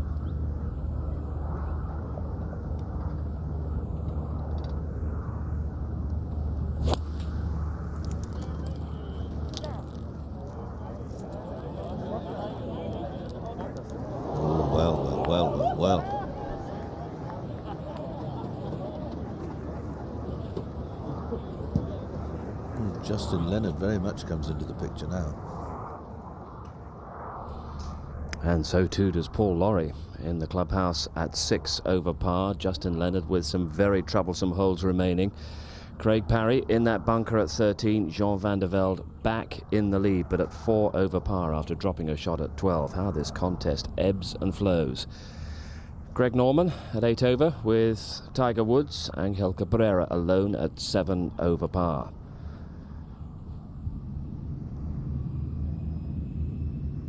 Colin Montgomery at 18.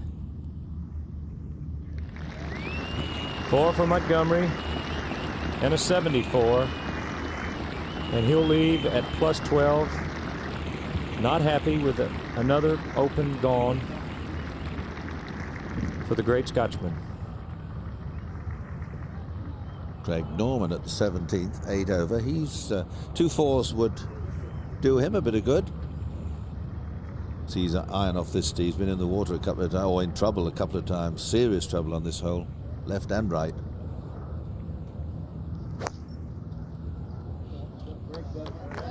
A couple of threes wouldn't go on this either. It is possible. No trouble there.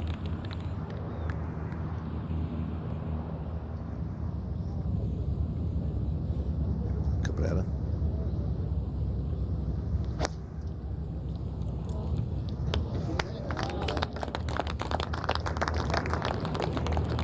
Very nice. Well, usually round about now, the engraver's getting ready and have a rough idea who's going to win the trophy. Tiger Woods for par at 15 after a terrible second. And another lip for Tiger Woods. 13th parry. Second shot.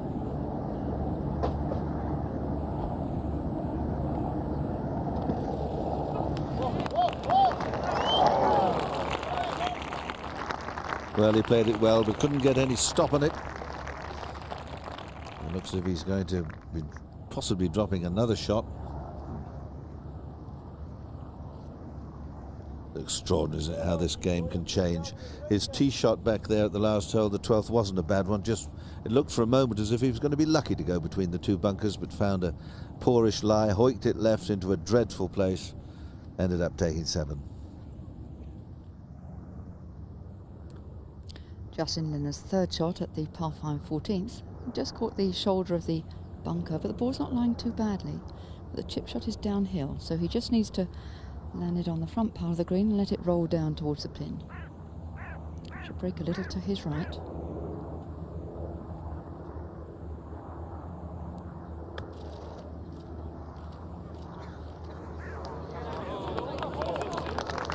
Oh, that's pretty good. Pin high. Just 4 foot left for a birdie.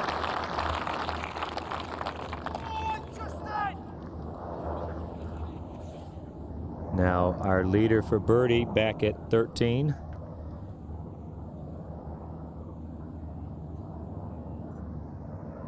Putt should swing to his right and then back to the left. Yes, did he hit it? Oh, he had it right in the jar, but not enough ump. But a par won't hurt him. He still has a 1-shot lead.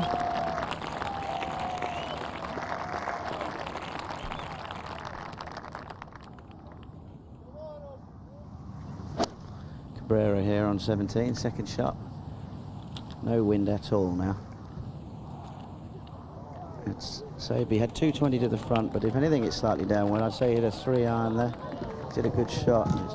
It's just rolled off the back. Yes, a good shot, well through the green, unfortunately. Parry for a par at the 13th.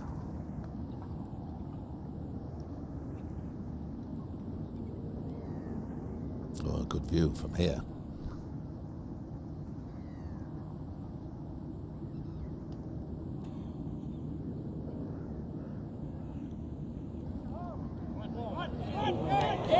No, another one goes, so Parry goes to 6 over, tied with Paul Lawrie, who's safely in the clubhouse.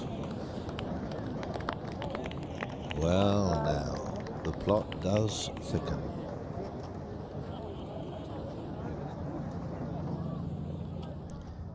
Now Justin Leonard with an all-important birdie putt. Biggest putt all day for Leonard, and he holds it. Justin Leonard at +4, 1 under today, tied for the lead.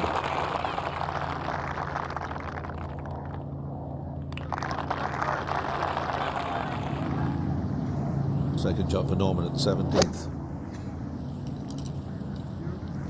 Go under the flag. Swing. Go under the flag. Steady, steady. wonderful shot. Chance for a 3. The best Norman could do if he finishes 3-3 is get to 6 under, which would tie Paul Lawrie. Now Tiger Woods at the 16th. 250-yard par 3.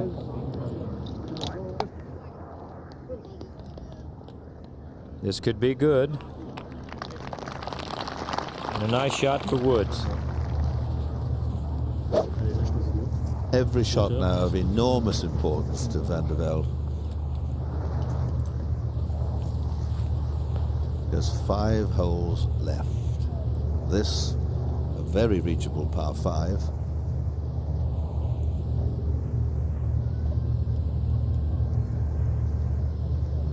Wiley! Get that bum out of here. Oh, Peter. Hopped over the corner there. Well, that's all right. Justin Leonard ahead of him, birdied this hole with a nice chip and a putt. If Jean can do that, he'll have a 1-shot lead. 4 holes left. Now Parry. Peter, don't you feel like these two players must birdie this 14th? Yep. Agreed.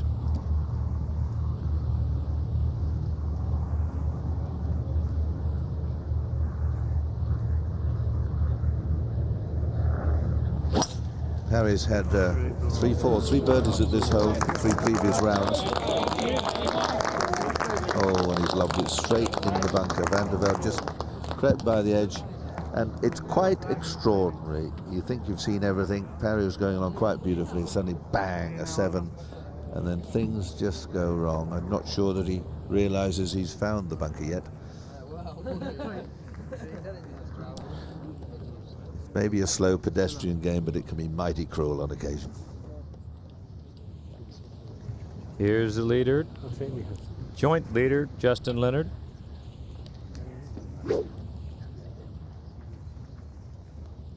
Justin Leonard is on the 15th tee. It really is perhaps the calmest it's been all week here. There's hardly a breath of wind. He's got an iron in his hand.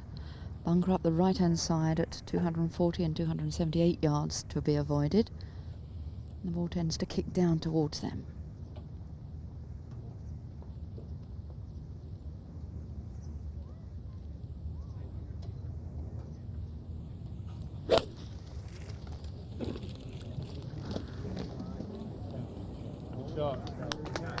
Well, that is just tiptoeing past or up to the first bunker, and that's okay. Well, he's not going to beat himself with that 1 iron. 15, the most difficult hole other than number 12 on this golf course.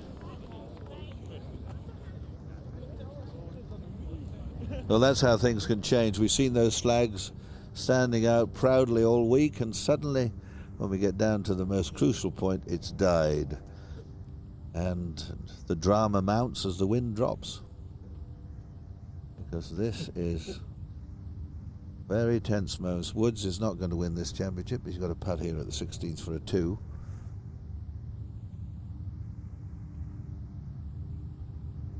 Two over today. Attacked. Someone asked me the other, in fact, Archie Press, an old chum of mine, phoned and said about this hole being 250 yards. We'll come back to that in a minute. Now Cabrera on 17. 3rd shot. Cabrera +7. But it's not going to be good enough. Back to Tiger at the 16th.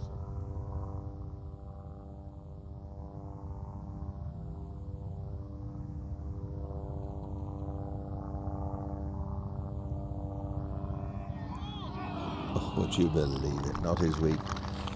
Now this hole is 250 yards, and my pal Archie phoned to say, did I know of any longer par 3s in the golf? Caught me at a bad moment when I wasn't thinking too clearly. He reminded me the 7th at Atalaya Park down on the Costa del Sol, which David Thomas and I opened back in 1966, has a hole there 258 yards of par 3. Don't know whether that's good or bad, but thank you, Archie, for that. Now Greg Norman, it'd be a cheer if this goes in. Jerry? Well, he's still in it. Should he birdie 17 and make 3 at 18?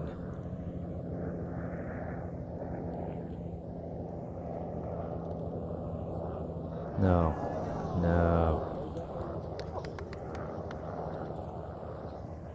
Completely foxed him. Well, it's not Norman's week either.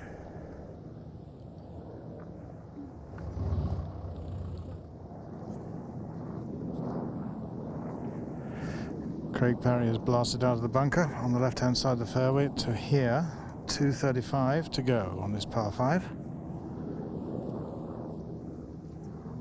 Still only needs an iron. I'll get some chips in that. And a good shot. Scampers into the middle of the green. Goes towards the back of the green, which this green shared with the 4th.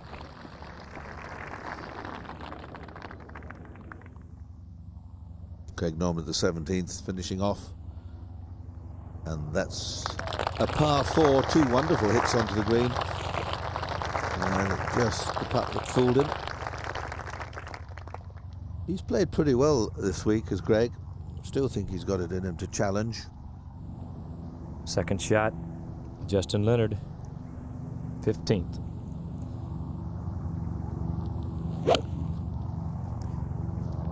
.216 yards to the front, probably a 4-iron, and that was not the shot he was wanting to play.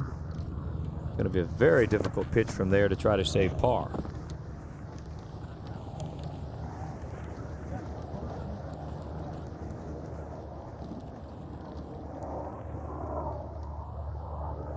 To the 17th, and the Argentine player with a putt here for a par, lying in 5th place and staying there. Just 1 hole to go. Van de Velde.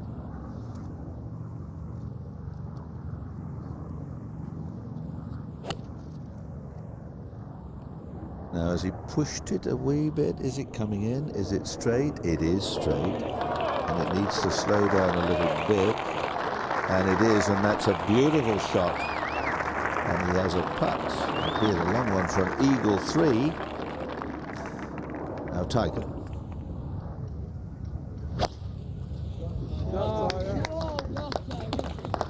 Tiger Woods at the 17th. And coming towards the Barry Burn, but well safe from that. So having used an iron from the tee, I'm pretty convinced he can get up with another one.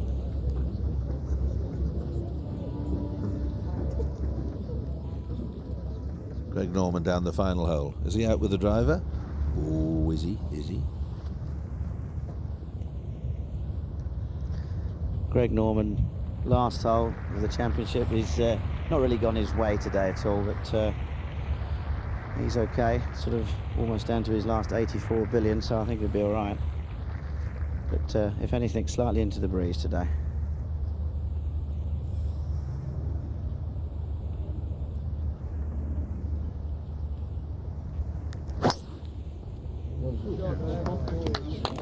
Well, he took the driver and he really unleashed one right down the middle. And if that keeps going down the... Oh, it stopped, landed softly. Didn't charge on as it might have done. Still a beautiful drive, but only level with those bunkers. But as Richard Vauxhall was saying, it's into what breeze there is just coming into the player's face now. Now Cabrera.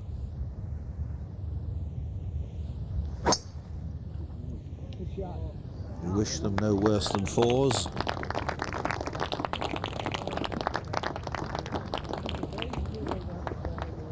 Good shot. Well, this is getting into a bit of a cauldron over these final holes with Van de Velde with a putt for an eagle on the 14th and Parry in a spotter bother. Well, this par 5, which has played the easiest hole against its par in the entire week. Parry putting up the green. Still the chance of a birdie.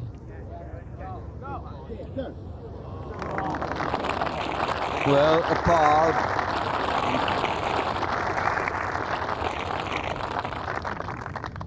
He battled and battled and battled, and once he got his nose in front, he took a 7. And that's the way this cruel old game can treat you. Look at that, he was 3 under par, got in front, and that was it. Difficult shot for Justin Leonard at the 15th, his third shot. The ball is lying on a downhill slope, which really makes pitching much more difficult. The fairways are cut very tight, but he's laid over in a very lofty club. He has no bounce on it. He needs to throw this almost the whole way to the hole. Other than that, it will pitch off the downslope. And in fact, he played it much shorter than I thought he would. And that comes up 4 or 5 paces short, so struggling to save par here. Van de Velde, 14th, the par 5. He held one about 4 times this length yesterday, but that was yesterday.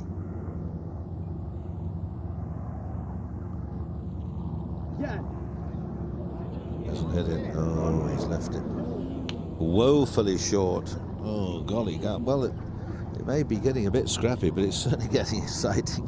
Oh, the old palms are getting a bit sweaty now. The throat is dry and the palms are sweaty.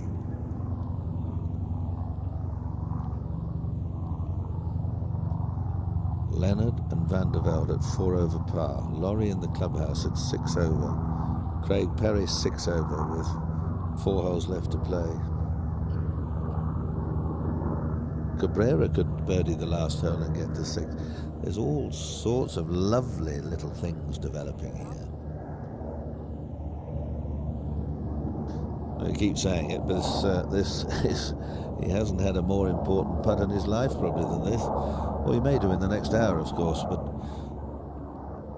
we'll hear a cheer and we'll see a bit of Gallic charm if this goes in.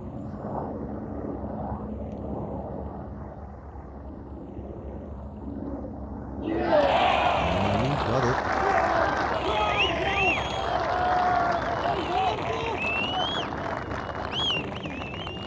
Da da da da da da da da da da da.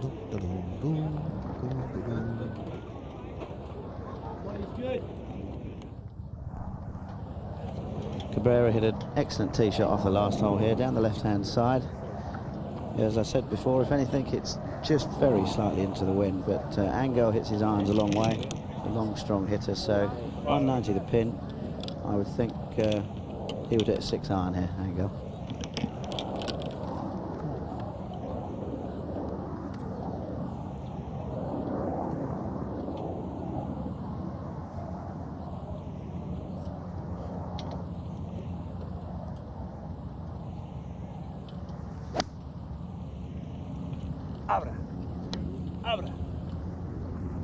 Hurry, hurry, hurry, hurry. And the pin.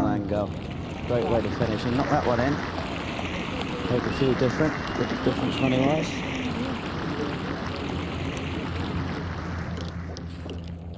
Justin Leonard for a par at the 15th, and a big putt slips by, drops a shot, so he goes to 5 over, and at this moment Van de Velde has a 2-shot lead again, and this really is becoming, well, almost nail-biting stuff.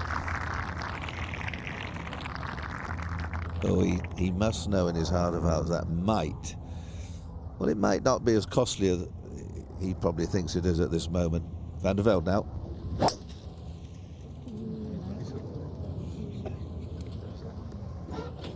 Well, he took the driver. That was a surprise choice of club. He's in the bunker. It faces the other hole, I think.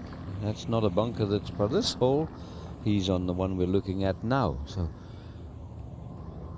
whew. At least he won't have a high face in front of him, Peter. No, that's true enough. Perhaps he played for position. Tiger at the 17th, short iron. Ah, lovely shot. He's played some extraordinary shots today.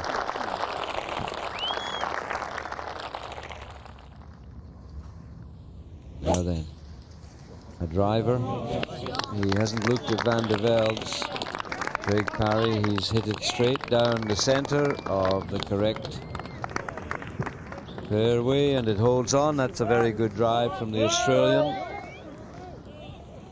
Of quite extraordinary when you think away on the left as we look back is where he's looking to see whether that ball is lost.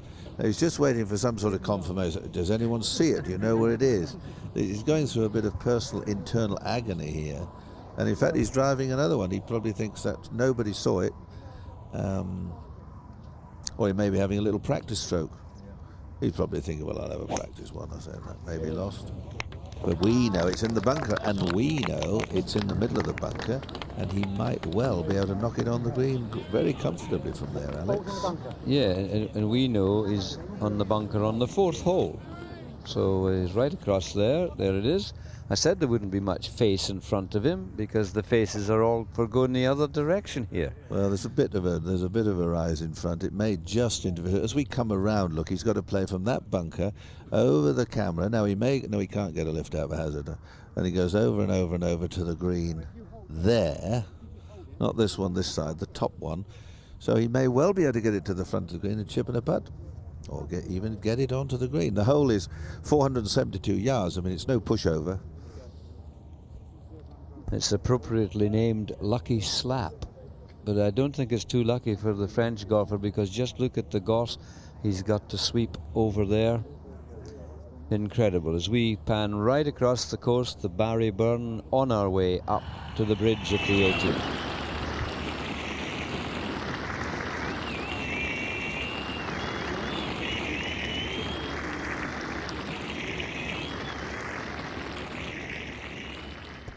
Tiger at the 17th for a 3.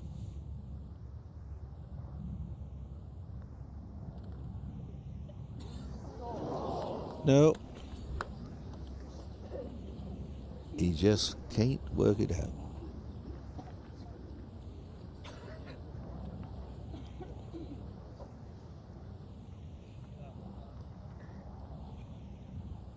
Four for Tiger. 4 for a 73, and he'll finish in the top 10 if he do that easily. Back 7th place. Just those 2 holes where shots were dropped, but so few birdies in the 4 rounds here, but still smiling. And there's Paul Lawrie practicing away, maybe anticipating the possibility of a playoff. How about that then? The lone figure. Now then, very important. Everything is important now. This is the short hole, 250 yards, the par 3, and Leonard.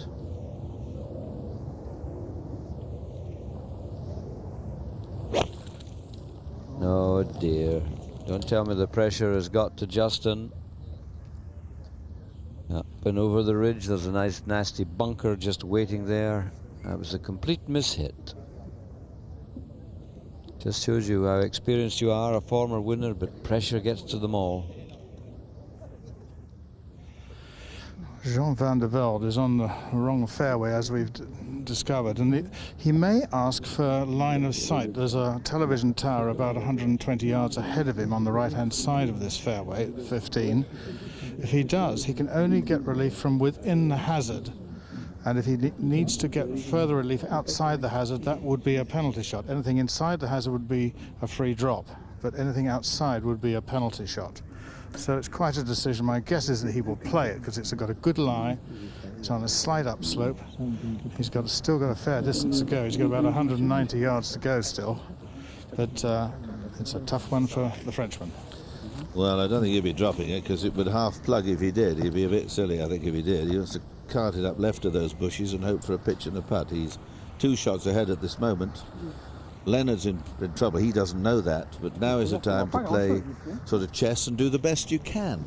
This is the moment when you have your brain takes over. So I'm not going to lose this thing by knocking it in the bushes and take 8. Now up to the 18th green, Michael Cabrera. He's having a very good season. Oh, and his luck just ran out there. Right, Jean Van de Velde. He's got just a little bit more than 190, as I said. He's got about 210 to go. As I say, he's got a little bit of a launching pad here. If he can just get it off the top of the sand, he can take it all the way. But I think Peter Allis's idea is a much better one, to just make sure it's in play, which is exactly what he has done. Very good shot there. Great shot, John.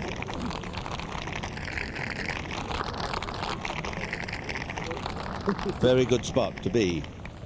A dreadful drive, I mean 40 yards offline, and but the good fortune, such as it is flowing with the Frenchman and against some of the others.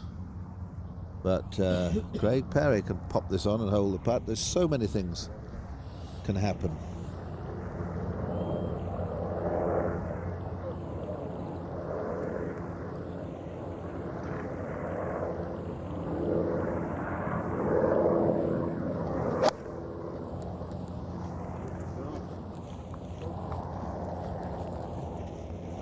Oh no, oh, now how lucky can you be?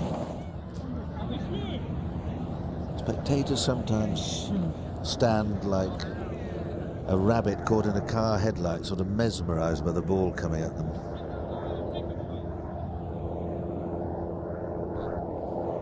Well, how about this for an awkward lie in a bunker? Justin Leonard shot on the par 3 16th. Been far better off in the bunker, but as it is, his ball is about 2 feet above him. You can see he's choked right down onto the metal of this lofted club. He's just been standing, actually pressing backwards. That's it, there he goes again, as if to maybe hit it like that. The ball is lying in the fescue grass, which is liable to snag the club up and turn it over if he plays it standing in the bunker. This wouldn't be the first time he'd played a shot like that. Pros practice from all sorts of lies for this sort of eventuality. He's about 20 yards from the front of the green, and then another 28 yards to go to the hole. But I think he's just looking to get this somewhere on the green here. The heel could just stop and the club head turn over when he hits this.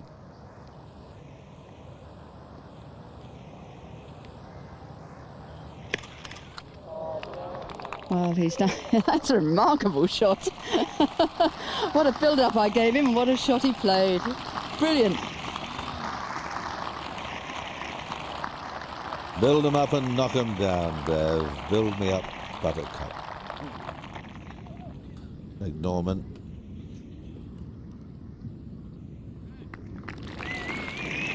He finished sadly with a 5.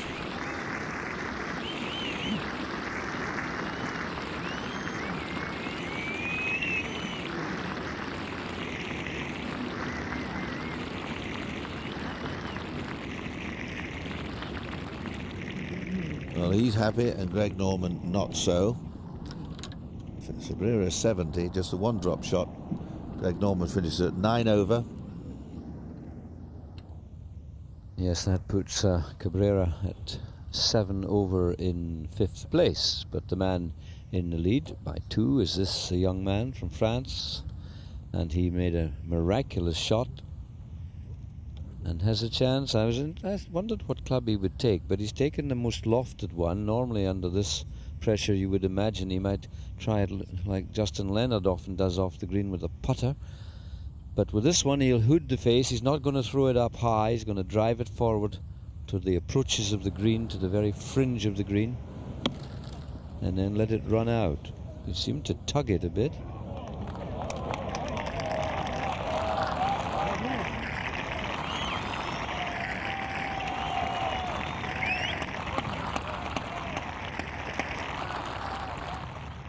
Tiger Woods at the 18th.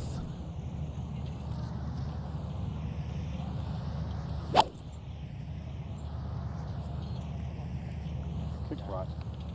Kick right. And whoa.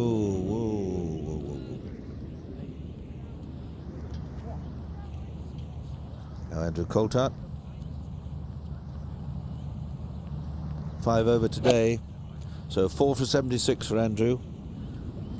Out in 40, had a bad run in the middle 9, and wayward shots like that have just been very expensive for Coulthard. And now to the 16th green and Justin Leonard. And Justin Leonard has to hold this putt. In fact, this is David Frost. I do beg your pardon. David Frost, who is 9 over. 2 over for his round today. Gave us a bit of excitement. He did back at the second hole, I think it was.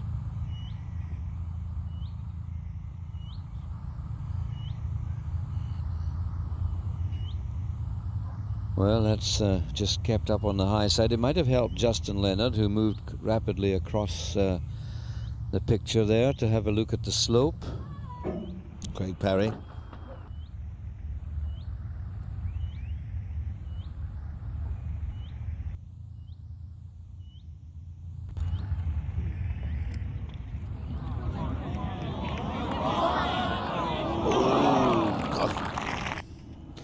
Not a good second shot from Perry.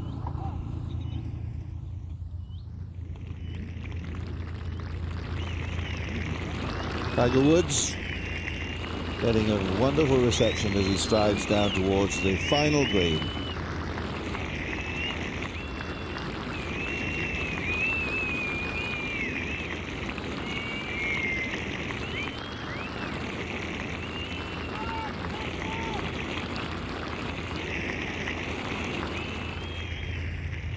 Now back to the 16th, and Leonard, really, you feel if he could hold this to hang on to 5 over, Van de Velde's in trouble, but if he should miss this and go to 6 over, the gap might be too big to bridge.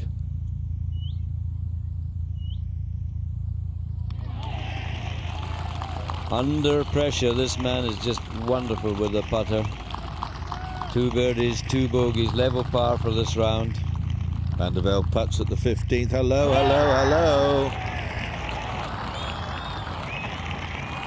Quite extraordinary.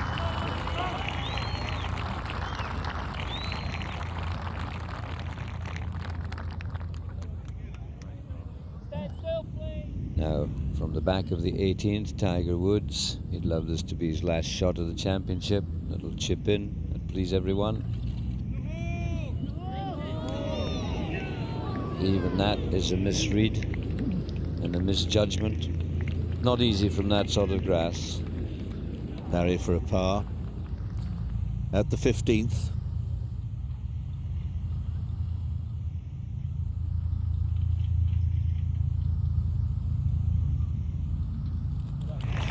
Rammed it in. And so 3 holes remaining, and the one thing I fear for Van de Velde is the waywardness of tee shots. He won't be too bad at the 16th, but and maybe the 17th if he hits an iron off the tee there, but he's got to hit some straight shots, Van de Velde. He's 2 shots ahead of Justin Leonard, who's on the 17th tee. He too is faced with very difficult par 4s to finish with. Here he is, placing his iron from the tee. Yeah, the 1 iron, and he's very good with irons from the tee. The Barry Burn is to the left.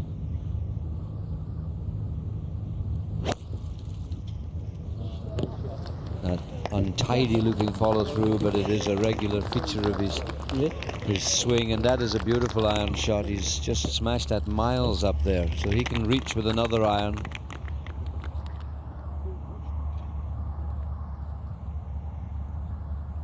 Tiger for a 4 at the last hole. That's for 73.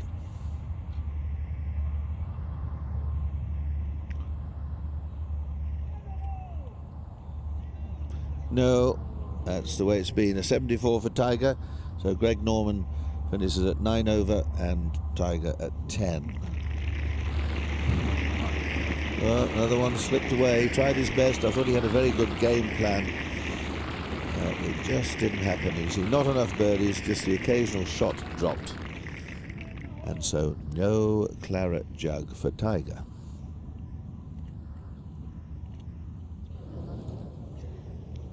Back we go now. Another nice grandstand behind the short hole. Good features at short hole. You see the whole of it there. And just 5 past 6, 7 minutes past 6. Van de Velde, who leads by 2. He's got a steely look about him.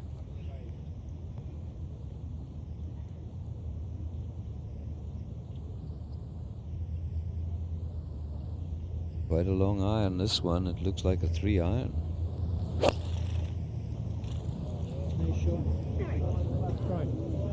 I think he's happy. Well, now watch what happens now. It shoots down that valley towards the mound, and then it should come back a little bit. Come on. Yeah, just a little. It's okay. It's okay. We will see. We will see what we will see.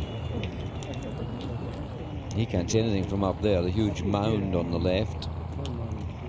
Craig Parry. Craig Parry's 3 behind. But you can never tell in this game.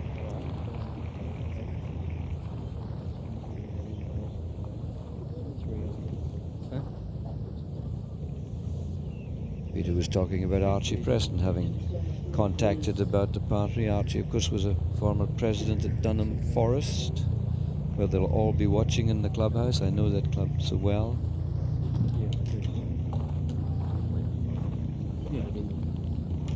Well, he's changed his mind. He's gone for an extra club.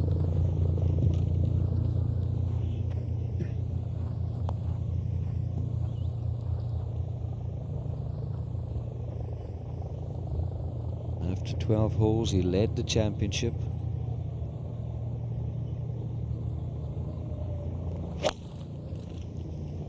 He plays a sort of high cutty flight. If that comes back to the green, that could be good.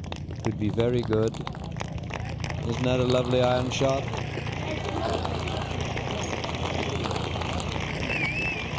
Perfect choice of club there for Craig Parry. Well, if he pops that in, he goes to 4. Yes, he could be a 2-shot swing quite easily. Justin Leonard at 5. Parry knocks that putt in, goes to 4. And what does Van de Velde do from the hollow on the left? Coulthard at the 18th for a par.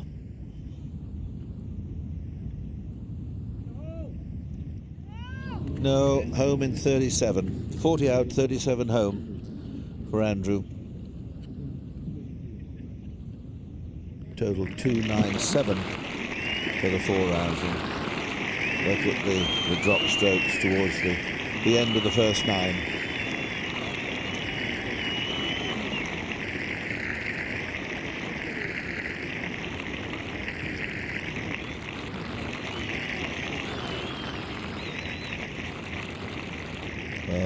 Sure.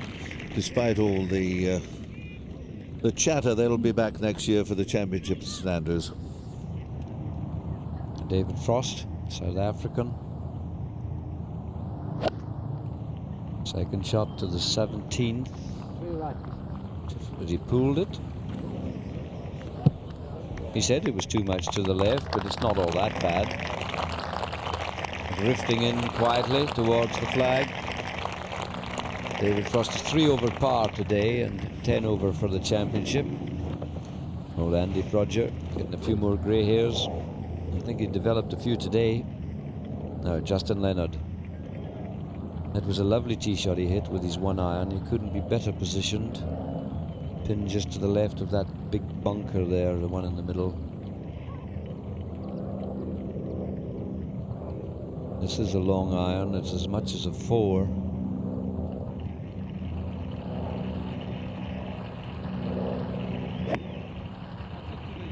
It has to be good, this one. He's tugged it a fraction to the left. It might come back a wee bit with the slope. Just a bit more. And that's not too bad. He needed a birdie. He might still get it. Great putter.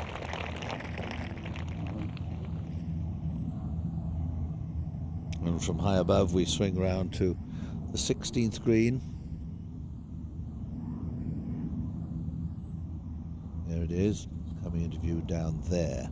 Right in the middle, just on the edge of the bank, a golf bag is lying, and alongside that, Jean Van de Velde's golf ball. Now, is he going to chip? He looks as if he's got his putter out.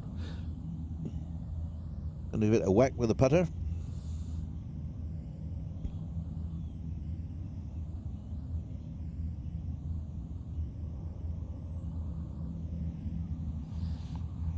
Well, I don't think there's any alternative than a putter, and he has actually taken the putter, Peter.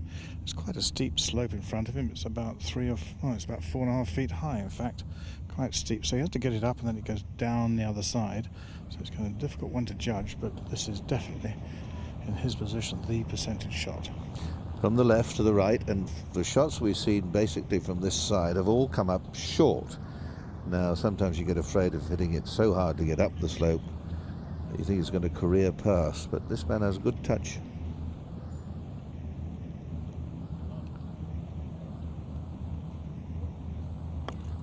Has he hit it hard enough? Oh, what a sweet putt.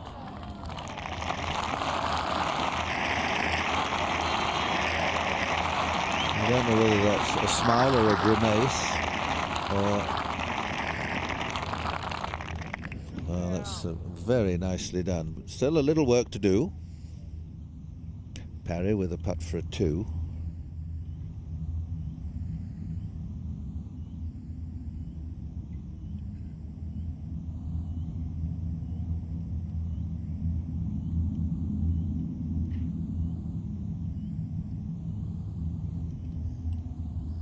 And still our silver engraver doesn't know whose name to go on the jug. Alexander Harvey's been doing the engraving for 27 years, and he'll be looking out and thinking and wondering, Van de Velde, that's a lot of letters.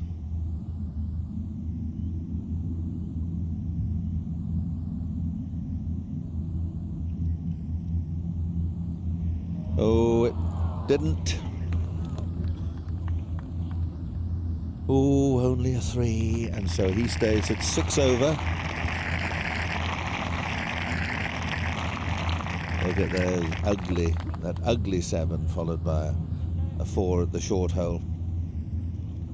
4 shots went a begging there.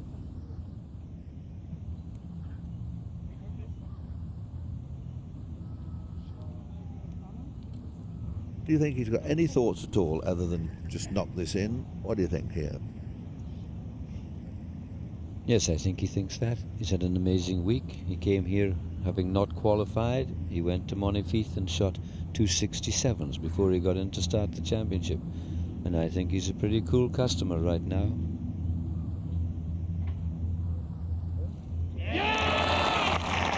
Hoo hoo, hoo hoo, hoo hoo, hoo. 2 holes to go.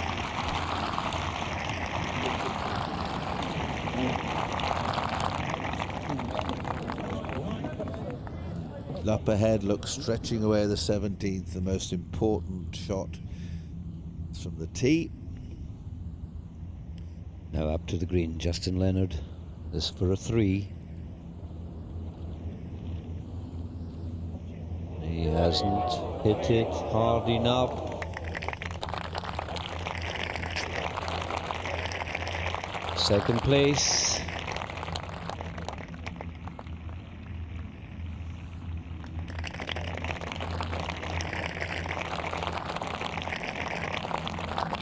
Well, it looked for a wee while as if there was definitely going to be a playoff, and Paul Lawrie on the practice ground working away at it, but that might not be the case now. But who knows, Peter?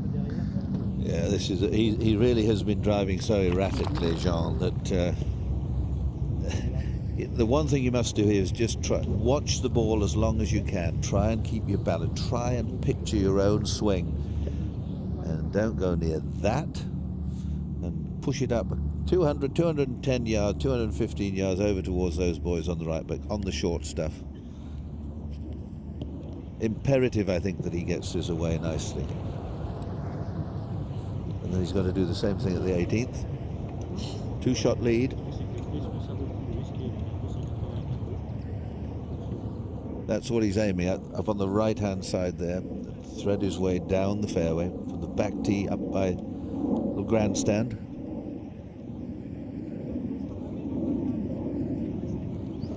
It's his 11th year on tour, 33 years old. Now who could be, don't tell me he's going to weave it up the 18th now. Well, that may be a new tactic. Hello.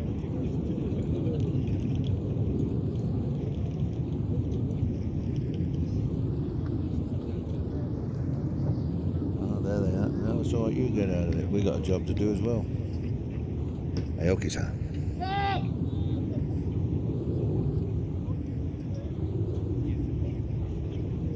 Well, now he's got to just settle himself.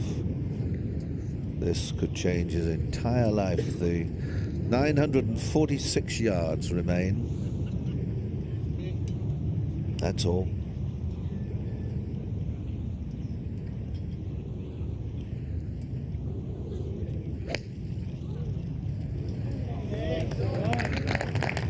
Gone left a bit.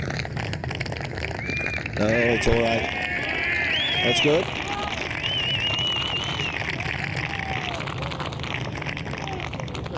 That was a good swing, Alex, there.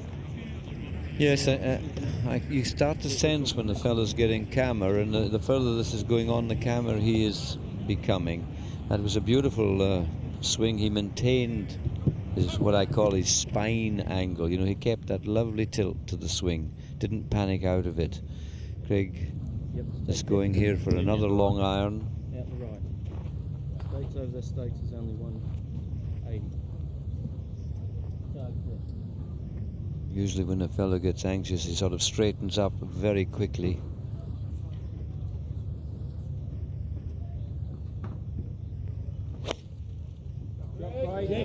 Parry clipped it away nicely. Both well down the fairway. You can see how much further Van de Velde's tee shot has gone. 459 yards, the 17th, and what wind there is will be just helping a little bit. Now to the 18th, a metal 3 for Justin Leonard.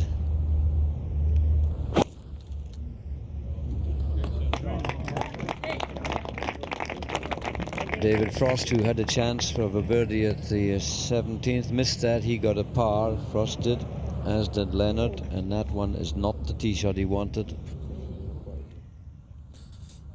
Well, he may not be able to reach into. And there's Alexander Harvey, silver engraver, who's been doing the job for the last 27 years. Started in 73. Who won that year? Tom Weiskopf. Member of Craigie Hill at Perth, where Jesse Valentine is also a member. We were talking about Jesse earlier today. 6 of those spanners he had. Actually, they're called gravers. All different little tips, and they chibble away and chibble away. He's just wondering how to get Jean Van de Velde. I'd rather have somebody with about 6 letters, but there's a lot of work to do there, and they always have the name of the champion on the jug by the time the presentation is made. So he just said just a couple more holes to go. Maybe he could get the J on. Yeah. John and Justin, yeah, you good think? Thinking there, Batman. There's that burn that winds its way through. It goes all the way through this lovely golfing country here around Carnoustie down to Panmure, which celebrates its centenary this year, and that's on the old Barry course. The course over 150 years of age. So quite a marvellous golfing stretch. All the qualifying rounds, this laddie went down to Montefieth, where there are 3 clubs at Montefieth, and he had 67 to lead there. So he really has worked very hard for what might be an awful lot of money, Peter. And it's a long time since the qualifier has come through. If indeed he should win the championship, come through the whole thing and win, that's a very rare happening indeed. They were playing golf here, you know, before Columbus discovered America. I'm going to tell Mr. Pate that later on tonight. He's getting a wee bit ahead of himself. I shall have to just remind him that he'll come here with his fancy American tricks, the Pensacola kid. Now then, Craig Parry.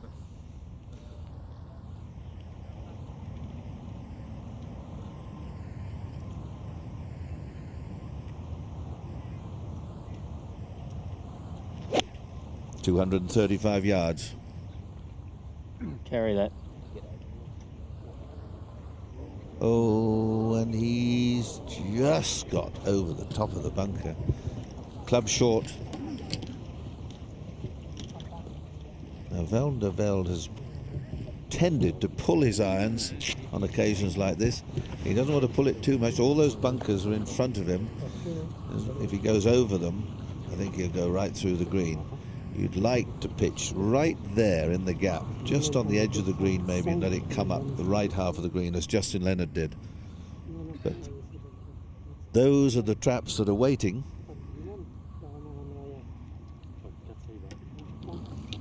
It's still a good hit, Alex, to get up there. Oh yes, and you just saw the parry ball right up there on the crown between the three bunkers on the right. 227 yards to go. Even the French count in yards when it's on the golf course.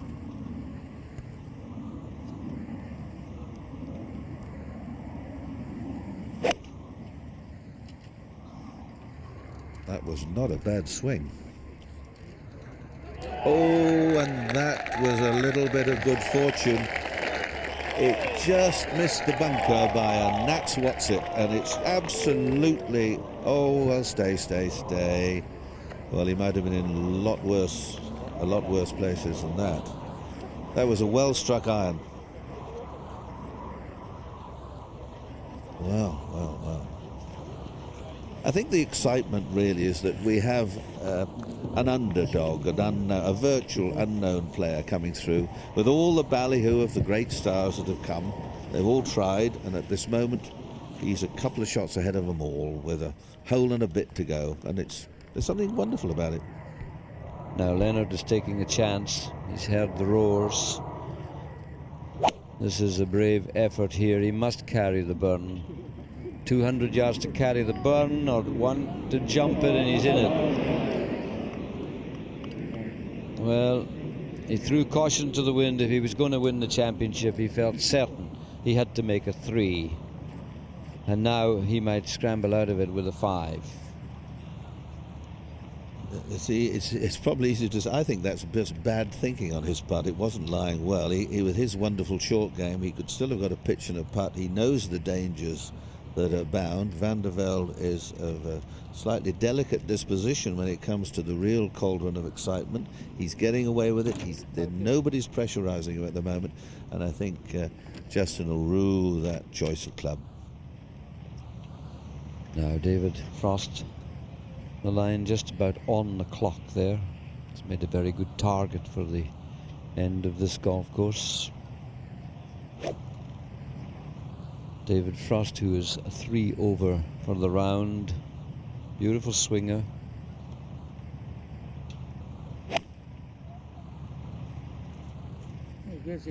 Seemed to strike it well. Yes, he did. Up into the heart of the green.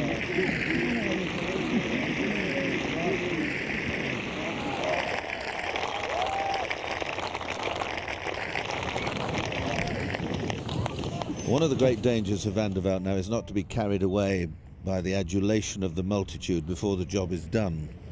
And he's got to just keep himself steady and just think about 2-putting from here. He's quite a long way away, and many things can happen. And of course he stands to create a record here, because since pre-qualifying was introduced, what was it, 1963?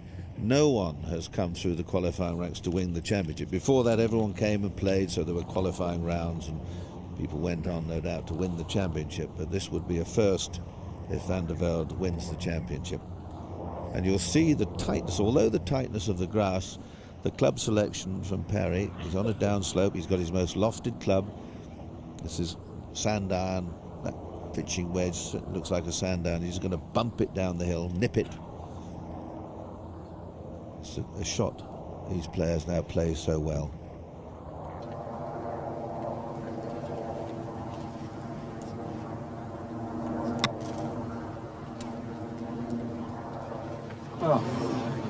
Not a good result there. He clipped it nicely but didn't give it enough. So once more you see there's no pressure, even though it's sort of he's away, he's a couple of shots, 3 shots more than Van de Velde. If he chipped that close, it would have made Van de Velde think about something else. Now all he has to think about, Van de Velde, will just roll it up to the pot.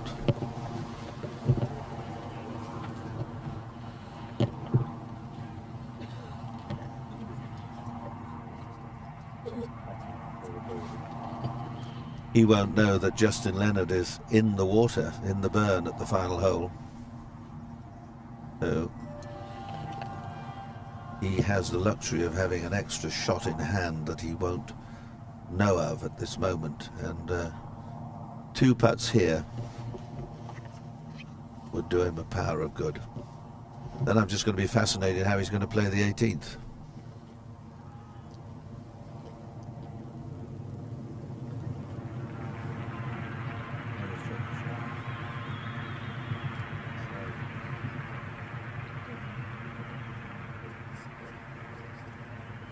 Who would have thought it? Up the hill, and you can see it's a long putt.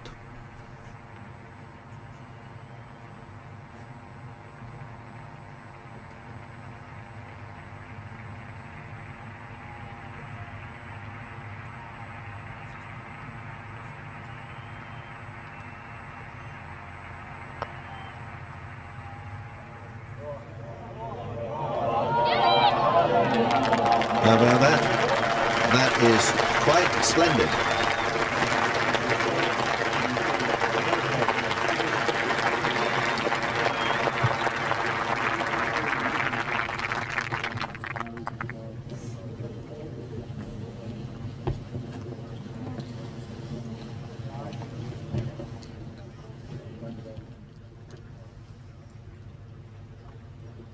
Well done. We'll at least have a 3-shot lead now going down the last hole. Would you tell him, or would you let him play it in total ignorance, Alex? Well, Justin Leonard will decide an awful lot of things here. He's dropped back from the Barry burn. He's dropped quite well back. He can come back as far as he wants. But he is hoping for a bit of bite on this. It's well up the green. 28 yards up the green. And that's a typical shot from the man.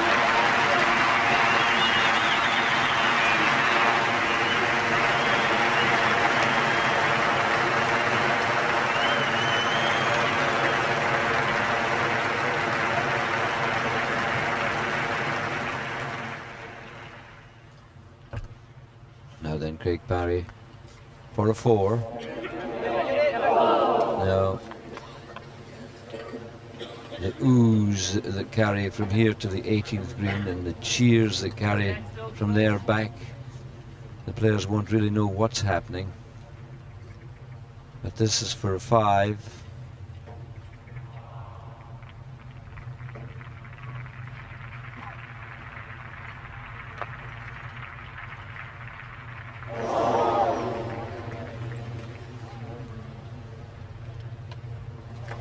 Just 5 holes ago, it was a different world he was in.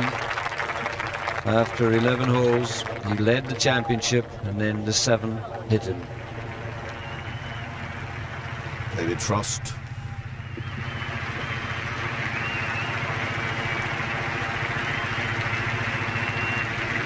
Playing with Leonard, of course, who had to go way back, pitch up onto the green.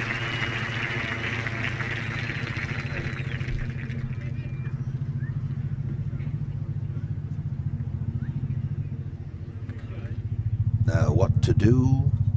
What to do? He's out with a driver now. Now, I'm not sure this is right. Although he's had a 4 and 2 3s on this hole, he's going to be at least 3 shots ahead.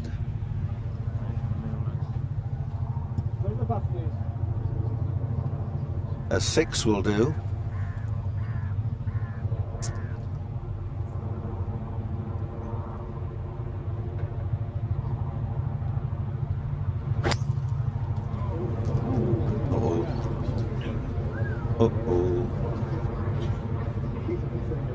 Oh, you lucky little rascal. And that bounced and seemed to go way to the right.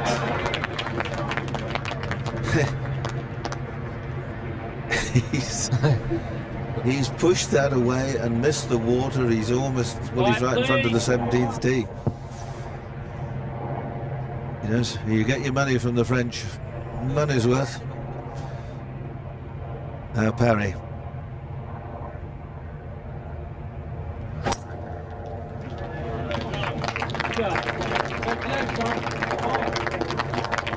And that's a beautiful drive. Well, on the 15th and the 18th, he's hit his drive 40 yards to the right. Now up to the green for David Frost. And little putt here, yes, which he gets. A round of 74 for David Frost. 10 over for the championship. That puts him in a share of 7th place as the rest of the spectators on the course make their way down to get a view of the closing stages. You can never tell. If there was going to be a playoff, it would be a 4-hole playoff from the 15th. And now here is Justin Leonard for his 5. And in doing that, he gets a 5. He and Paul Lawrie of Scotland.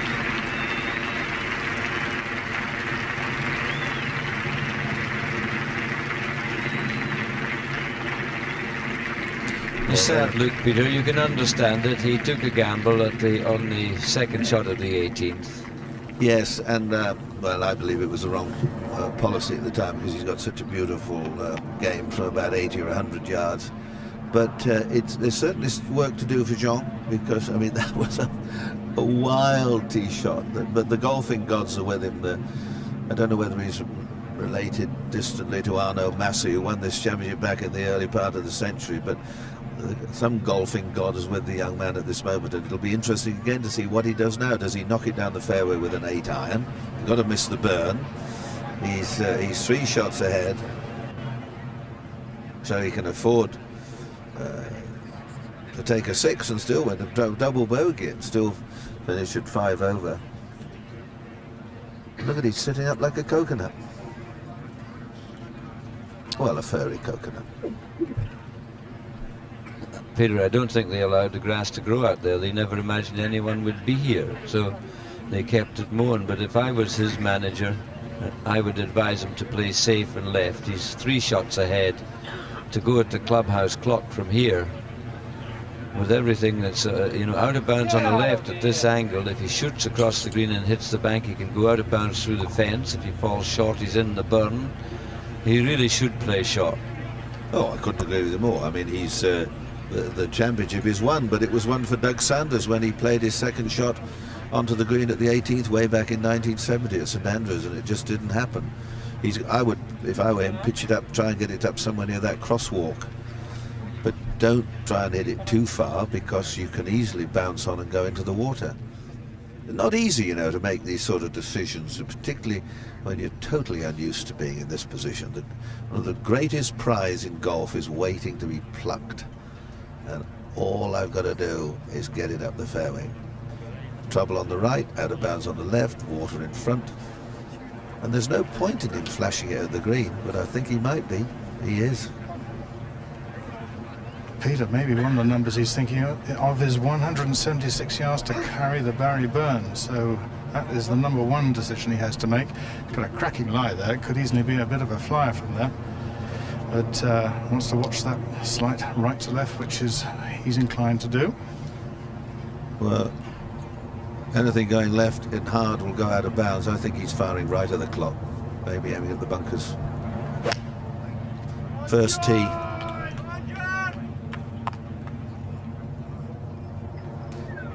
Well, I don't believe this. Well, what is going on here? Well, let's have a look where he is. He's still short of the burn. Is he short of the burn? He bounced back off the stand. I think really, if anybody needs an advisor, he does at this moment. Can you believe that? Now he's got to pitch up. Craig Parry, amidst all this excitement.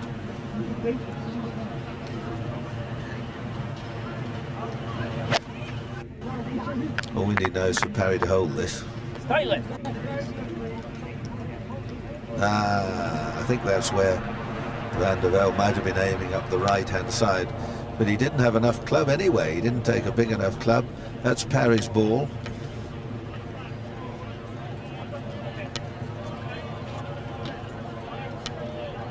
Let's have another look at Van de Velde's second. You can see it start to the right of the clock. I'd never crossed my mind he was going to clatter into the grandstand and hit the face of the grandstand and bounce backwards. There he goes there, misses everybody, and you see misses the bounce on the stonework on the edge of the burn, and then goes back into the hay behind, which is extraordinary. There's Mrs. That's Bridget watching. She can't bear it. Think, oh, my husband. Oh. Well, Sean, you've still got a bit of work to do here, sunshine. He does have the luxury of having a few shots in hand. Quite extraordinary if he should do it. And it will be a wonderful thing for the game of golf, and everyone will pull for him, I'm sure.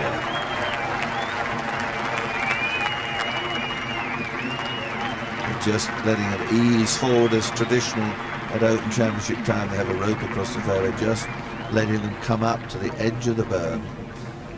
And, well, Michael, I'm sure, will be down there, or somebody having a look at this lie. Peter, it's not one I would like at all. It's steep down the bottom here. He can get at it just, but he's got to go over the burn and then over the bunkers, but should go left. Well, of course, if he goes left and it runs, it could go out of bounds. This is really... his golfing brain stopped about 10 minutes ago, I think.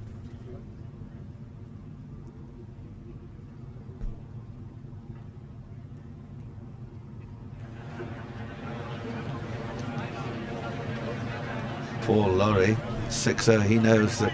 Well, Van de Velde still has the luxury of 4 shots. If he gets a 6... that's a double bogey, that'll put him to +5. Now where is he going now? He's going out left to the front of the green. Yeah, it must be. I don't believe it. This is...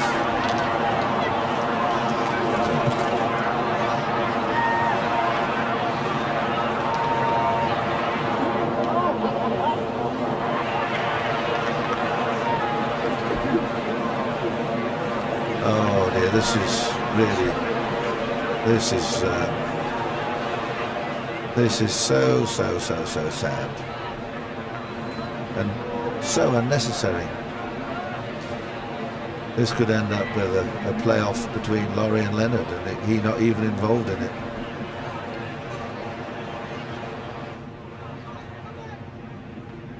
Well, we've seen a few miscues and mishaps in our golfing careers, but oh, Jean.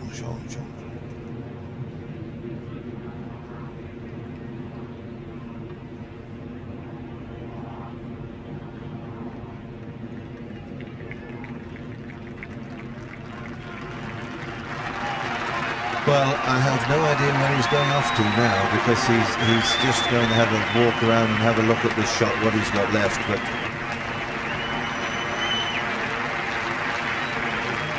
Paul Lawrie on the practice putting green. There are moments when you really don't know what to say. The fellow had a 3-shot lead 10 minutes ago.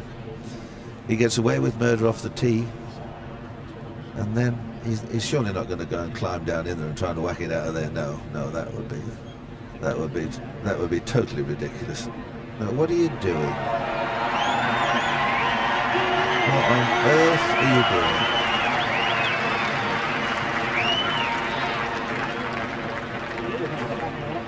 No, Jean, please, would somebody kindly go and stop him? Give him a large brandy and mop him down. Had 3 shots already. Pick out for 4. Pick on the green 5.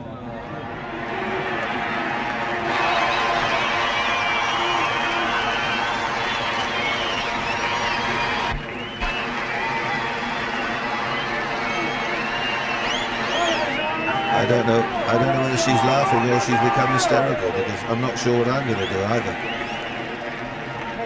I mean, it looks as if he's right underneath.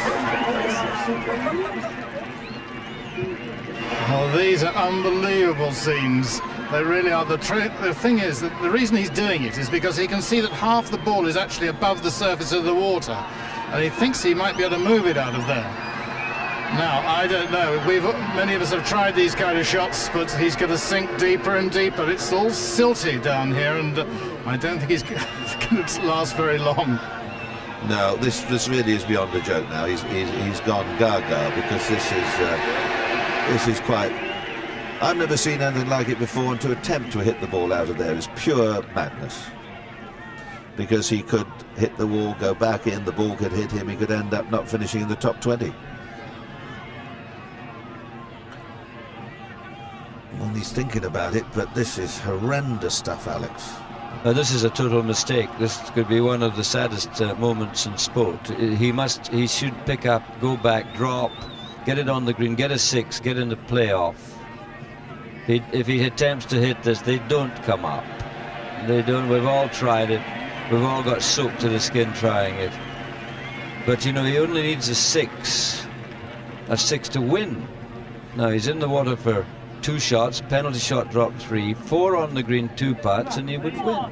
He's in for water for 3. Sorry, in for 3. 5. Yeah. He's got to get down in a pitch and a putt if he drops out. Yeah, but a 6 for a playoff. He's got to get down in 2. No, thank goodness, good sense prevails. Oh yes.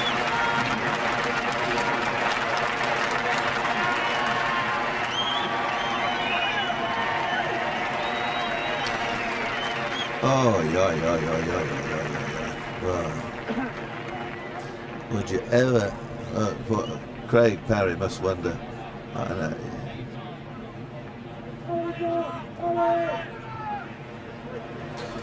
You should have given him that bit of advice 10 minutes ago, old son. Whatever it was.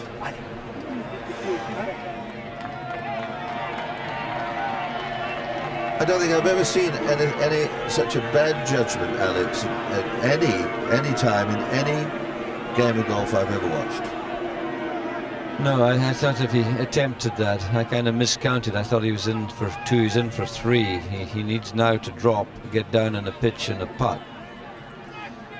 But, it could have really been a terrible thing to happen if he'd left it in. But, you know, I'm reminded that Sam Snead, of course, one of the greatest athletes of the century, failed to win the US Open Championship, and I believe I'm right in saying once he had a 6 to win and took 8 or something at the final hole at the US Open once. So there have been momentous mess-ups on the final hole, but this would rank with the best of them. I'm really quite stunned. I'm bitterly disappointed for him, because he's played so well, and the David and Goliath theme and all the rest of it, and well, who knows, the way things are going, you might pitch it in and still win. You know, his caddy, I don't think, is the most experienced. Anyone else would have said pitch it out to the left with a second shot and hit the 3rd on the green, a couple of putts, and it's all yours. To allow him to take on that shot across the water, across the grandstand, was really, well, it was without thought. Amusing little aside, Peter and Alex. So I just asked Craig Parry what he said to Jean Van de Velde, and he said, just wait a little longer, old chum, and the tide's going out. So it might dry up.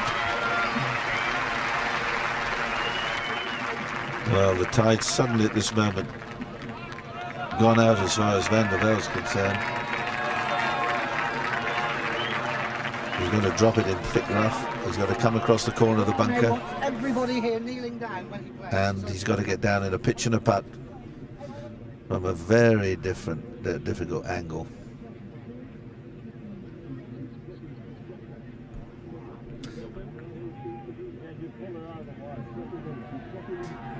Now he's got to find somewhere back there where there's a reasonable lie to give himself a chance.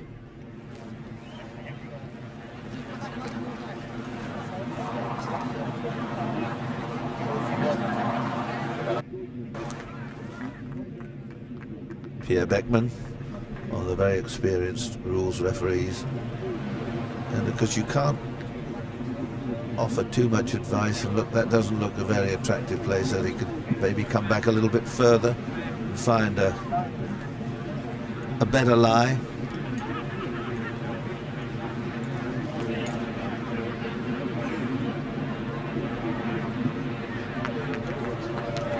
He's heading back to, there's a,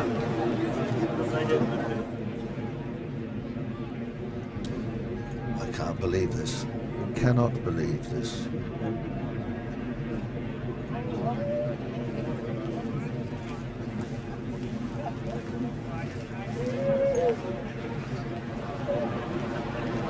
I think even I in my advanced years would have risked coming down the last hole there with a 6 to win.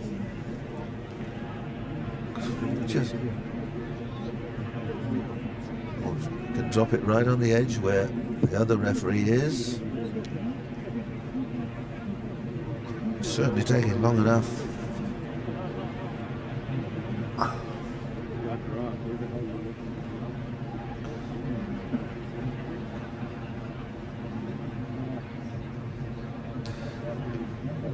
Having a little practice swing. Clear a bit of grass out and then drop it. In play now. 1, 2, 3 in the water, 4 out, 5 coming up, down in 2 to win the Open Championship. When all he had to do. If he gets down in 3, of course, it'll be a 3-way playoff. And we can go and do it all over again. If there is a playoff, there'll be 15th, 16th, 17th and 18th.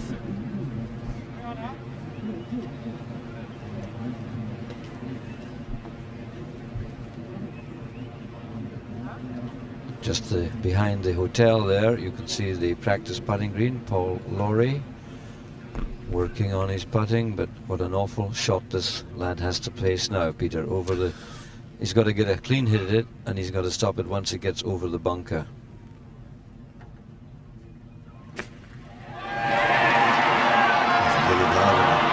They played a similar shot to the one he blocked into the bird. He just didn't accelerate through.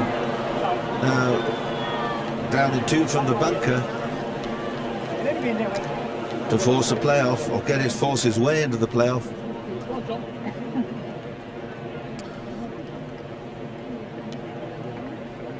Justin Leonard 20 minutes ago must have thought, well, that's it, my chances have gone, and due to the unfortunate play of this young fella, I just don't understand what on earth he was thinking about.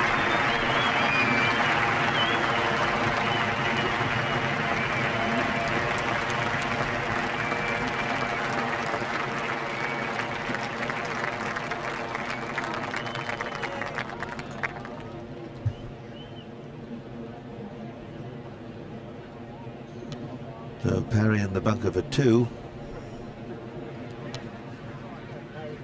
Van de Velde for 5.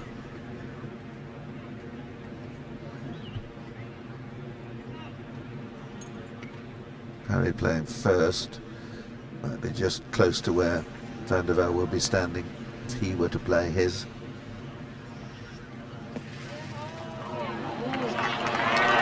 Oh, well.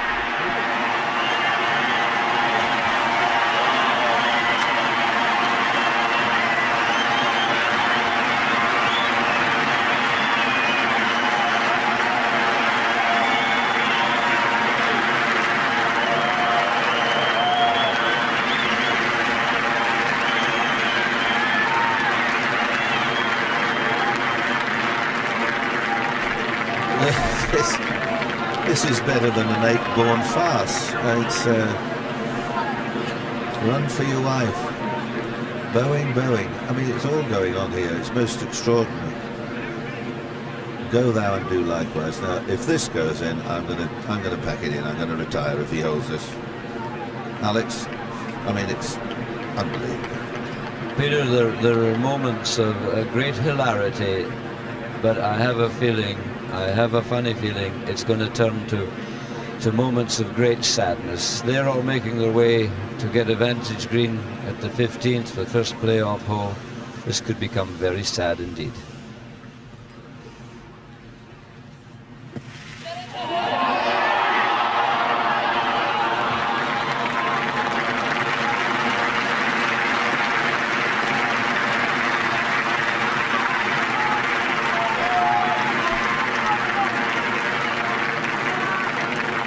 Well, he's had 6. Now he's got to hold this. He's got to hold this to get in the playoff.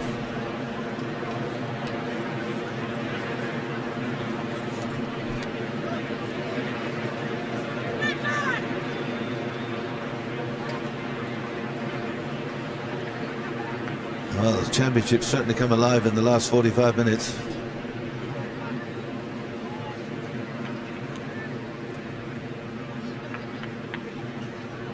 This for a 7.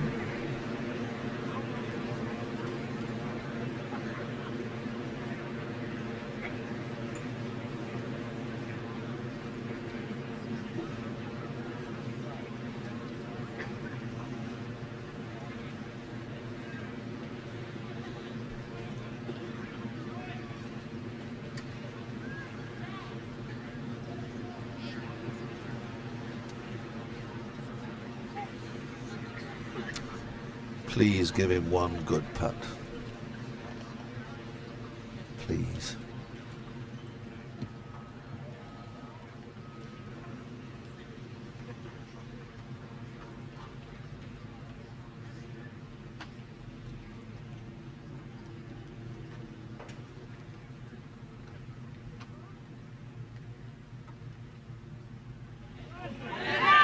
Won't you believe it? Oh.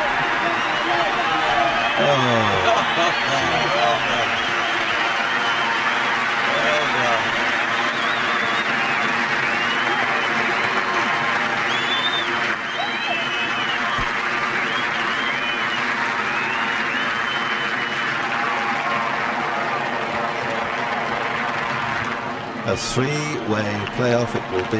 Paul Lawrie, Jean Van de Velde and Justin Leonard starting at the 15th. Quite unbelievable. I've seen it, but I'm not sure I believe it, Alex. Peter, it's going to go down in memory. It's been a long time since the championship was at Carnoustie. They'll remember this one for an awful long time. And how courageous he was to finish the job off, even if it was for a 7. But it got him to the playoff, and so after 72 holes, no one has beaten him. And he led the field at Montefiore to get here with 267s. There's his wife, waiting, watching. Oh, how wonderful. Justin Leonard just tuning up. He didn't believe for it. I wonder if he's thinking maybe I should have laid up at 18.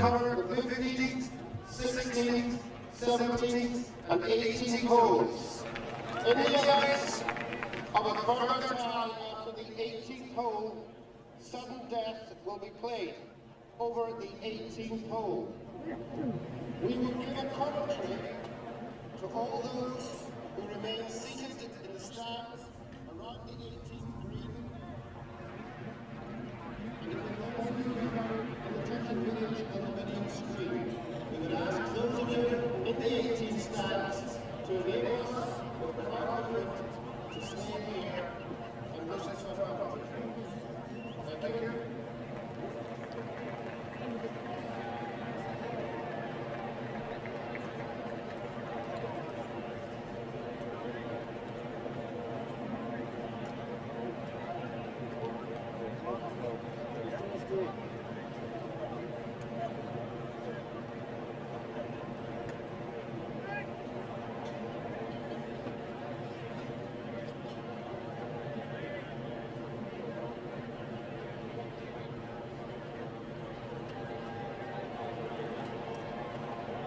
Well, there it is at 6 over par, 3 players, and would you have ever believed that was going to happen? as we stood on the 18th tee watching the young Frenchman with the 6 for victory, even when he pushed his tee shot into trouble. And then all we thought he had to do was hack it back to the fairway and pitch it on the green and still have 3 putts to win.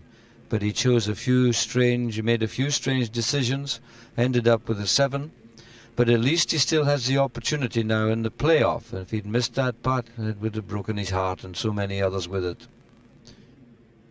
And all those others who have done so well, they said it was tough here at Carnoustie, and tough it certainly proved to be. Some of the finest players in the world took very high scores. Colin Montgomery there at 12 over, winning last week. He was the first Scot to win in Scotland for so many years. We thought we might get another victory. We might still do that, but it'll be in the shape of another young player. Justin Leonard on the practice round, and he's using the driver. He's not just warming up with pitch shots, he's keeping the full swing going. And there it is. Where's my cup? Another one straight down the middle. And I was just thinking there that there's Retief Hussain. He's had a wonderful year, and going along Jesper Parnevik, who yesterday sort of crumbled. He was out with the last group yesterday, and Costatina Rocca, the Italian player. All of these have completed the championship, most of them glad that it's over. It's been a very hard and tough week for them all. A course that was set to be tough, and tough it certainly proved. Lee Westwood, who went backwards a little bit today. Andrew Coulthard, who was, I think, 78 on his final round, or 77 perhaps. But he went away. He was playing with Tiger Woods. We hoped for great things there. And Ernie Els, he slipped back up the field today. Powerful player there, Darren Clarke, at 16 over par. Peter O'Malley of Australia at the top there. And it really has been an extraordinary afternoon. There's no question about that. I don't think I've ever seen anything quite in my life as that happening at the 18th. All of these other players, the left-hander from Canada there, Michael Weir, Nick Price, he went a little bit backwards today. I thought this course would have suited him, many did. From Australia, Peter Leonard, who plays so well on the ANZ Tour. Always happy to come down there to Australia and see players like him. A lot of very good young Australians in the field. Young Jeremy Robinson, the former Stowe schoolboy who did so well. To Benson and Hedges, 63 there on the final day. And David Duval. They always seem to be playing past the parcel, him. He along with Tiger Woods past the parcel with the number one in the world, and all the way down Jarmo Sanderlin. Bit of a wild time for him. Brian Davis from the East Hearts Golf Club, and Derek Cooper, who played so well in the opening round, and the last member, Martin Thompson, at 29 over par.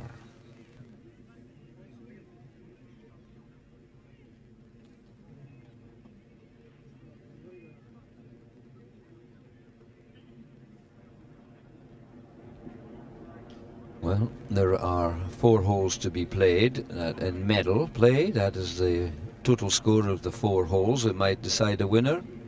That's from the 15th. If that doesn't happen, then they have to go to the 18th and play up and down it in sudden death format.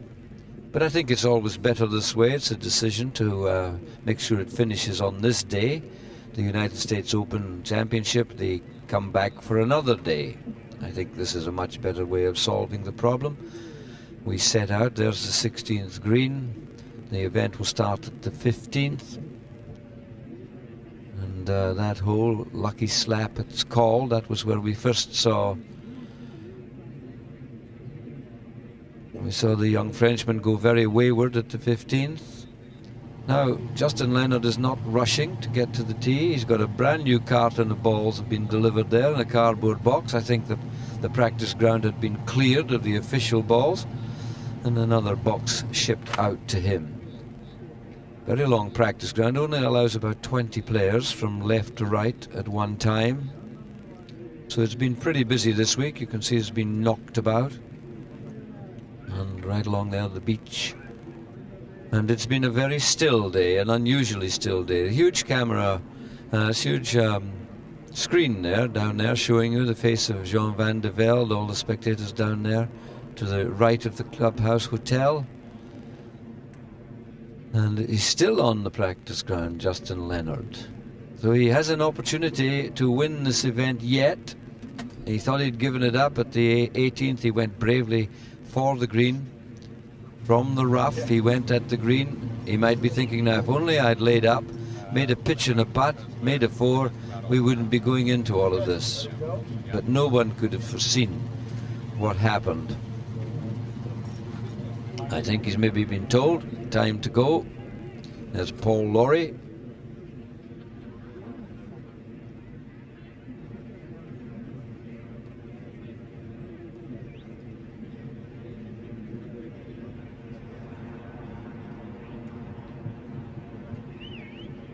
Now there's Adam Hunter in the deep blue sweater there. He's the coach of Paul Lawrie, and he's given up tournament play to spend his time on practice grounds. Paul Lawrie being now called to make his way to the 15th, where the 4 holes, there's Jean Van de Velde and Justin Leonard being brought over from the practice ground. A few French supporters there along with Mrs. Van de Velde. They'd be loving to take this back to Geneva, the trophy. But 4 holes have got to be played in the form of medal before they go into sudden death, if that should be the case. And he seems to be pretty relaxed, Peter. It's quite amazing, isn't it, the way he's joking about. Huge screen showing some of the spectators who have preferred not to walk out after play, but stay here and look at it. Here's Leonard. David Pepper, one of the R&A officials of this great championship. And one way or another, it'll be looked back upon as an extraordinary event in the career and in all these years of championships. Just make way. Well, that's where the ball hit the grandstand. Amazing impact right there. If it only hit a little bit to the left, it had gone on to the green, and history would have been changed. There they're on their way. That's Justin Leonard. Caddy on the back. You get an idea now of how a golf course looks after a championship has left it. That was lush green grass this time a week ago, before everyone arrived. Record galleries, well, probably over 200,000 people have come to Carnoustie. There's Paul. He prefers to walk. Some people don't like to be jolted about in a cart on the way to the tee. Also, now it's started to rain a little bit, which is going to add to the problems. It's, 5-6 minutes past 7. There's going to be a 4-hole playoff that's going to take at least 15 or 20 minutes a hole. And as you rightly said, Alex, you wonder what Justin Leonard is thinking about. He did get a bogey 5 at the last. I thought he chose entirely the wrong club to have a go at the green in 2, but it did mention at the time the frailty of Van de Velde's temperament and what he might do. No way in the world did I think he would do what he did. He had virtually won the championship standing on the tee, and when he got away with the wild drive onto the 17th fairway, and then to do what he did is just one of the great mysteries of life, and it'll be written about, talked about. But of course he could put it all right by winning this playoff, and I wouldn't put it past him to do that.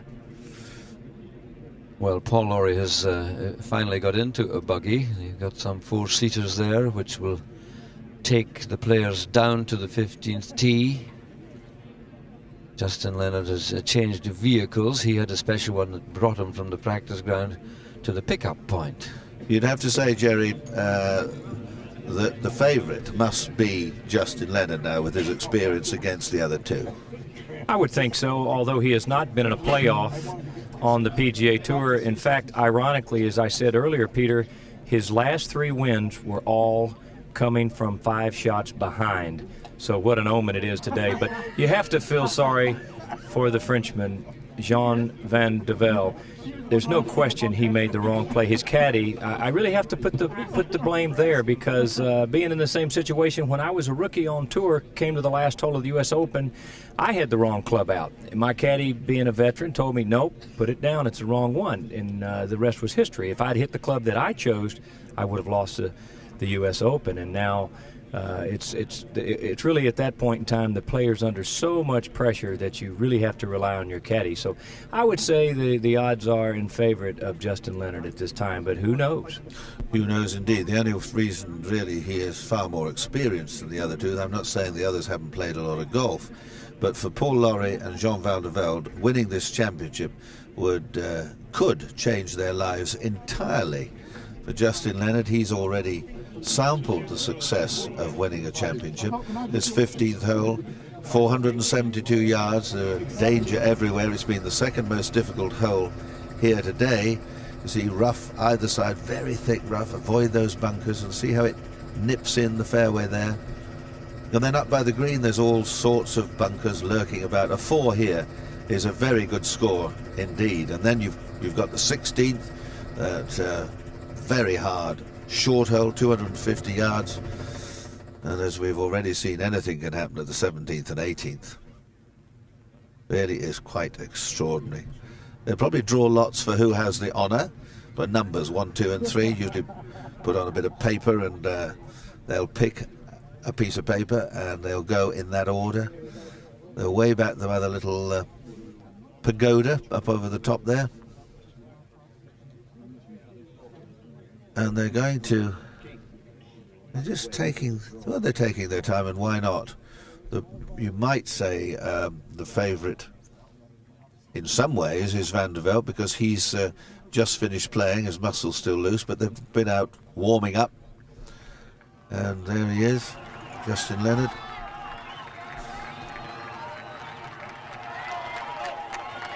And they've arrived pretty well back at the tee. Like sitting with his back to the engine. It's quite a long way out to the 15th.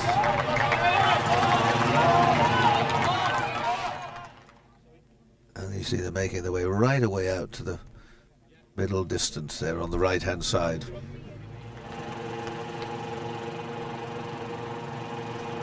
Well, we're on overtime tonight, Alex. Everyone's on overtime. Yes, it seems a long time since we came in to start this the final groups out. We thought that when David Frost got in trouble and sort of messed about with the referees and things, that it was going to prolong play for about 20 minutes, but we didn't think it was going to then continue on for another couple of hours after that. It's extraordinary, but I still believe, Peter, I'm sure you do, that it's better to finish it on the day. Yes, and it's also extraordinary how the sort of things we were talking about earlier have come true. We did say anyone who did a good score, 66, 67, would have a very good chance of climbing certainly up the leaderboard. That happened with Paul Lawrie. I did say earlier that if Jean Van de Velde broke 80, it would be with his ability, known ability, and rather frail temperament. It would have been very good for him to finish in under 70, in under 80, and if he'd managed to get around in 75, he would win.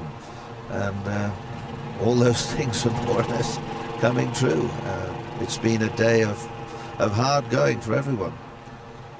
Only 4 scores under 70 today, a couple of 70s, and all in all, well, I'm beginning to sort of wonder what on earth is left in store for us, Jerry. Well, it's going to be really who can play anywhere near par on these last 4 holes, Peter. The last 4 holes extremely difficult, and I don't know. I just really I'm beside myself. I don't think I've ever felt sorrier for a player than Jean Van de Velde. His driver left him there on 15 earlier and 18, two of probably the worst drives I've seen in this championship, and he got away with him. But to not lay the ball up on 18 was an incredible mistake. But that's behind him, and he's a tough fighter. I'll say this: the putt he made was probably one of the strongest clutch putches that I've seen in a long time. After all that disaster, to come back and make that putt to stay in this playoff. Well, they've reached the tee. Now the officials will give them the opportunity of making a draw. They usually make a draw for who is going to play first, the honour, which can be important. You get your drive down the fairway and the others then have to follow suit. But a tremendous moment for Lawrie, who finished, what, 6th, I think, in '93 down at Royal St George's. He played very well there, ending up with a 65, and it looked at one moment as if he might have sneaked in and nipped that championship. Wasn't to be. Now, what a great moment this is for him.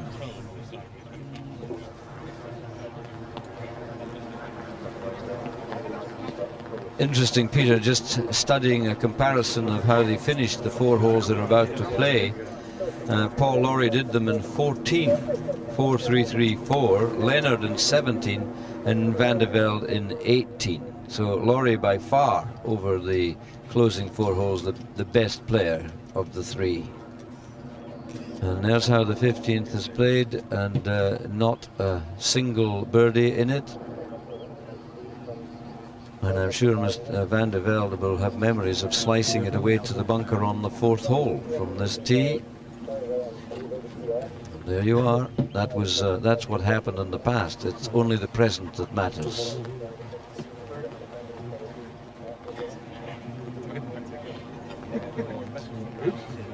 Can't spot Van de Velde, whether he's just lurking in the back there somewhere, or perhaps he's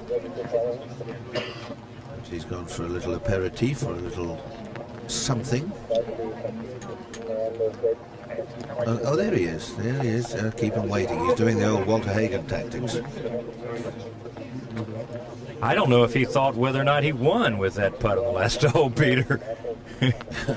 He was certainly lost for his position in the field, the way he played the last. Well, his golfing brain deserted him. That was very, very sad. Still got a way to go, and this getting a little bit messy now, getting all these players out the far end of the course. But yet another point to take away and talk about. Do you remember the championship at Carnoustie? 89. David Pepper there behind, one of the senior referees and officials of the R&A. And well, it's all run like, much of it is run like clockwork.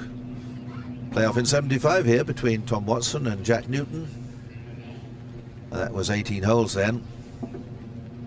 The following day, which was a Sunday play, finished on a Saturday in those days. This event has certainly been, the championship, the venue has been wonderful for access. I don't know whether everyone's enjoyed it as easily as we have. We've sort of sailed in every day. The train services have worked very well, although ScotRail were only expecting 3,000 or 4,000. They had about 12,000 turn up, and they're waiting for the crowd tonight, if they'll just be patient. And the lads at the railway station have been putting in hours of work there. Mr. Blue from Aberdeen has been on parade for about 15 hours a day, trying to sort them out. And I don't think we've had much aggravation from anybody. It's amazing how you get 150, 200,000 people descending on a small little town, and so very little aggravation and problems. Well, he's on his way.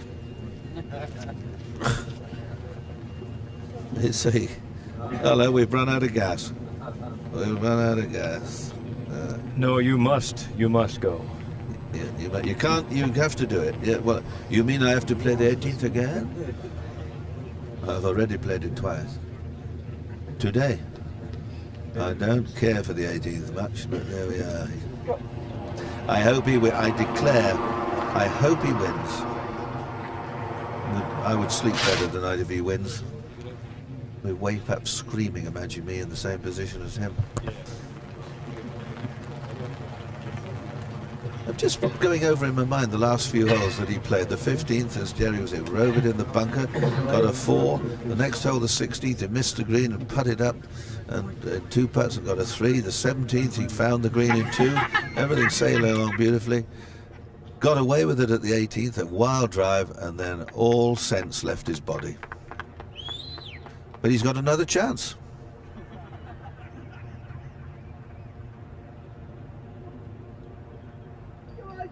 Peter, last week, Colin Montgomery was the first Scot to win a tournament in Scotland for almost 2 decades. As I'm sure, although you're, like me, sympathetic towards Mr. Van de Velde, I think most of Scotland would hope that Paul Lawrie could pull off a win, but we'll have to wait and see. Well, they wouldn't be true Scots if they weren't hoping for a home win. Now, he's discarded his sun visor, which he's worn with great panache all week. Justin, now, they're not saying, never mind, Jean, we feel sorry for you, we'll let you win, son. Well, there's your visor, and get on with it.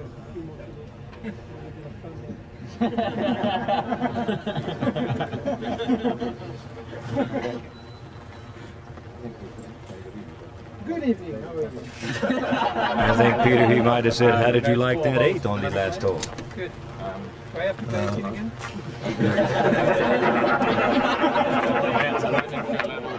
Well, it was a hard fought 7. Who goes first? So you're the last one who came in. I got that on it. Undecided. Give me the first one. Okay, who was second? Justin? Number 1. Number 1. Yeah. You have your honour. 30. Okay. Yeah. All to go. Oh. So now he's had another little omen. Jean Van de Velde has drawn number 1. They will play 4 holes, Number 4. and they'll keep their scores, and if somebody happens to have the lowest score at the end of that little run of holes, he will be the champion. If 2 or more are tied, then it will be sudden death. They'll play the 18th over and over again until we have a winner. Now, Jean, you've done all that hard work. You had 1 bad hole. You've got to start all over again. We have to listen to that radio for maybe later on tonight.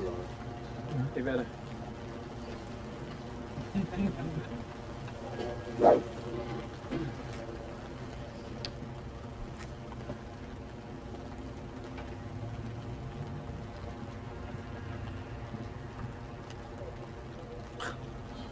Joke, isn't it?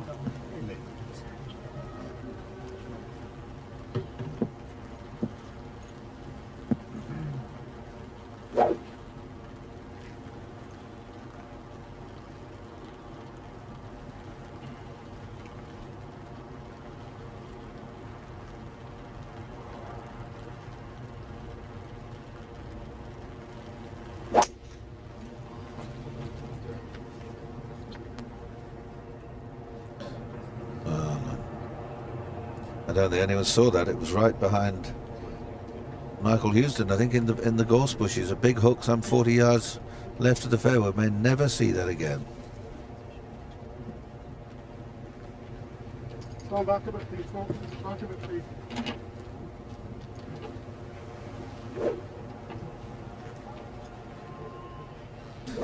This mustn't develop into a carnival atmosphere. The officials have got to keep this very much under control, because this is very serious stuff, and I think those spectators on the left are too close. Lawrie doesn't seem to mind.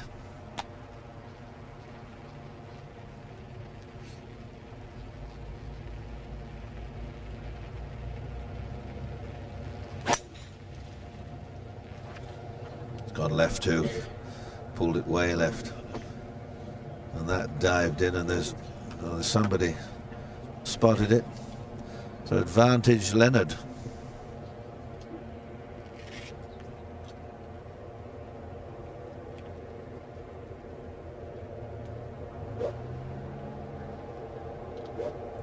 Now Leonard.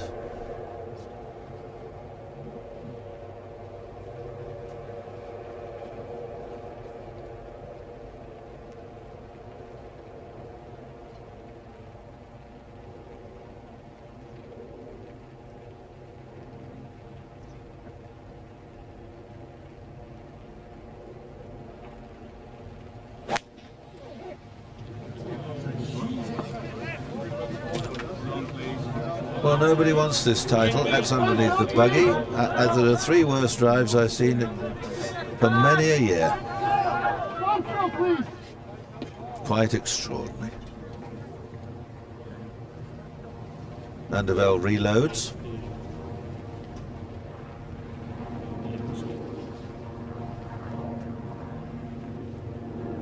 This is a provisional ball. If he doesn't find his first one, it's gone. It's been 3 off the tee.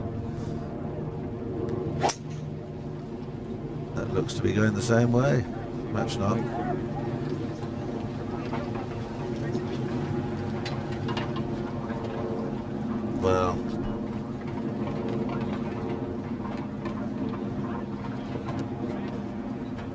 Well, I thought I saw Van de Velde's ball go almost into the gorse, but apparently it didn't. It's trapped almost under the wheel of the buggy. I think they'll stay there with that until the rules officials give them permission to back off. One of the cameramen there, Mr. Maxwell from Musselburgh, I remember him well. I don't think that was the first one. I had a funny feeling that the first one went into the gorse bush, but we'll find out. They were all going off heading left. Nobody wanted to find the fairway. Now he's just going to put a tee peg, make sure they go into reverse. Right, there are 3 balls down here. There are actually 4. One hasn't been found, which was Van de Velde's first ball. The second ball, which was hit by Paul Lawrie, we have, which is the one nearest the fairway. The lie is pretty indifferent, to say the least. The third ball is Leonard's ball, which went underneath the buggy and has not been moved by the buggy, I have to hasten to add, and is not a great lie, but he can get it back into play. And the other ball is way down the left of here onto the inner course, and it's mucksome gorse, but in fact is playable. It's beginning to look like that, of course, is Van de Velde's provisional ball. Well, the weather's deteriorating along with the play at the moment, and this is a very serious anticlimax because we, irrespective of our nationality, those of us that love golf were delighted for Jean Van de Velde. An unexpected David had arrived in the midst of all these Goliaths, and he was going to do it. And he fell brutally by the wayside. And now it's playoff time, and nobody wants to hold the ball. It's all too hot to handle. You know, Peter, I think his finish with the triple on the last hole has actually bothered the other players, I think, to a degree. I don't think anyone has ever seen a player fall apart so much in the end as Van de Velde did.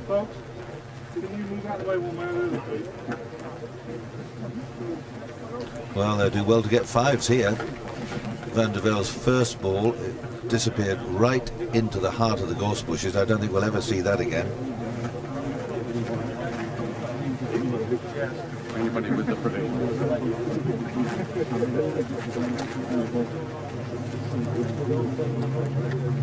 Van de Velde's ball appeared to go right into the middle of those bushes there.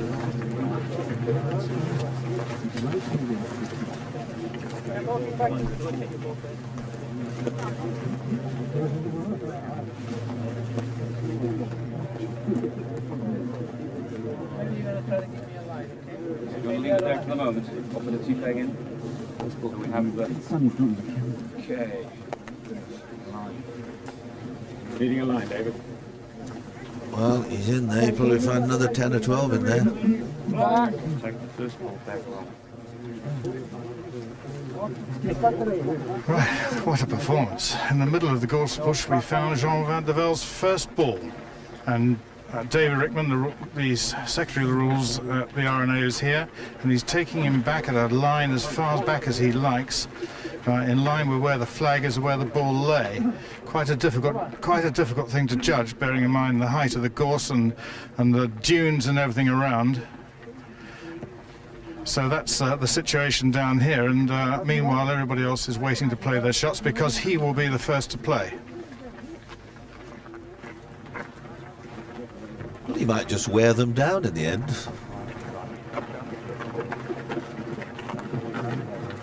Neither of the other two, Lawrie or Leonard, have got anything like a decent lie. It's a question of unless something slightly miraculous happens, they're going to both take 5 or maybe more. I'll say this much about young Paul Lawrie. He is very calm. He's one of the coolest guys coolest men in professional golf and European Tour, and he'll just stand there and wait till they outnumber him if you have to. Well, he had to wait almost 1 hour and a half from when he finished until he hit his first tee shot. So that's very, very disturbing to have to wait that long, but I know he's happy to be in the playoff. When you look down the list of scores of players finishing today, and you see Cabrera with a 70, and the next thing you see is Paul Lawrie 67, so sort of head and shoulders above the rest of the players. And this young gentleman here, Justin Leonard, who if he'd taken Peter Allis's advice at 18 and laid up short and counted on his pitching putting, it might have been all over, but he had no idea, as we did, that Van de Velde here would have got up to the ticks he did. Now he's walking back. He could always go back to the tee, of course, play 3 from the tee. The provisional ball was wiped out the minute that he found this one. Long way back. He'll be playing 3 from wherever he drops it. Sorry? Well, if he's able to drop it on a tee and get a good lie and get it down the fairway with one of his biggest clubs, he'll certainly be able to get on for 4. Maybe still get a 5.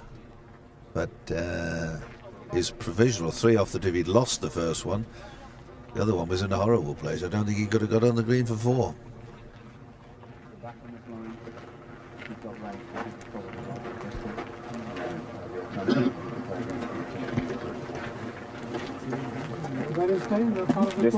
This is an obstruction.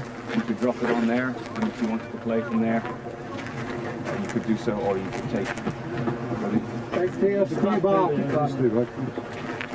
I drop here and the ball is there, I get relief to here. You can, but as I say, we need to keep Mr. Pepper in line. That's our line. Okay, just notice we just stay where we are. Otherwise, we'll just do this all day.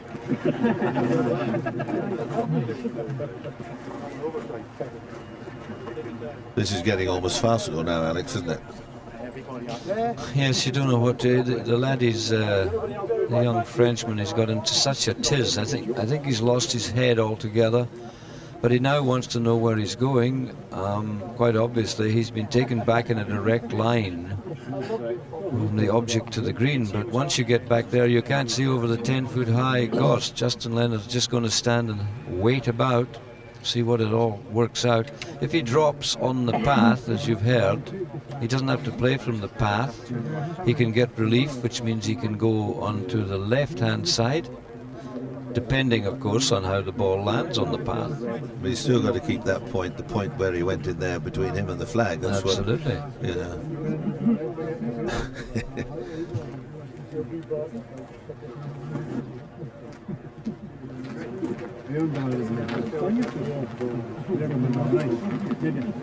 Sorry, guys.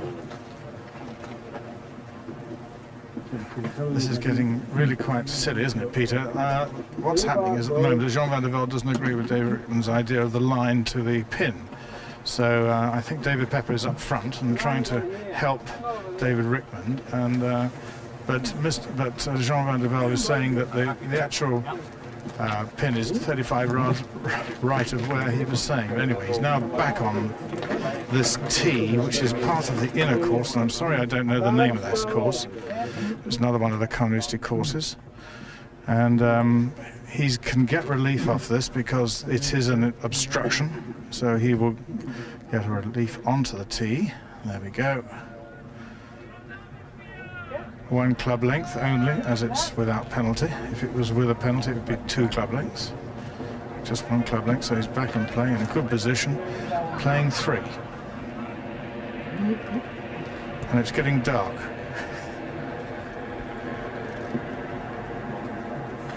I don't think anyone in the history of the game has ever held up play quite so long. Incredible the way he performed down the 18th, and now on the first playoff hole, but he's got a very good lie now. Michael, how far would you think he has to hit this to get to the green? To the green he can't reach, Alex. It's too far away. He will need to get it back onto the fairway. I would think he can hit it at probably 170, 180 yards would be sensible, short of the bunkers. Well, it's a long time since he put one back to any fairway. It's a long time since he's been sensible. Good shot.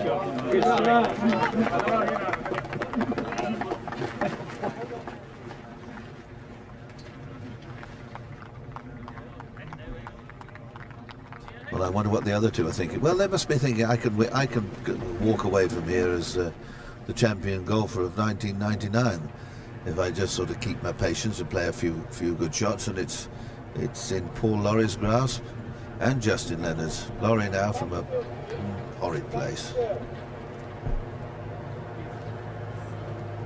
Big lofted club, just a few yards down the fairway. Paul Lawrie just with a wedge just to get it back into play very sensibly, because honestly it's tough lie in there, and that isn't very sensible. Just gone into the semi-rough on the wrong side of the fairway. Let's see what happens.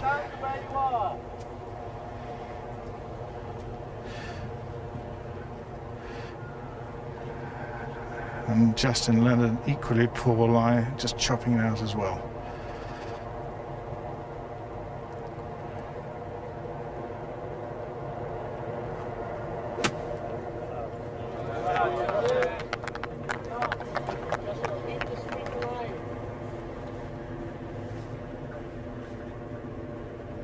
Well, walking on the fairway, there's old Bob Rosberg, who's a fiery old character. I wonder, I'd love to be walking with Bob and hearing what he's passing on to the ABC viewers in the United States at this moment. This is quite unique. I've never seen anything like this before in my life, and I tell you what, neither of you.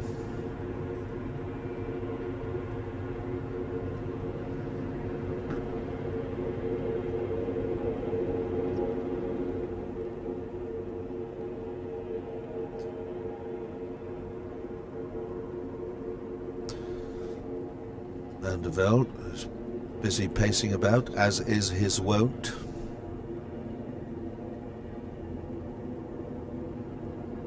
Back to normality. We've got 3 balls nearly on the fairway, which is a while since we've seen that. And Justin Leonard is first to play.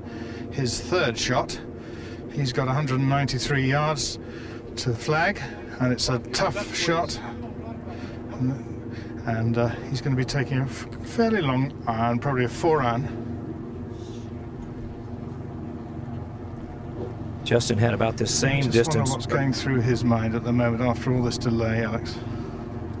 Well, Mike, Justin had about the same distance earlier today, but he was playing his second, not his third. He took 5. Just didn't quite get the shot up to the green. He'll work this ball from left to right. A little left. Oh. Well, not too bad. Not too bad.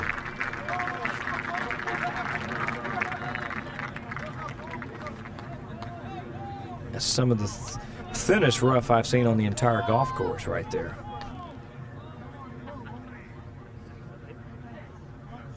Now Paul Lawrie with his third shot.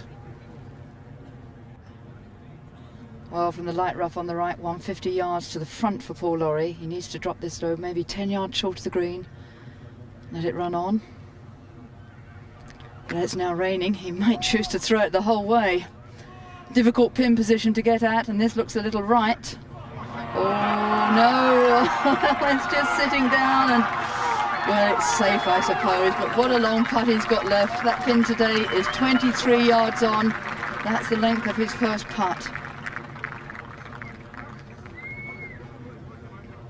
Jean Van de Velde just 5 yards further forwards.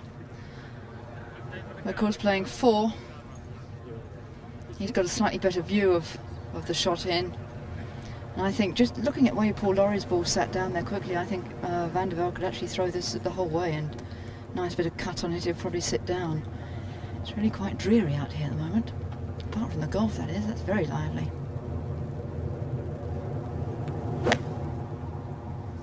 Now this is high and looks straight at it if it's long enough. And it is. Well, that's a good shot from Van de Velde considering what he's been through in the last 3/4 of an hour.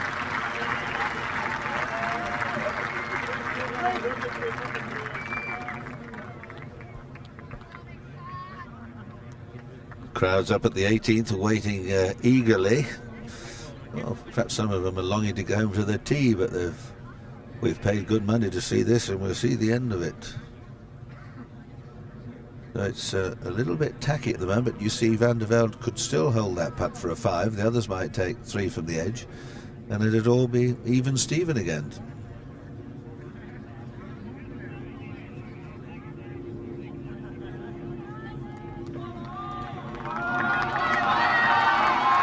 Hello, what's happening? I think we're going to have a little bit of trouble controlling the crowd. Crowd are on the fairways and there's really at this moment there doesn't appear to be anyone really keeping them under sharp control.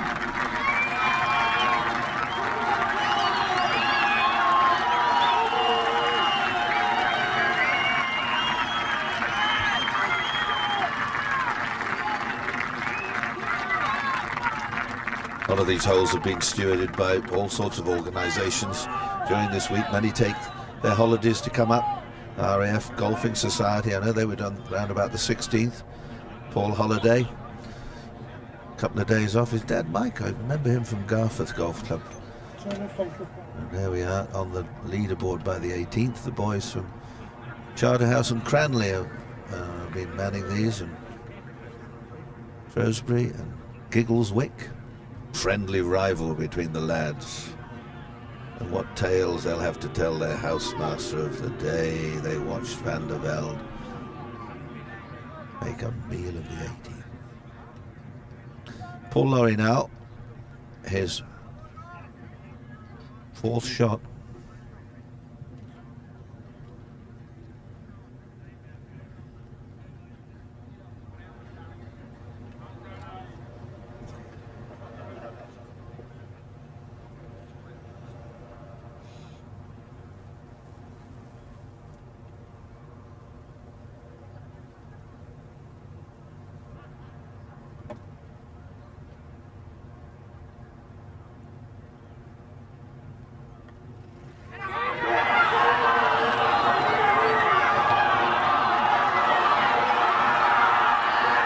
Great putt. Lawrie will certainly not be lacking in local support.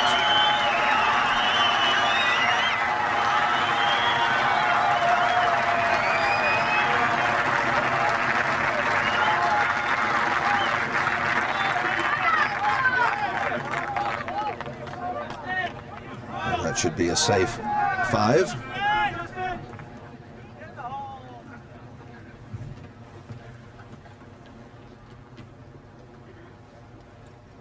They're a hardy lot. Great, these golf watchers. Now Justin.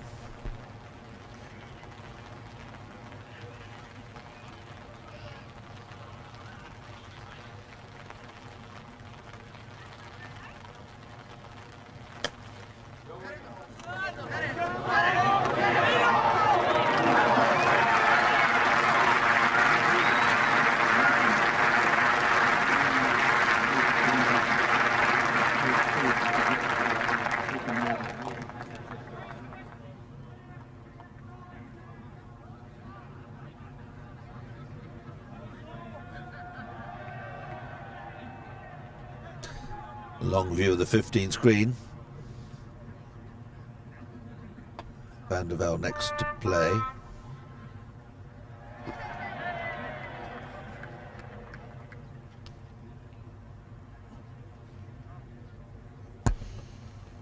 At least 9 or 10 paces from the hole. But we've seen him do some magical things on the greens.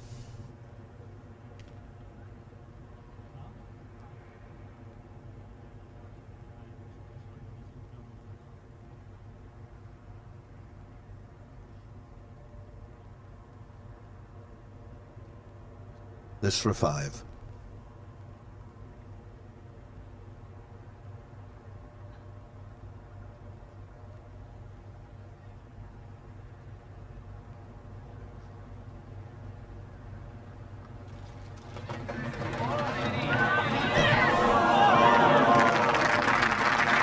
So a 6 for Jean.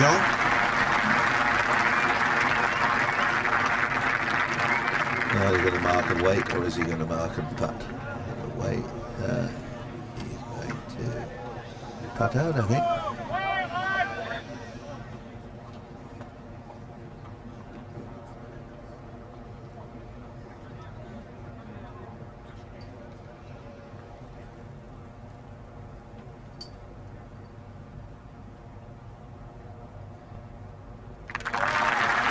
Well, that's a 6. 2 shots dropped at the first playoff hole, but the others aren't going to be better than 5.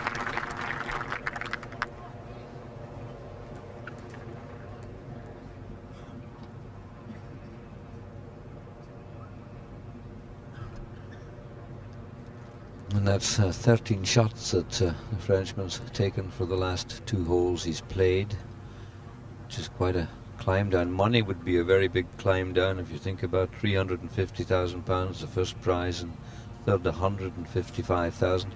But they're not thinking of money right now. They're thinking of the Open Championship, a title to win. This man has already won it once at Royal Troon. His putting was his great strength. I don't think it deserted him today. Reaches well out, stands away from the ball for a 5.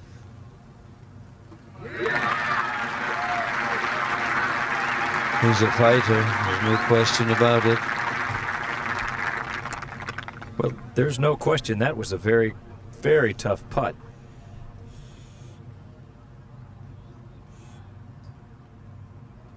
This for a 5 for Lawrie.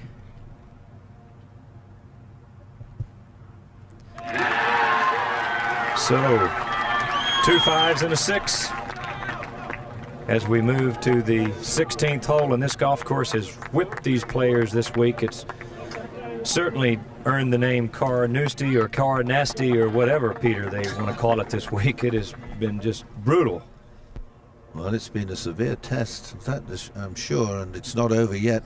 16th Barry Burn, 250 yards long, which is a long way for a par 3. Narrow green, balls fall off to the left very easily. We've seen a lot of them down there.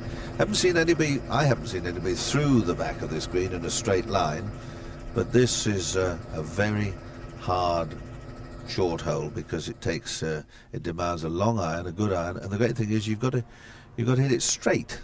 If you go off either way, it'll tipple left and right.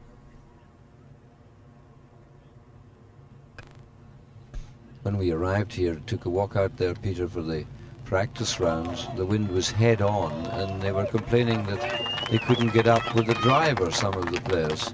Suddenly, for the championship, the wind swung entirely the other way around, and they were throwing irons up with the tailwind, trying to stop the ball. But the bunker today on the left is the one that seems to attract most attention. It's a very hard hole at this range.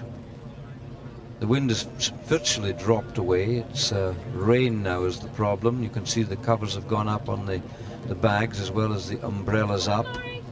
Try to keep the glove and the grips as dry as possible. Let's have a look at it. The bunker I'm talking about is if you look at the top pair, it's the one nearest to you, the biggest one, and it's got a sort of a bank on it. So you either kick into it or you kick away, and if you run through the green, you get swept down into a hollow. We saw Van de Velde down there and made a magnificent putt from that trough. Interesting just to know exactly what club this is. I think it'll play around about a 4-iron. I think a bit more than that, Alex. Now it's a heavy conditions. I think this is a big hit if they're going to get up.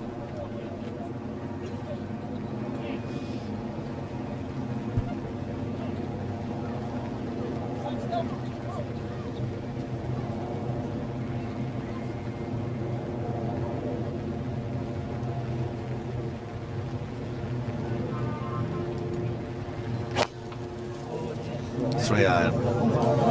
And he needs to hit it. And he has hit it quite well, but there you see that pitch is way short. If it had been straight, it might well have come up onto the green, but not straight.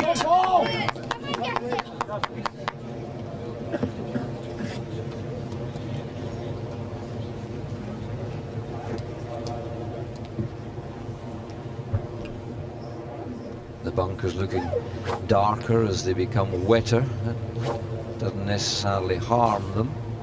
And Paul Laurie's got quite a long bunker shot to play. And Justin Leonard has gone to a 1-iron.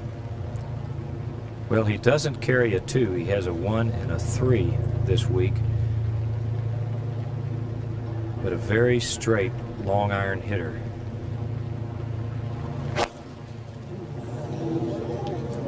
That looks like it might be just a little bit to the left again, and is. Well, one left, one right. Come on, Jean, son, you're not out of this yet.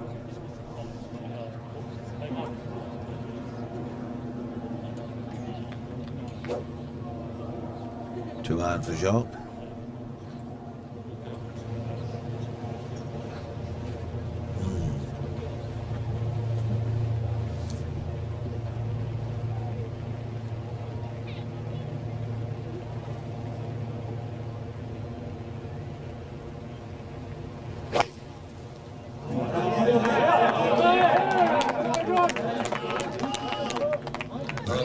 Well in the bunker. Well, I don't know. The one left standing at the end will be declared the champion.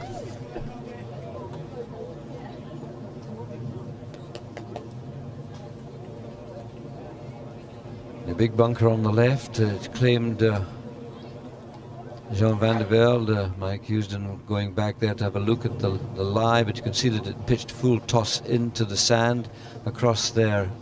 And the other pair is where Paul Lawrie is, and the American player down in the rough grass to the left. Well, there's how this hole is played. You can see there were 8 birdies in it. It's proved a tough hole over the event, there's no question about that. And it just depends how, I think, how Justin Leonard's ball is lying. Well, Alex, back when Tom Watson won here in '75, he played it 5 times, including the playoff without a par. So it's probably one of the most difficult threes you'll play in golf. Well, Mike Houston's been across and had a look at just about everything, I think. And how's Justin Leonard's ball lying in the thick grass? Alex, it's not bad. The only problem is it's lying against him. The bit of grass which is just in front of the ball is lying against the ball, which means he's going to have to hit it a little harder than he would like to. The second problem he has, he's got a straightforward chip normally, but there's a little knoll just short of the green on the left-hand front, which he will have to go over. And I would suggest that he will try and run it up with as straight a club as he can get away with. Well, you're having to shout over the galleries there. The only consolation with that shot is that the pin is 5 yards from the right-hand side. We can see it here, and so he has a little bit of space to operate with. And what about Jean Van de Velde? How's his bunker lie? The lie is fine. They've flattened the sand in these bunkers rather like they did last week at Loch Lomond, so it's lying very nicely indeed on a slight upslope, which will help him quite a lot. But it's a bunker shot of certainly 40 yards, not one of the easier shots, as we know.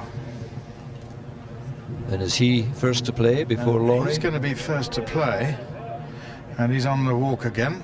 Going to walk most of the length of the green. He must have walked a very long way today, Jean. But that's what he wants to do. He's concentrating on the job in hand. You walk a long way when you go around this championship course, 7,361 yards of it. And he's, as you say, crisscrossed a few times and up and down. And he's got this great revetted face to go up and over. That's no real problem. The layers of turf, one upon the other. And over the last 10 years, the course has been sort of built. The superintendent, John Philp, has built these bunkers, so many of them revetted. and inside some of the faces, little just to the right of Jean Van de Velde, a pop-up sprinkler will pop out of there and just dampen the grass. But that'll not happen until tomorrow at the earliest. I think also the light rain on the sand where it's wet on top and powdery underneath makes it even more difficult.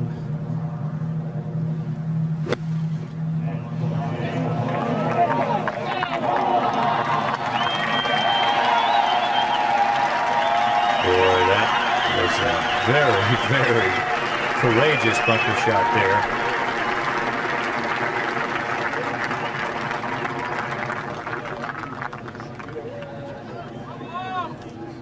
Well, he had the advantage of playing diagonally across the green, just as Justin Leonard has. Paul Lawrie, coming from the narrow side on the right, doesn't have that luxury. There's his lie, but you can see the humps and hollows between his ball and the flag. But it's Leonard next.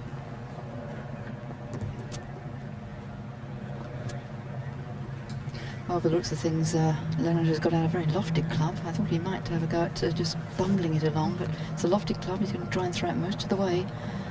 I don't suppose he'll get too much grip with this wet weather, with the way the ball is lying. But let's see how he can do it.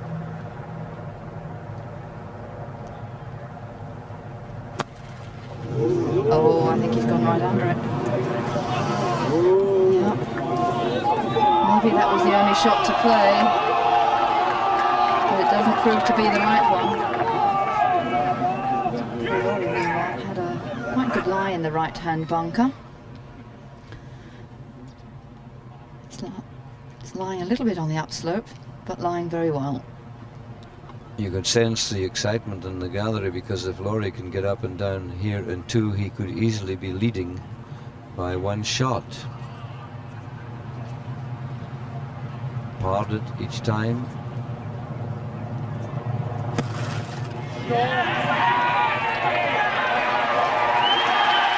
Beautiful shot from Paul Lawrie.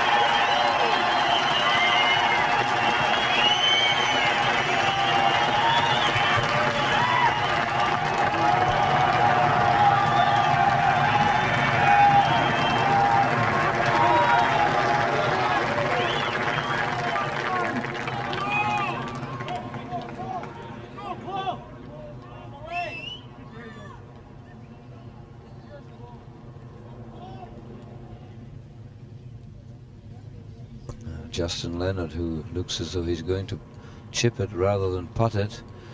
The reason for this, the top surface of the grass is so wet. I think he wants to get over that little rise you see before him.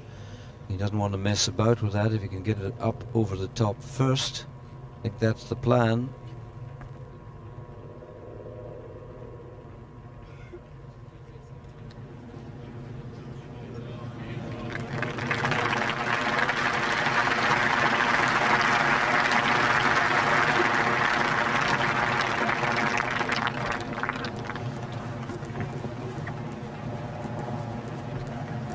Really is all a bit hard to believe.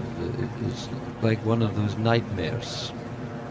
Well, a total anticlimax at the moment, Alex. The weather is dreary, and so is the golf. Nothing's happening at all, and some abysmal play by players who are not doing it on purpose, but we're so used to exciting things happening, and this is pretty dismal stuff. The only exciting thing is that Paul Lawrie, homebred from Aberdeenshire, is in with a shout of becoming the champion.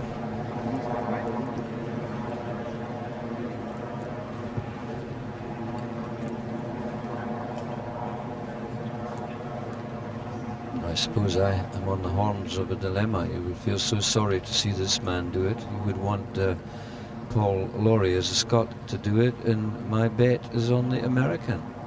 I know, it must grieve you intensely, but if Van de Velde has used his golfing brain at all, we could have been sitting at home with the Paul's malt now, waiting for the old lady to get us a nice steak. Is he claiming money before country now, Peter? Well, you never know with Alex. He blows a little bit hot and cold, but he does have a substantial bet on Mr. Leonard, only just in fun. But money plays a big part in his life. Van de Velde for a 3.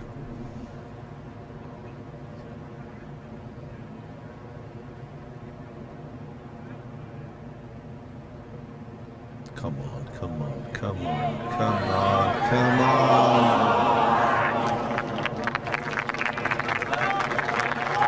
Two holes played and 3 shots dropped.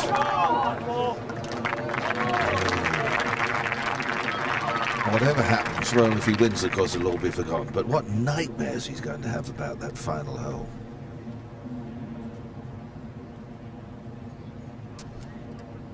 Lawrie's in the driving seat now.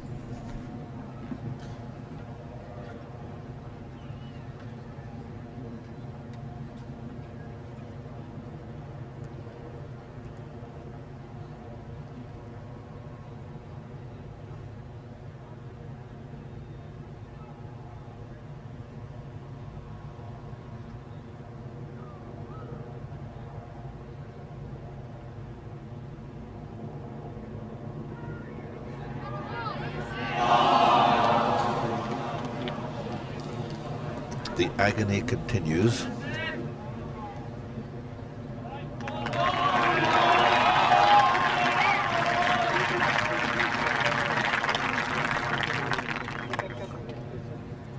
Justin Leonard has a missable putt. Well, he holed one on this hole earlier today, about twice this length for par. Same line.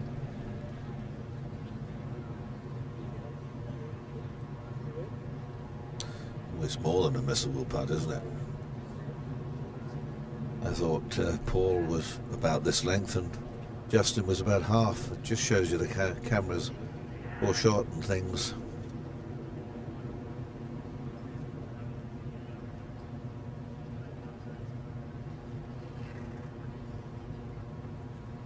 This for a 4. This would keep him and Lawrie 1 ahead of Van de Velde.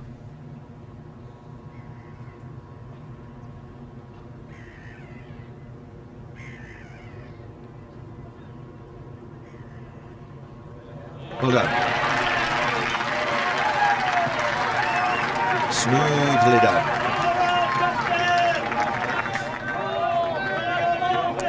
I think when these players look back at this a week, a month, a year from now on tape, they're not going to believe the way they played to finish this championship. No, I quite agree with you, Jerry, and I hope the crowd don't become unruly. They get a bit vocal, but there are enough marshals and police out there to keep them in order, I'm sure.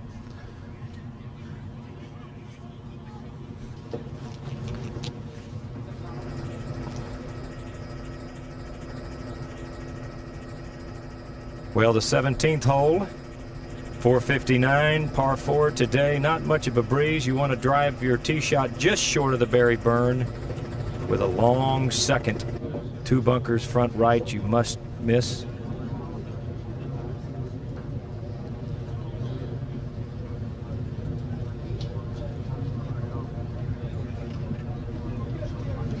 Now Paul Lawrie, first to play. He'll be using a long iron, probably a 1 or 2 iron. He must carry the ball some 180 yards over the first part of the berry burn onto a peninsula and stop it short of the burn once again some 260, 270 yards out.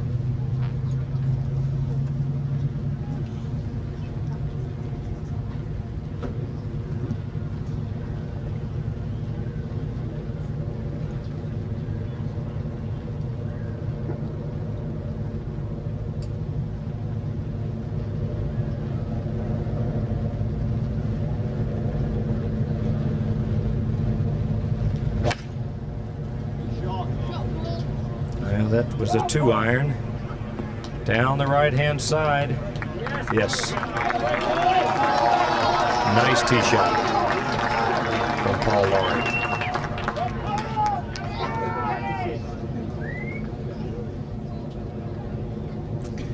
Now I think Justin Leonard next to play will be certain to use that 1 iron he's used so well this week.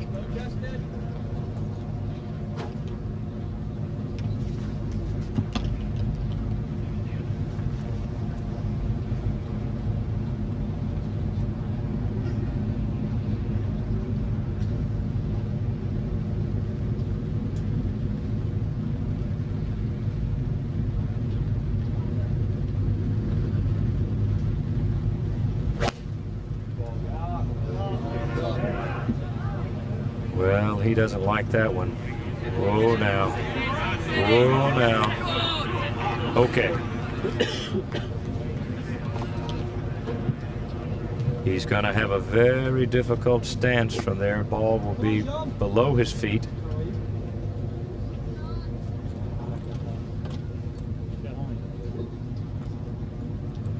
Now, Jean Van de Velde. And who knows what he's going to do here. It appears that he has a long iron. 2 iron.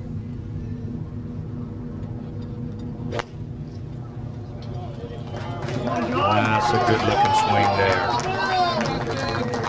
Perfect. And long.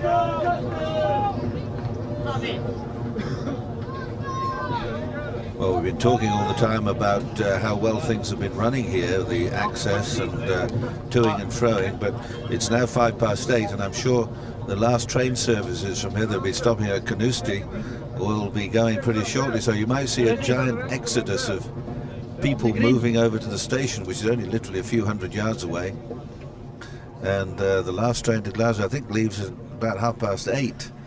So if you're a lover of golf, as so many of these spectators are, he was trying the old, he's going the other way. I was going to say the driver's just slowing down, and they've just, I'll give you another couple of minutes, lads and lasses, I'll give you another 2 minutes. In reverence is he going tiptoeing by slowly. But don't be surprised if you see hundreds, maybe thousands streaming for the station in a minute or two.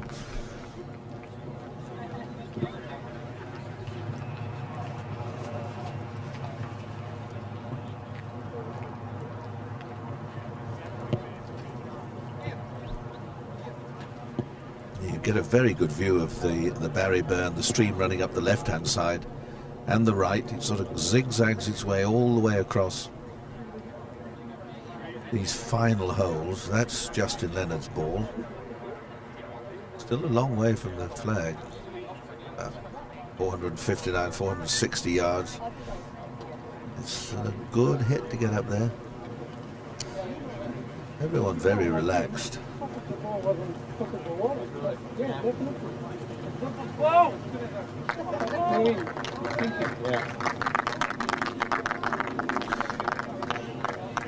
It's nice to see them as relaxed as they are now, but I have a feeling that if Jean Van de Velde does not win this championship, when it suddenly dawns on him, I think a pretty hefty scar, a mental scar, will be left with the young Frenchman.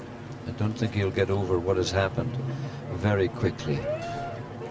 Well, I mean, just sort of making up little tales of, just imagine how Colin Montgomery must feel watching this. He's longing to win a championship, and he's just seen somebody throw one away. I mean, it just unbelievable playing on the 18th hole from Van de Velde, having escaped with that wild tee shot and now leading to this playoff where everyone is playing absolute junk. Yes, I thought when we saw Craig Parry take a 7 at the 12th when he was in the lead, and I thought that was the sort of big loss of the event, but we had no idea what was yet to come. Now you can see the hanging lie that Leonard has, the ball below his feet. That is better and more controllable than the other one when the ball is above, but this is much steeper than it appeared.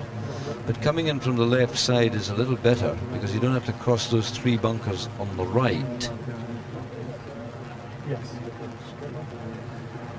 But the problem he has, Alex, is he's got to get the ball out very quickly, and he's got a long iron out here. Maybe that 2 iron and that little ridge in front of him may impede it.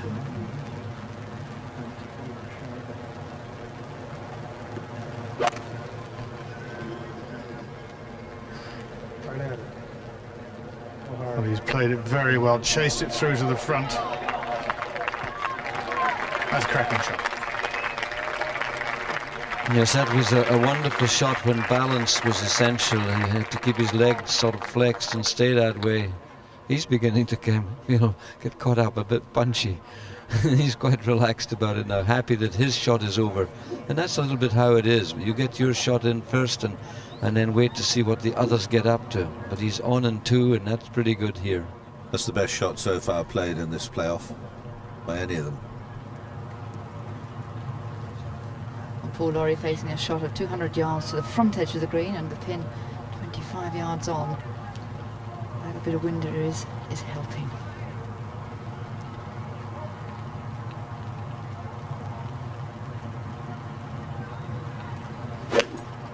3 or 4 iron for Paul. He's a very strong hitter.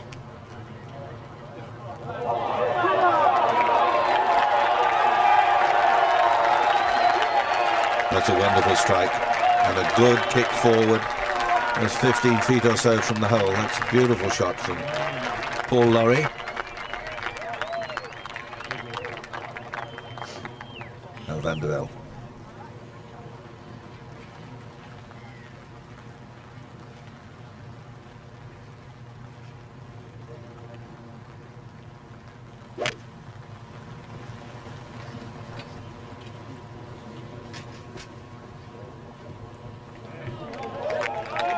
That's a good shot as well.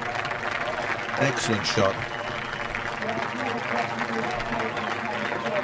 You know, Peter, the rain is coming down much harder than it appears on television.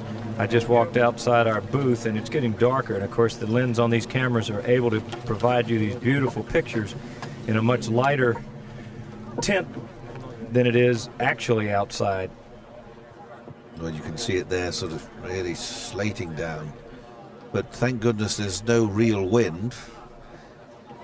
And Paul Lawrie marching up there, when he played these 2 holes earlier, he finished a 3-4. In fact, he finished 4-4, 3-3-4 for a 60. He said what he wouldn't give for another 3 and a 4. And he might do it, of course. He's not all that far away. Neither's Van de Velde. Usually you can play certainly up till 10 o'clock here on a good night, maybe a little bit longer if you're just mucking about for fun. Just like to send Adam, one of our buggy drivers, who's been with us for years, had to go home not very well. Adam, I hope you're getting well soon. Some of you may have seen him many times zooming around, a bearded man with glasses, a great sense of humour. Claim to fame was he ran over Brian Waite's driver once down at Royal St George's. I remember how angry Brian Waits was, and he was the only man that made a 4 at the par 5 using the 3 wood from the tee.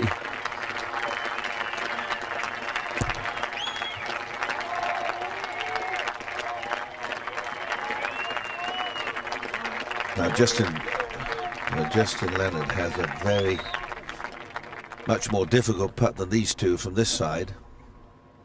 He's 3 times as far away, but and a big swing.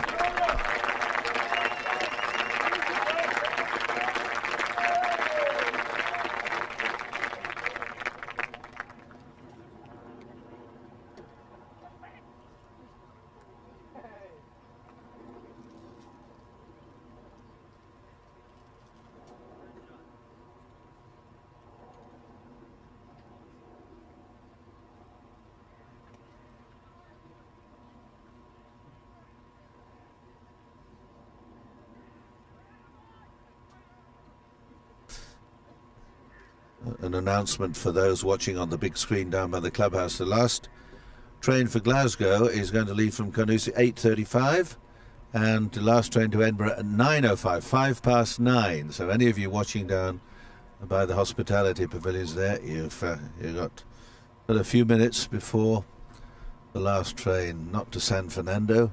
What about the last train to Chattanooga choo-choo? When's the last one to Chattanooga? I'll let you know. Okay.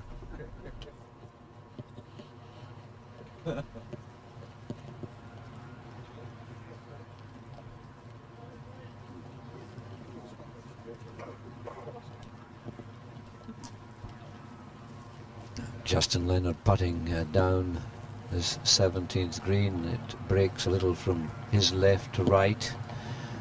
It's a sort of new experience putting on a green with this much dampness on it. There's not been a lot of rain this week. He has an uncanny touch with distance putts. Beautiful putting stroke.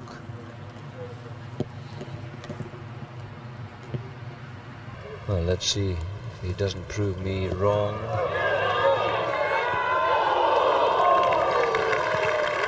That might be one of the shortest putts that cost the Open Championship title.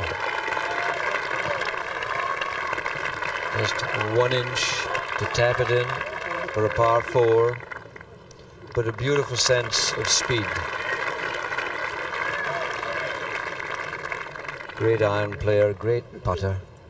Not the prettiest swing in the game.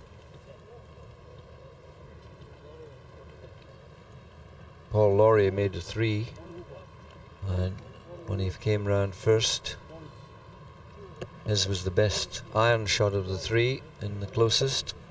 Van de Velde next to have a crack. Now he's trailing by 1 shot. 2 have played 9, he's played 10 so far of the adding up the 2 holes. Now if he can get this for a 3 and Lawrie was to miss it, then we would sort of be all tied. Just keeping the man dry, but he'll get out of the way. He's not allowed to do that once he gets about to take his stroke. There's not a lot of break. People have read things into this 17th green that are not there. It's pretty straight and firm. This for a birdie. That's a good view of it. He's hit it straight as a die. Then he's got it. Well, this is the funniest day in golf that I've ever experienced. Can you believe this, Peter?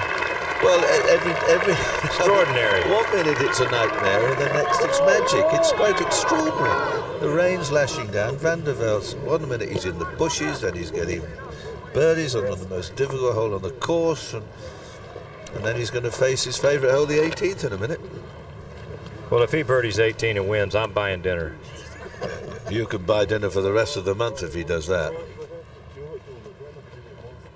Paul Lawrie, though, we mustn't forget him. He'll have watched Van de Velde's putt. This is a straight, pretty well a straight run in. This for the lead, and what a cheer if this goes in.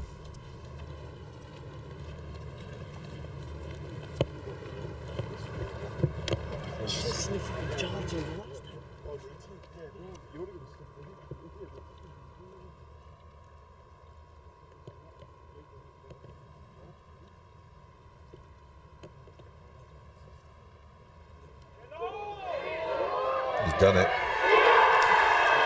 And the drama goes on and on and on and on. 2 threes. Nearly 3 threes at the 17th, because Justin's putt was only half an inch or so from the edge of the hole. But I don't think it's over yet. This 18th hole is lying in wait. Peter, that's 2 13s and a 12. You keep adding up as they go hole by hole. Paul Lawrie there with that 3. Make the 12, so he has a 1-shot lead. Let's have a look at the final hole. There's the out of bounds all the way up the left-hand side. The Barry Burn comes looping in like a sort of horseshoe. You've got to get up this gap. There's, if you bail out from those bunkers on the right, there's a thick rough and the little hillocks on the left. And then it's a straightforward hit towards the clock on the new hotel, and the pin today is up the green 28 yards and just 6 from the right. And all the spectators spilling up there for a better view. Alex, it's 487 mean yards of golf. You must hit this tee shot in the fairway.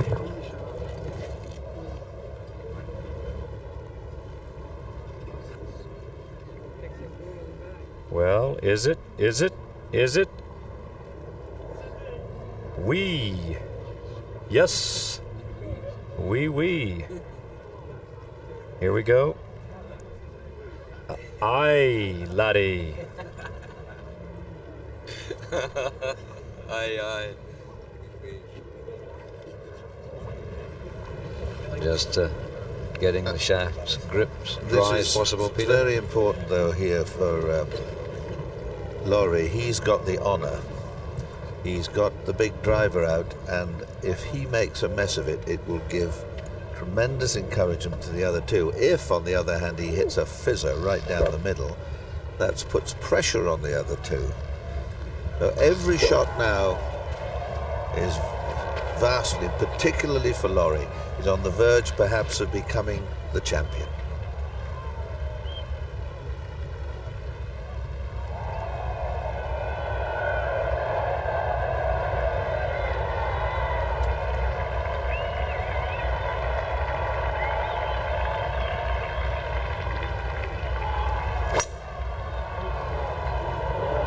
Cheers up ahead of the spectators up there know that Lawrie has got a 3 and is in the lead, and he's hit an absolute belter down the last hole. Well, we can see how much longer it's playing now. The players were hitting irons well past that earlier in the week. He still has a lot of golf left from there, though.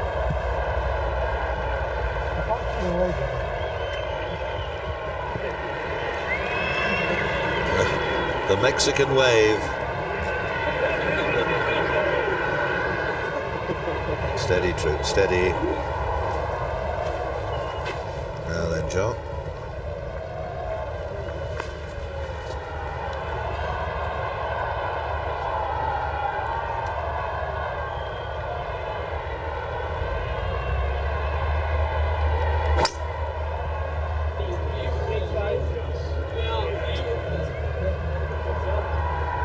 No, I'm afraid his long game has deserted him. At the most crucial time, he's had his chance, I feel, and wasn't able to take it. Happened to many before, and it'll happen again. Well, this is a must tee shot for Leonard. He has to hit this ball with the driver in the fairway. I'm surprised somebody up at the green hasn't got a PA system or something and asking them just to have a little bit of hush up that end, because it's not helping the players.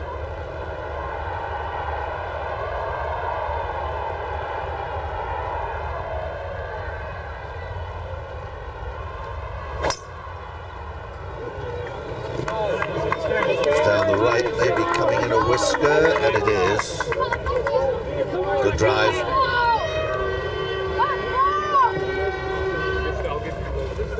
Good angle, too, from there. Yes, 2 on the fairway. Van de Velde in heavyish rough, and I don't think he'll... Well, I daren't say I don't think he'll have a go at the green. He might... Jordy, may have to come back here.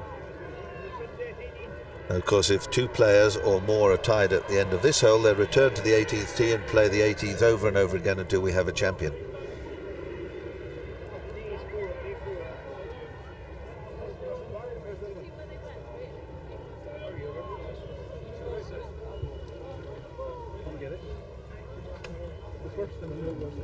Well, there's Paul Lawrie just wiping his forehead, just trying to take in what the situation is. He actually now leads by 1 shot. Forget the fact that it's a playoff. Alex, I was on the practice ground earlier today with Paul Lawrie and his coach, Adam Hunter, and Adam's parting words to Paul were, go out and play your best, my boy, shoot it low, and at the end of the day, you look after silver and I'll cash the check. And I hope that may come true.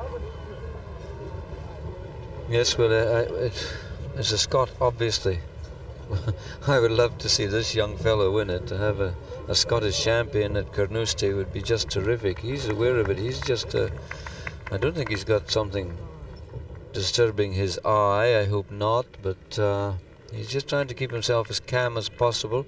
Adam Hunter, of course, retired from the tour this year. We saw him at the PGA Championship a couple of years ago on BBC coverage when he played probably his best golf. But now a coach, and he's got a very good pupil in this man. But what about Van de Velde? Look where he's gone. Out there in a thick rough again. Out of bounds runs all the way down the left-hand side of this final hole, right up to the green, and so there is no let-up, there's no respite, there's virtually no place you can play safe. Lawrie's ball getting on for 180 yards to the front of the green, and as I said earlier, the pin 28 yards up the green, so they're close on the 200-yard mark. And surely if the ball is lying bad, this man can't make it. We saw earlier in the championship Justin Leonard having a crack with the wood to try and throwing all caution to the wind, and he went into the water. Yeah, he's taking a deep iron to play up short this time.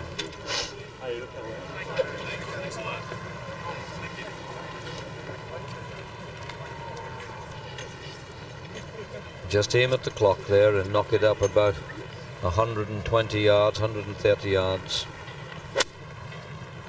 And even that turned a bit as he struck it. There it is, it caught up. The wet grass, it's even worse now that it's wet, and I think he's given up. He's played 3 shots on this hole now, the 2 the previous time, and all 3 of them he decelerated on. He didn't hit them. And, well, that's the end of the story. He had the claret jug in his grasp.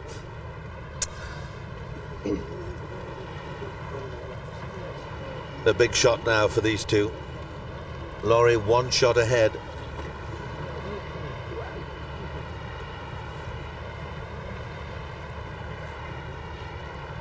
Now for Leonard, Peter, I would just think he was put the ball just left of this green and try to work it in from left to right. He really likes to work that ball from left to right.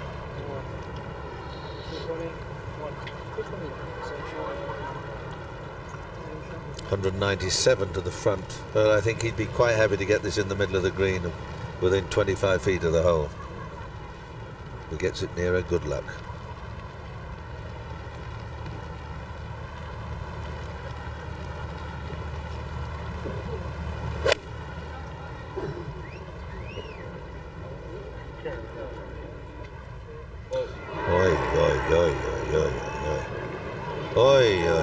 Now, Mr. Lawrie. Well, he can't believe that. I thought he caught it a little bit heavy, and he pushed it away. Well, first we had a Frenchman with the championship in his grasp, and now we've got Paul Lawrie. That is unbelievable. Alexander Harvey, the engraver. He's got the year in and Carnoustie, and now... Well, now what do you do now? You're 1 ahead, your opposition, and nowhere. I'm not so sure the right play isn't to lay the ball up. Well, I was just thinking the same thing. Really? Whether it's to chip it down with a wedge or whether to have a bash at it and maybe end up in the right-hand bunkers. Well, Leonard's the best he's going to make is 6, and he can lay it up and make 5, and he wins by 2. Well, he can still get 5, can't he? He's in there in 2. He'll get a 5. But he's 1 ahead. Go on then, do a proper Nash.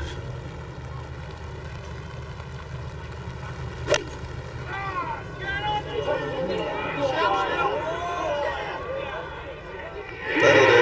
Yes.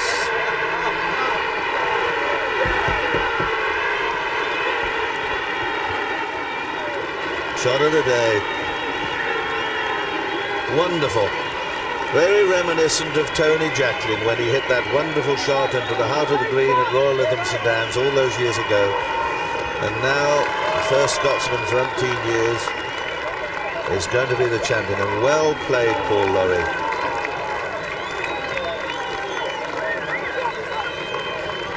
Peter, who would have thought?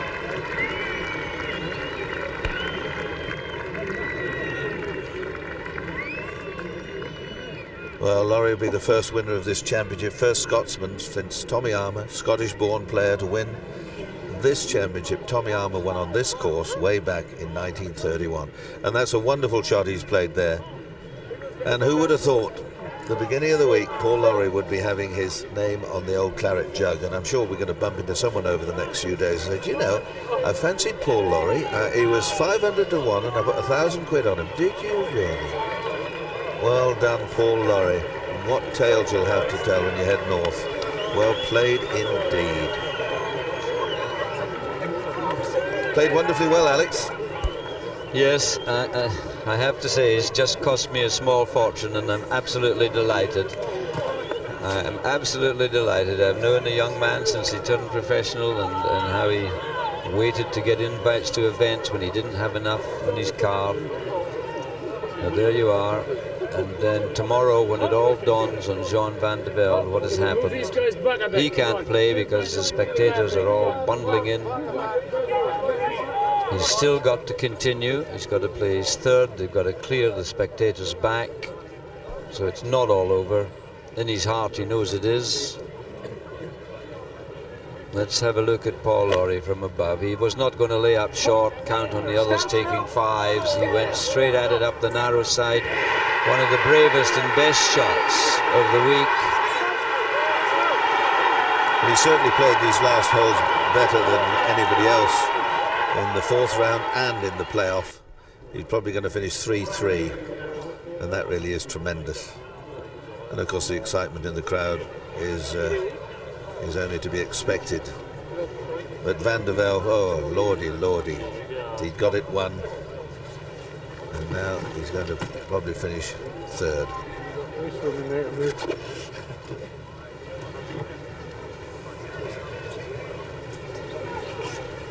Delight for some, agony for others. And what of Justin Leonard? Just lobbing one straight in the water.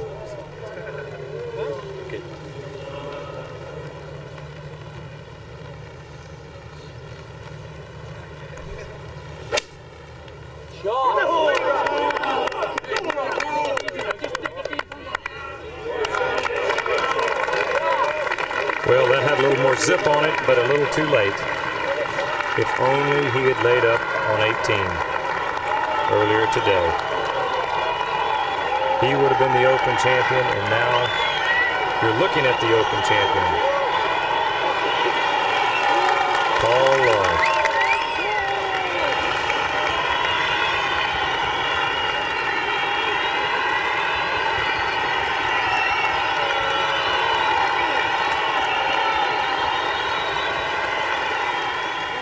And you wonder how this is going to change his life.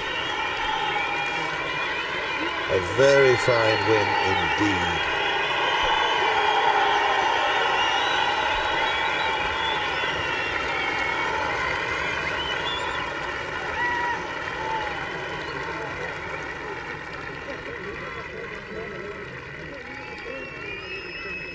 Not many people rushing for the train. They all want to be here to savour this magical moment. Justin Leonard just waiting them to clear out of the way. Come on, we must have some control now.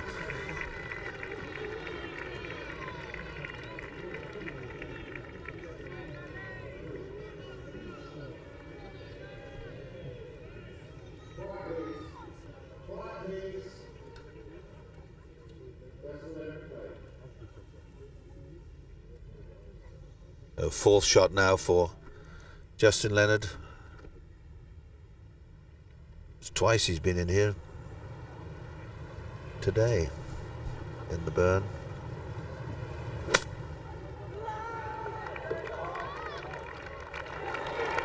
Well played.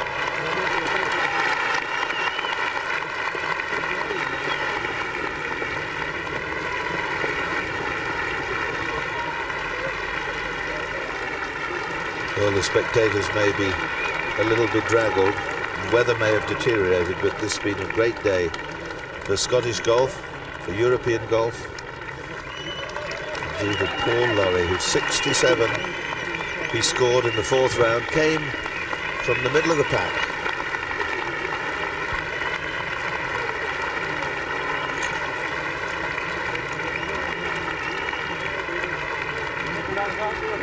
He's 10 shots behind with 1 round to go. Scottish flag just going to thrust it out, boy. Oh, that's Welsh.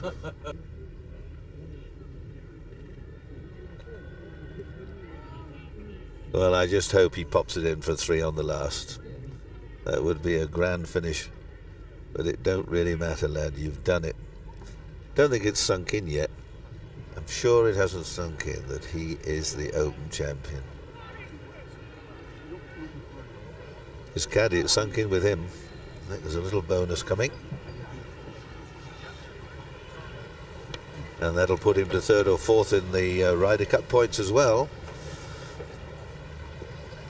Now Jean. for a 4.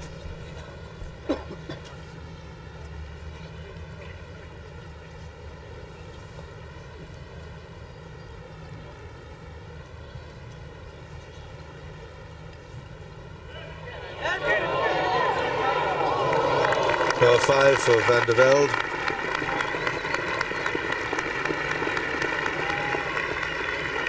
And he's got enough to think about without piling on the agony.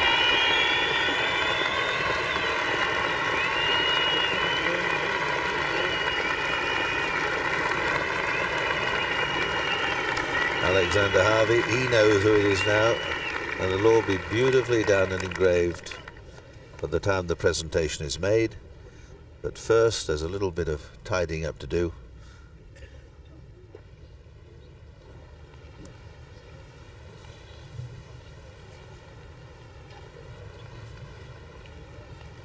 Doesn't take so long to write Paul Lawrie as Jean Van de Velde.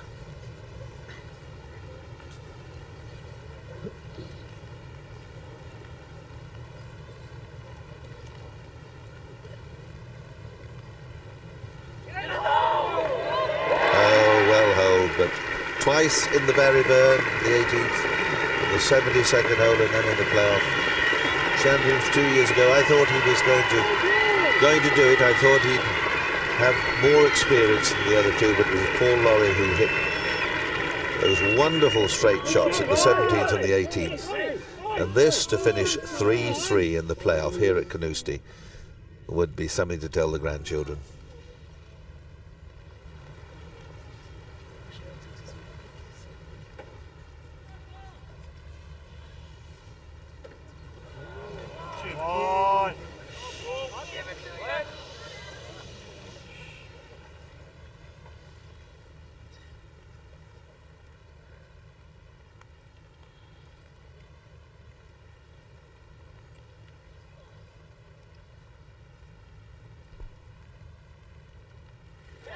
Laurie's the winner.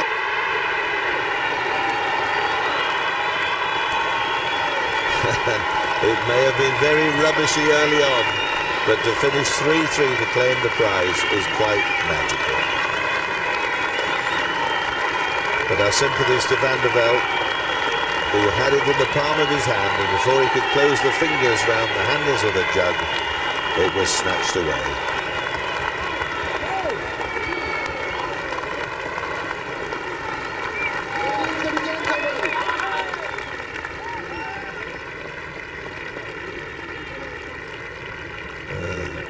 Adam Hunter there in tears, his coach so excited, and why not? A wonderful, wonderful achievement from Paul Lawrie.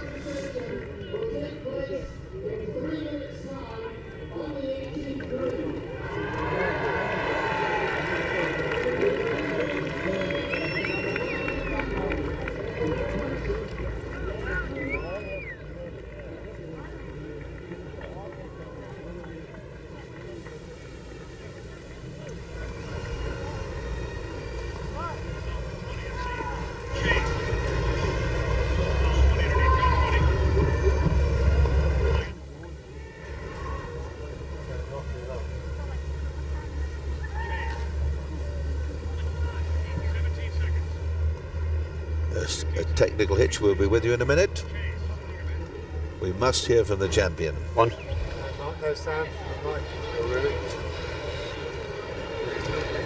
Paul Lawrie, you're the Open champion. How does that feel? It feels really good, I must say. Can't believe it. I'm going to cry, as usual. Amazing. When we spoke, it seemed like hours ago. Yeah. You didn't really think you were going to make this playoff, did you? No, Adam kept saying, you're going to make it. I thought, no way. Incredible. I've known you since you first came on tour. I know you're a cool customer. How on earth did you manage to keep your cool these last 4 holes? I don't know, to be honest. I focused, one shot at a time, managed somehow. And to do it almost on home turf in front of a Scottish crowd, that must have been a lot too. Yeah, it can't be any better. Obviously, chuffed, delighted. Paul, we're all thrilled for you. Congratulations. Thank you. Well done, Paul. Thank you. Paul, thanks for your play. Thanks a lot. Very good, man. You obviously get it. Whoa.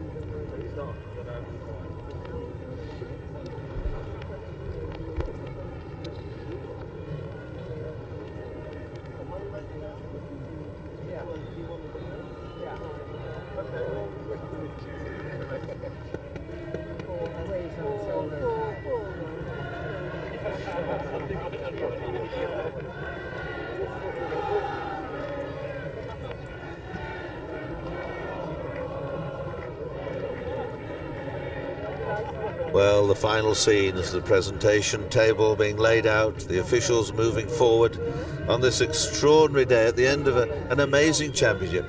The last time Sir Michael Benalek will be hosting this event as Secretary of the Royal and Ancient Golf Club of St Andrews. Next year he's going on to become its captain in the millennium year, the year 2000. And, well, it's been quite a week for him. Good and bad and indifferent, and lots of comment. There'll certainly be plenty of things to remember about this championship, the championship of 1999. Some very sad moments, particularly for Jean Van de Velde, who really had it won when all he had to do was nudge it there and nudge it there. But the winner, and worthy too, Chairman of the Carnoustie Paul Links Lawrie. Management Committee, ladies and gentlemen, at last it's my pleasure to welcome you to the presentation of prizes. Campbell, and on this historic year for Scotland, Chairman of to the return R&A to Championship Carnoustie Committee. for the Open Championship.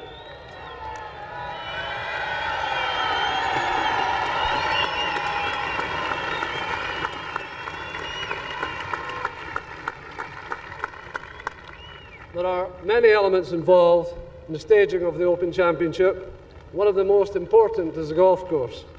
And on behalf of the Championship Committee of the Royal and Ancient Golf Club, I would like to thank Carnoustie Links Management Committee and Angus Council for their tremendous efforts in restoring their great course to the magnificent links we've had available for our championship this week.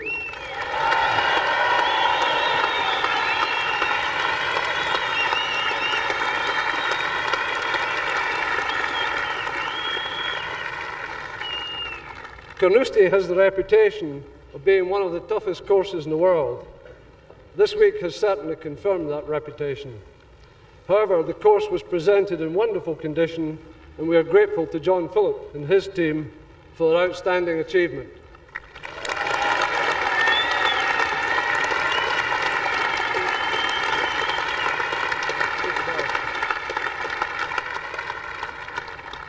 Our thanks are also due to the volunteers, both here and at the regional and final qualifying venues, who contribute so much to the organisation of the championship, and also to our professional staff under the leadership of Sir Michael Benalek and David Hill.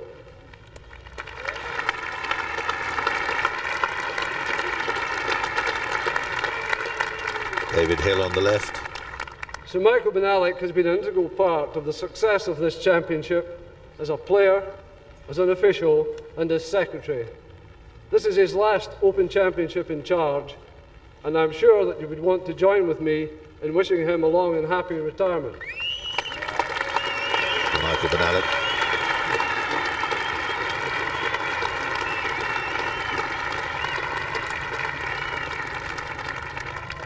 The most important part of any championship is the quality of the players in the field. Over 2,200 players from around the world entered the championship, and a strong international field representing 30 countries took part in the first day of the championship. We have witnessed some great golf this week, especially in the final exciting stages this afternoon, and our congratulations go to the 3 players who contested the playoff.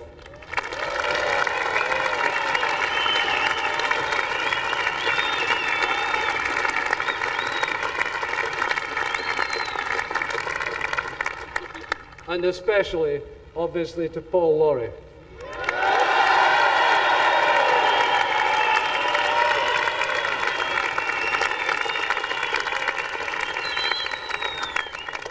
Paul has won the hard way, coming from the final qualifying through the championship to a playoff to join an impressive list of past winners here at Carnoustie.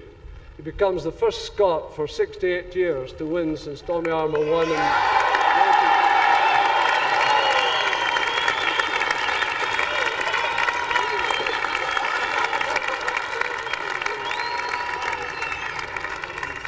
My final thanks are to you, the spectators.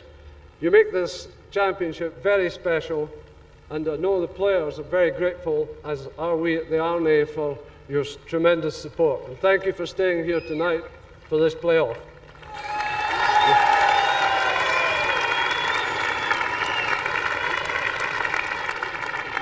I will now ask Sir Michael Benellick to announce the prize winners, and to John Baharo, the captain of the Royal Nation Golf Club, to present the trophies. Thank you, Michael. The winners of the Silver Quakes in joint second place with a score of 290, Jean Van de Velde and Justin Leonard.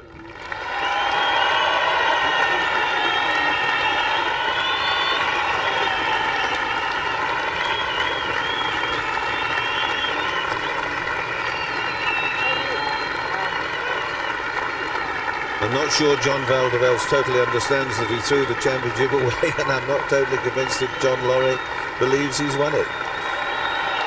Paul Lawrie, there he is, Paul. It's a very emotional moment and a wonderful victory. 30-year-old.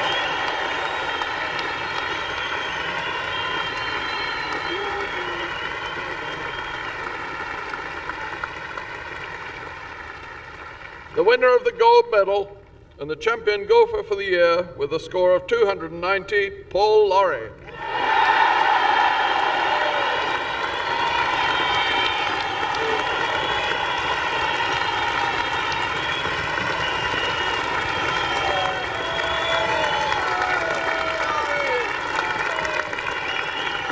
John Baharo, the captain of the RNA, and there it is, the wonderful old trophy.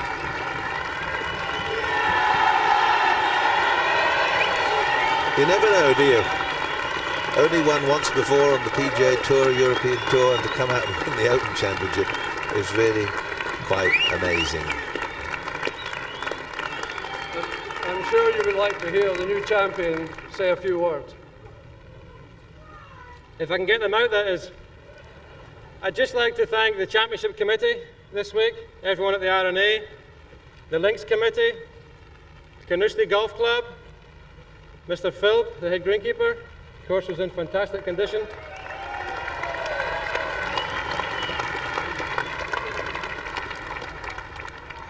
I'd like to thank all my family, my wife, everyone that knows me, which is a lot of you now. All you people who've came this week, you've all came, you've all clapped me. I'm a local boy. Thanks a lot.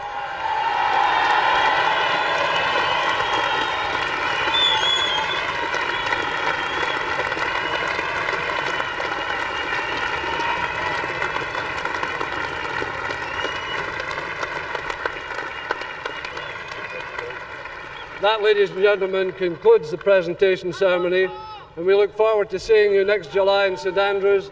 Let the celebrations begin.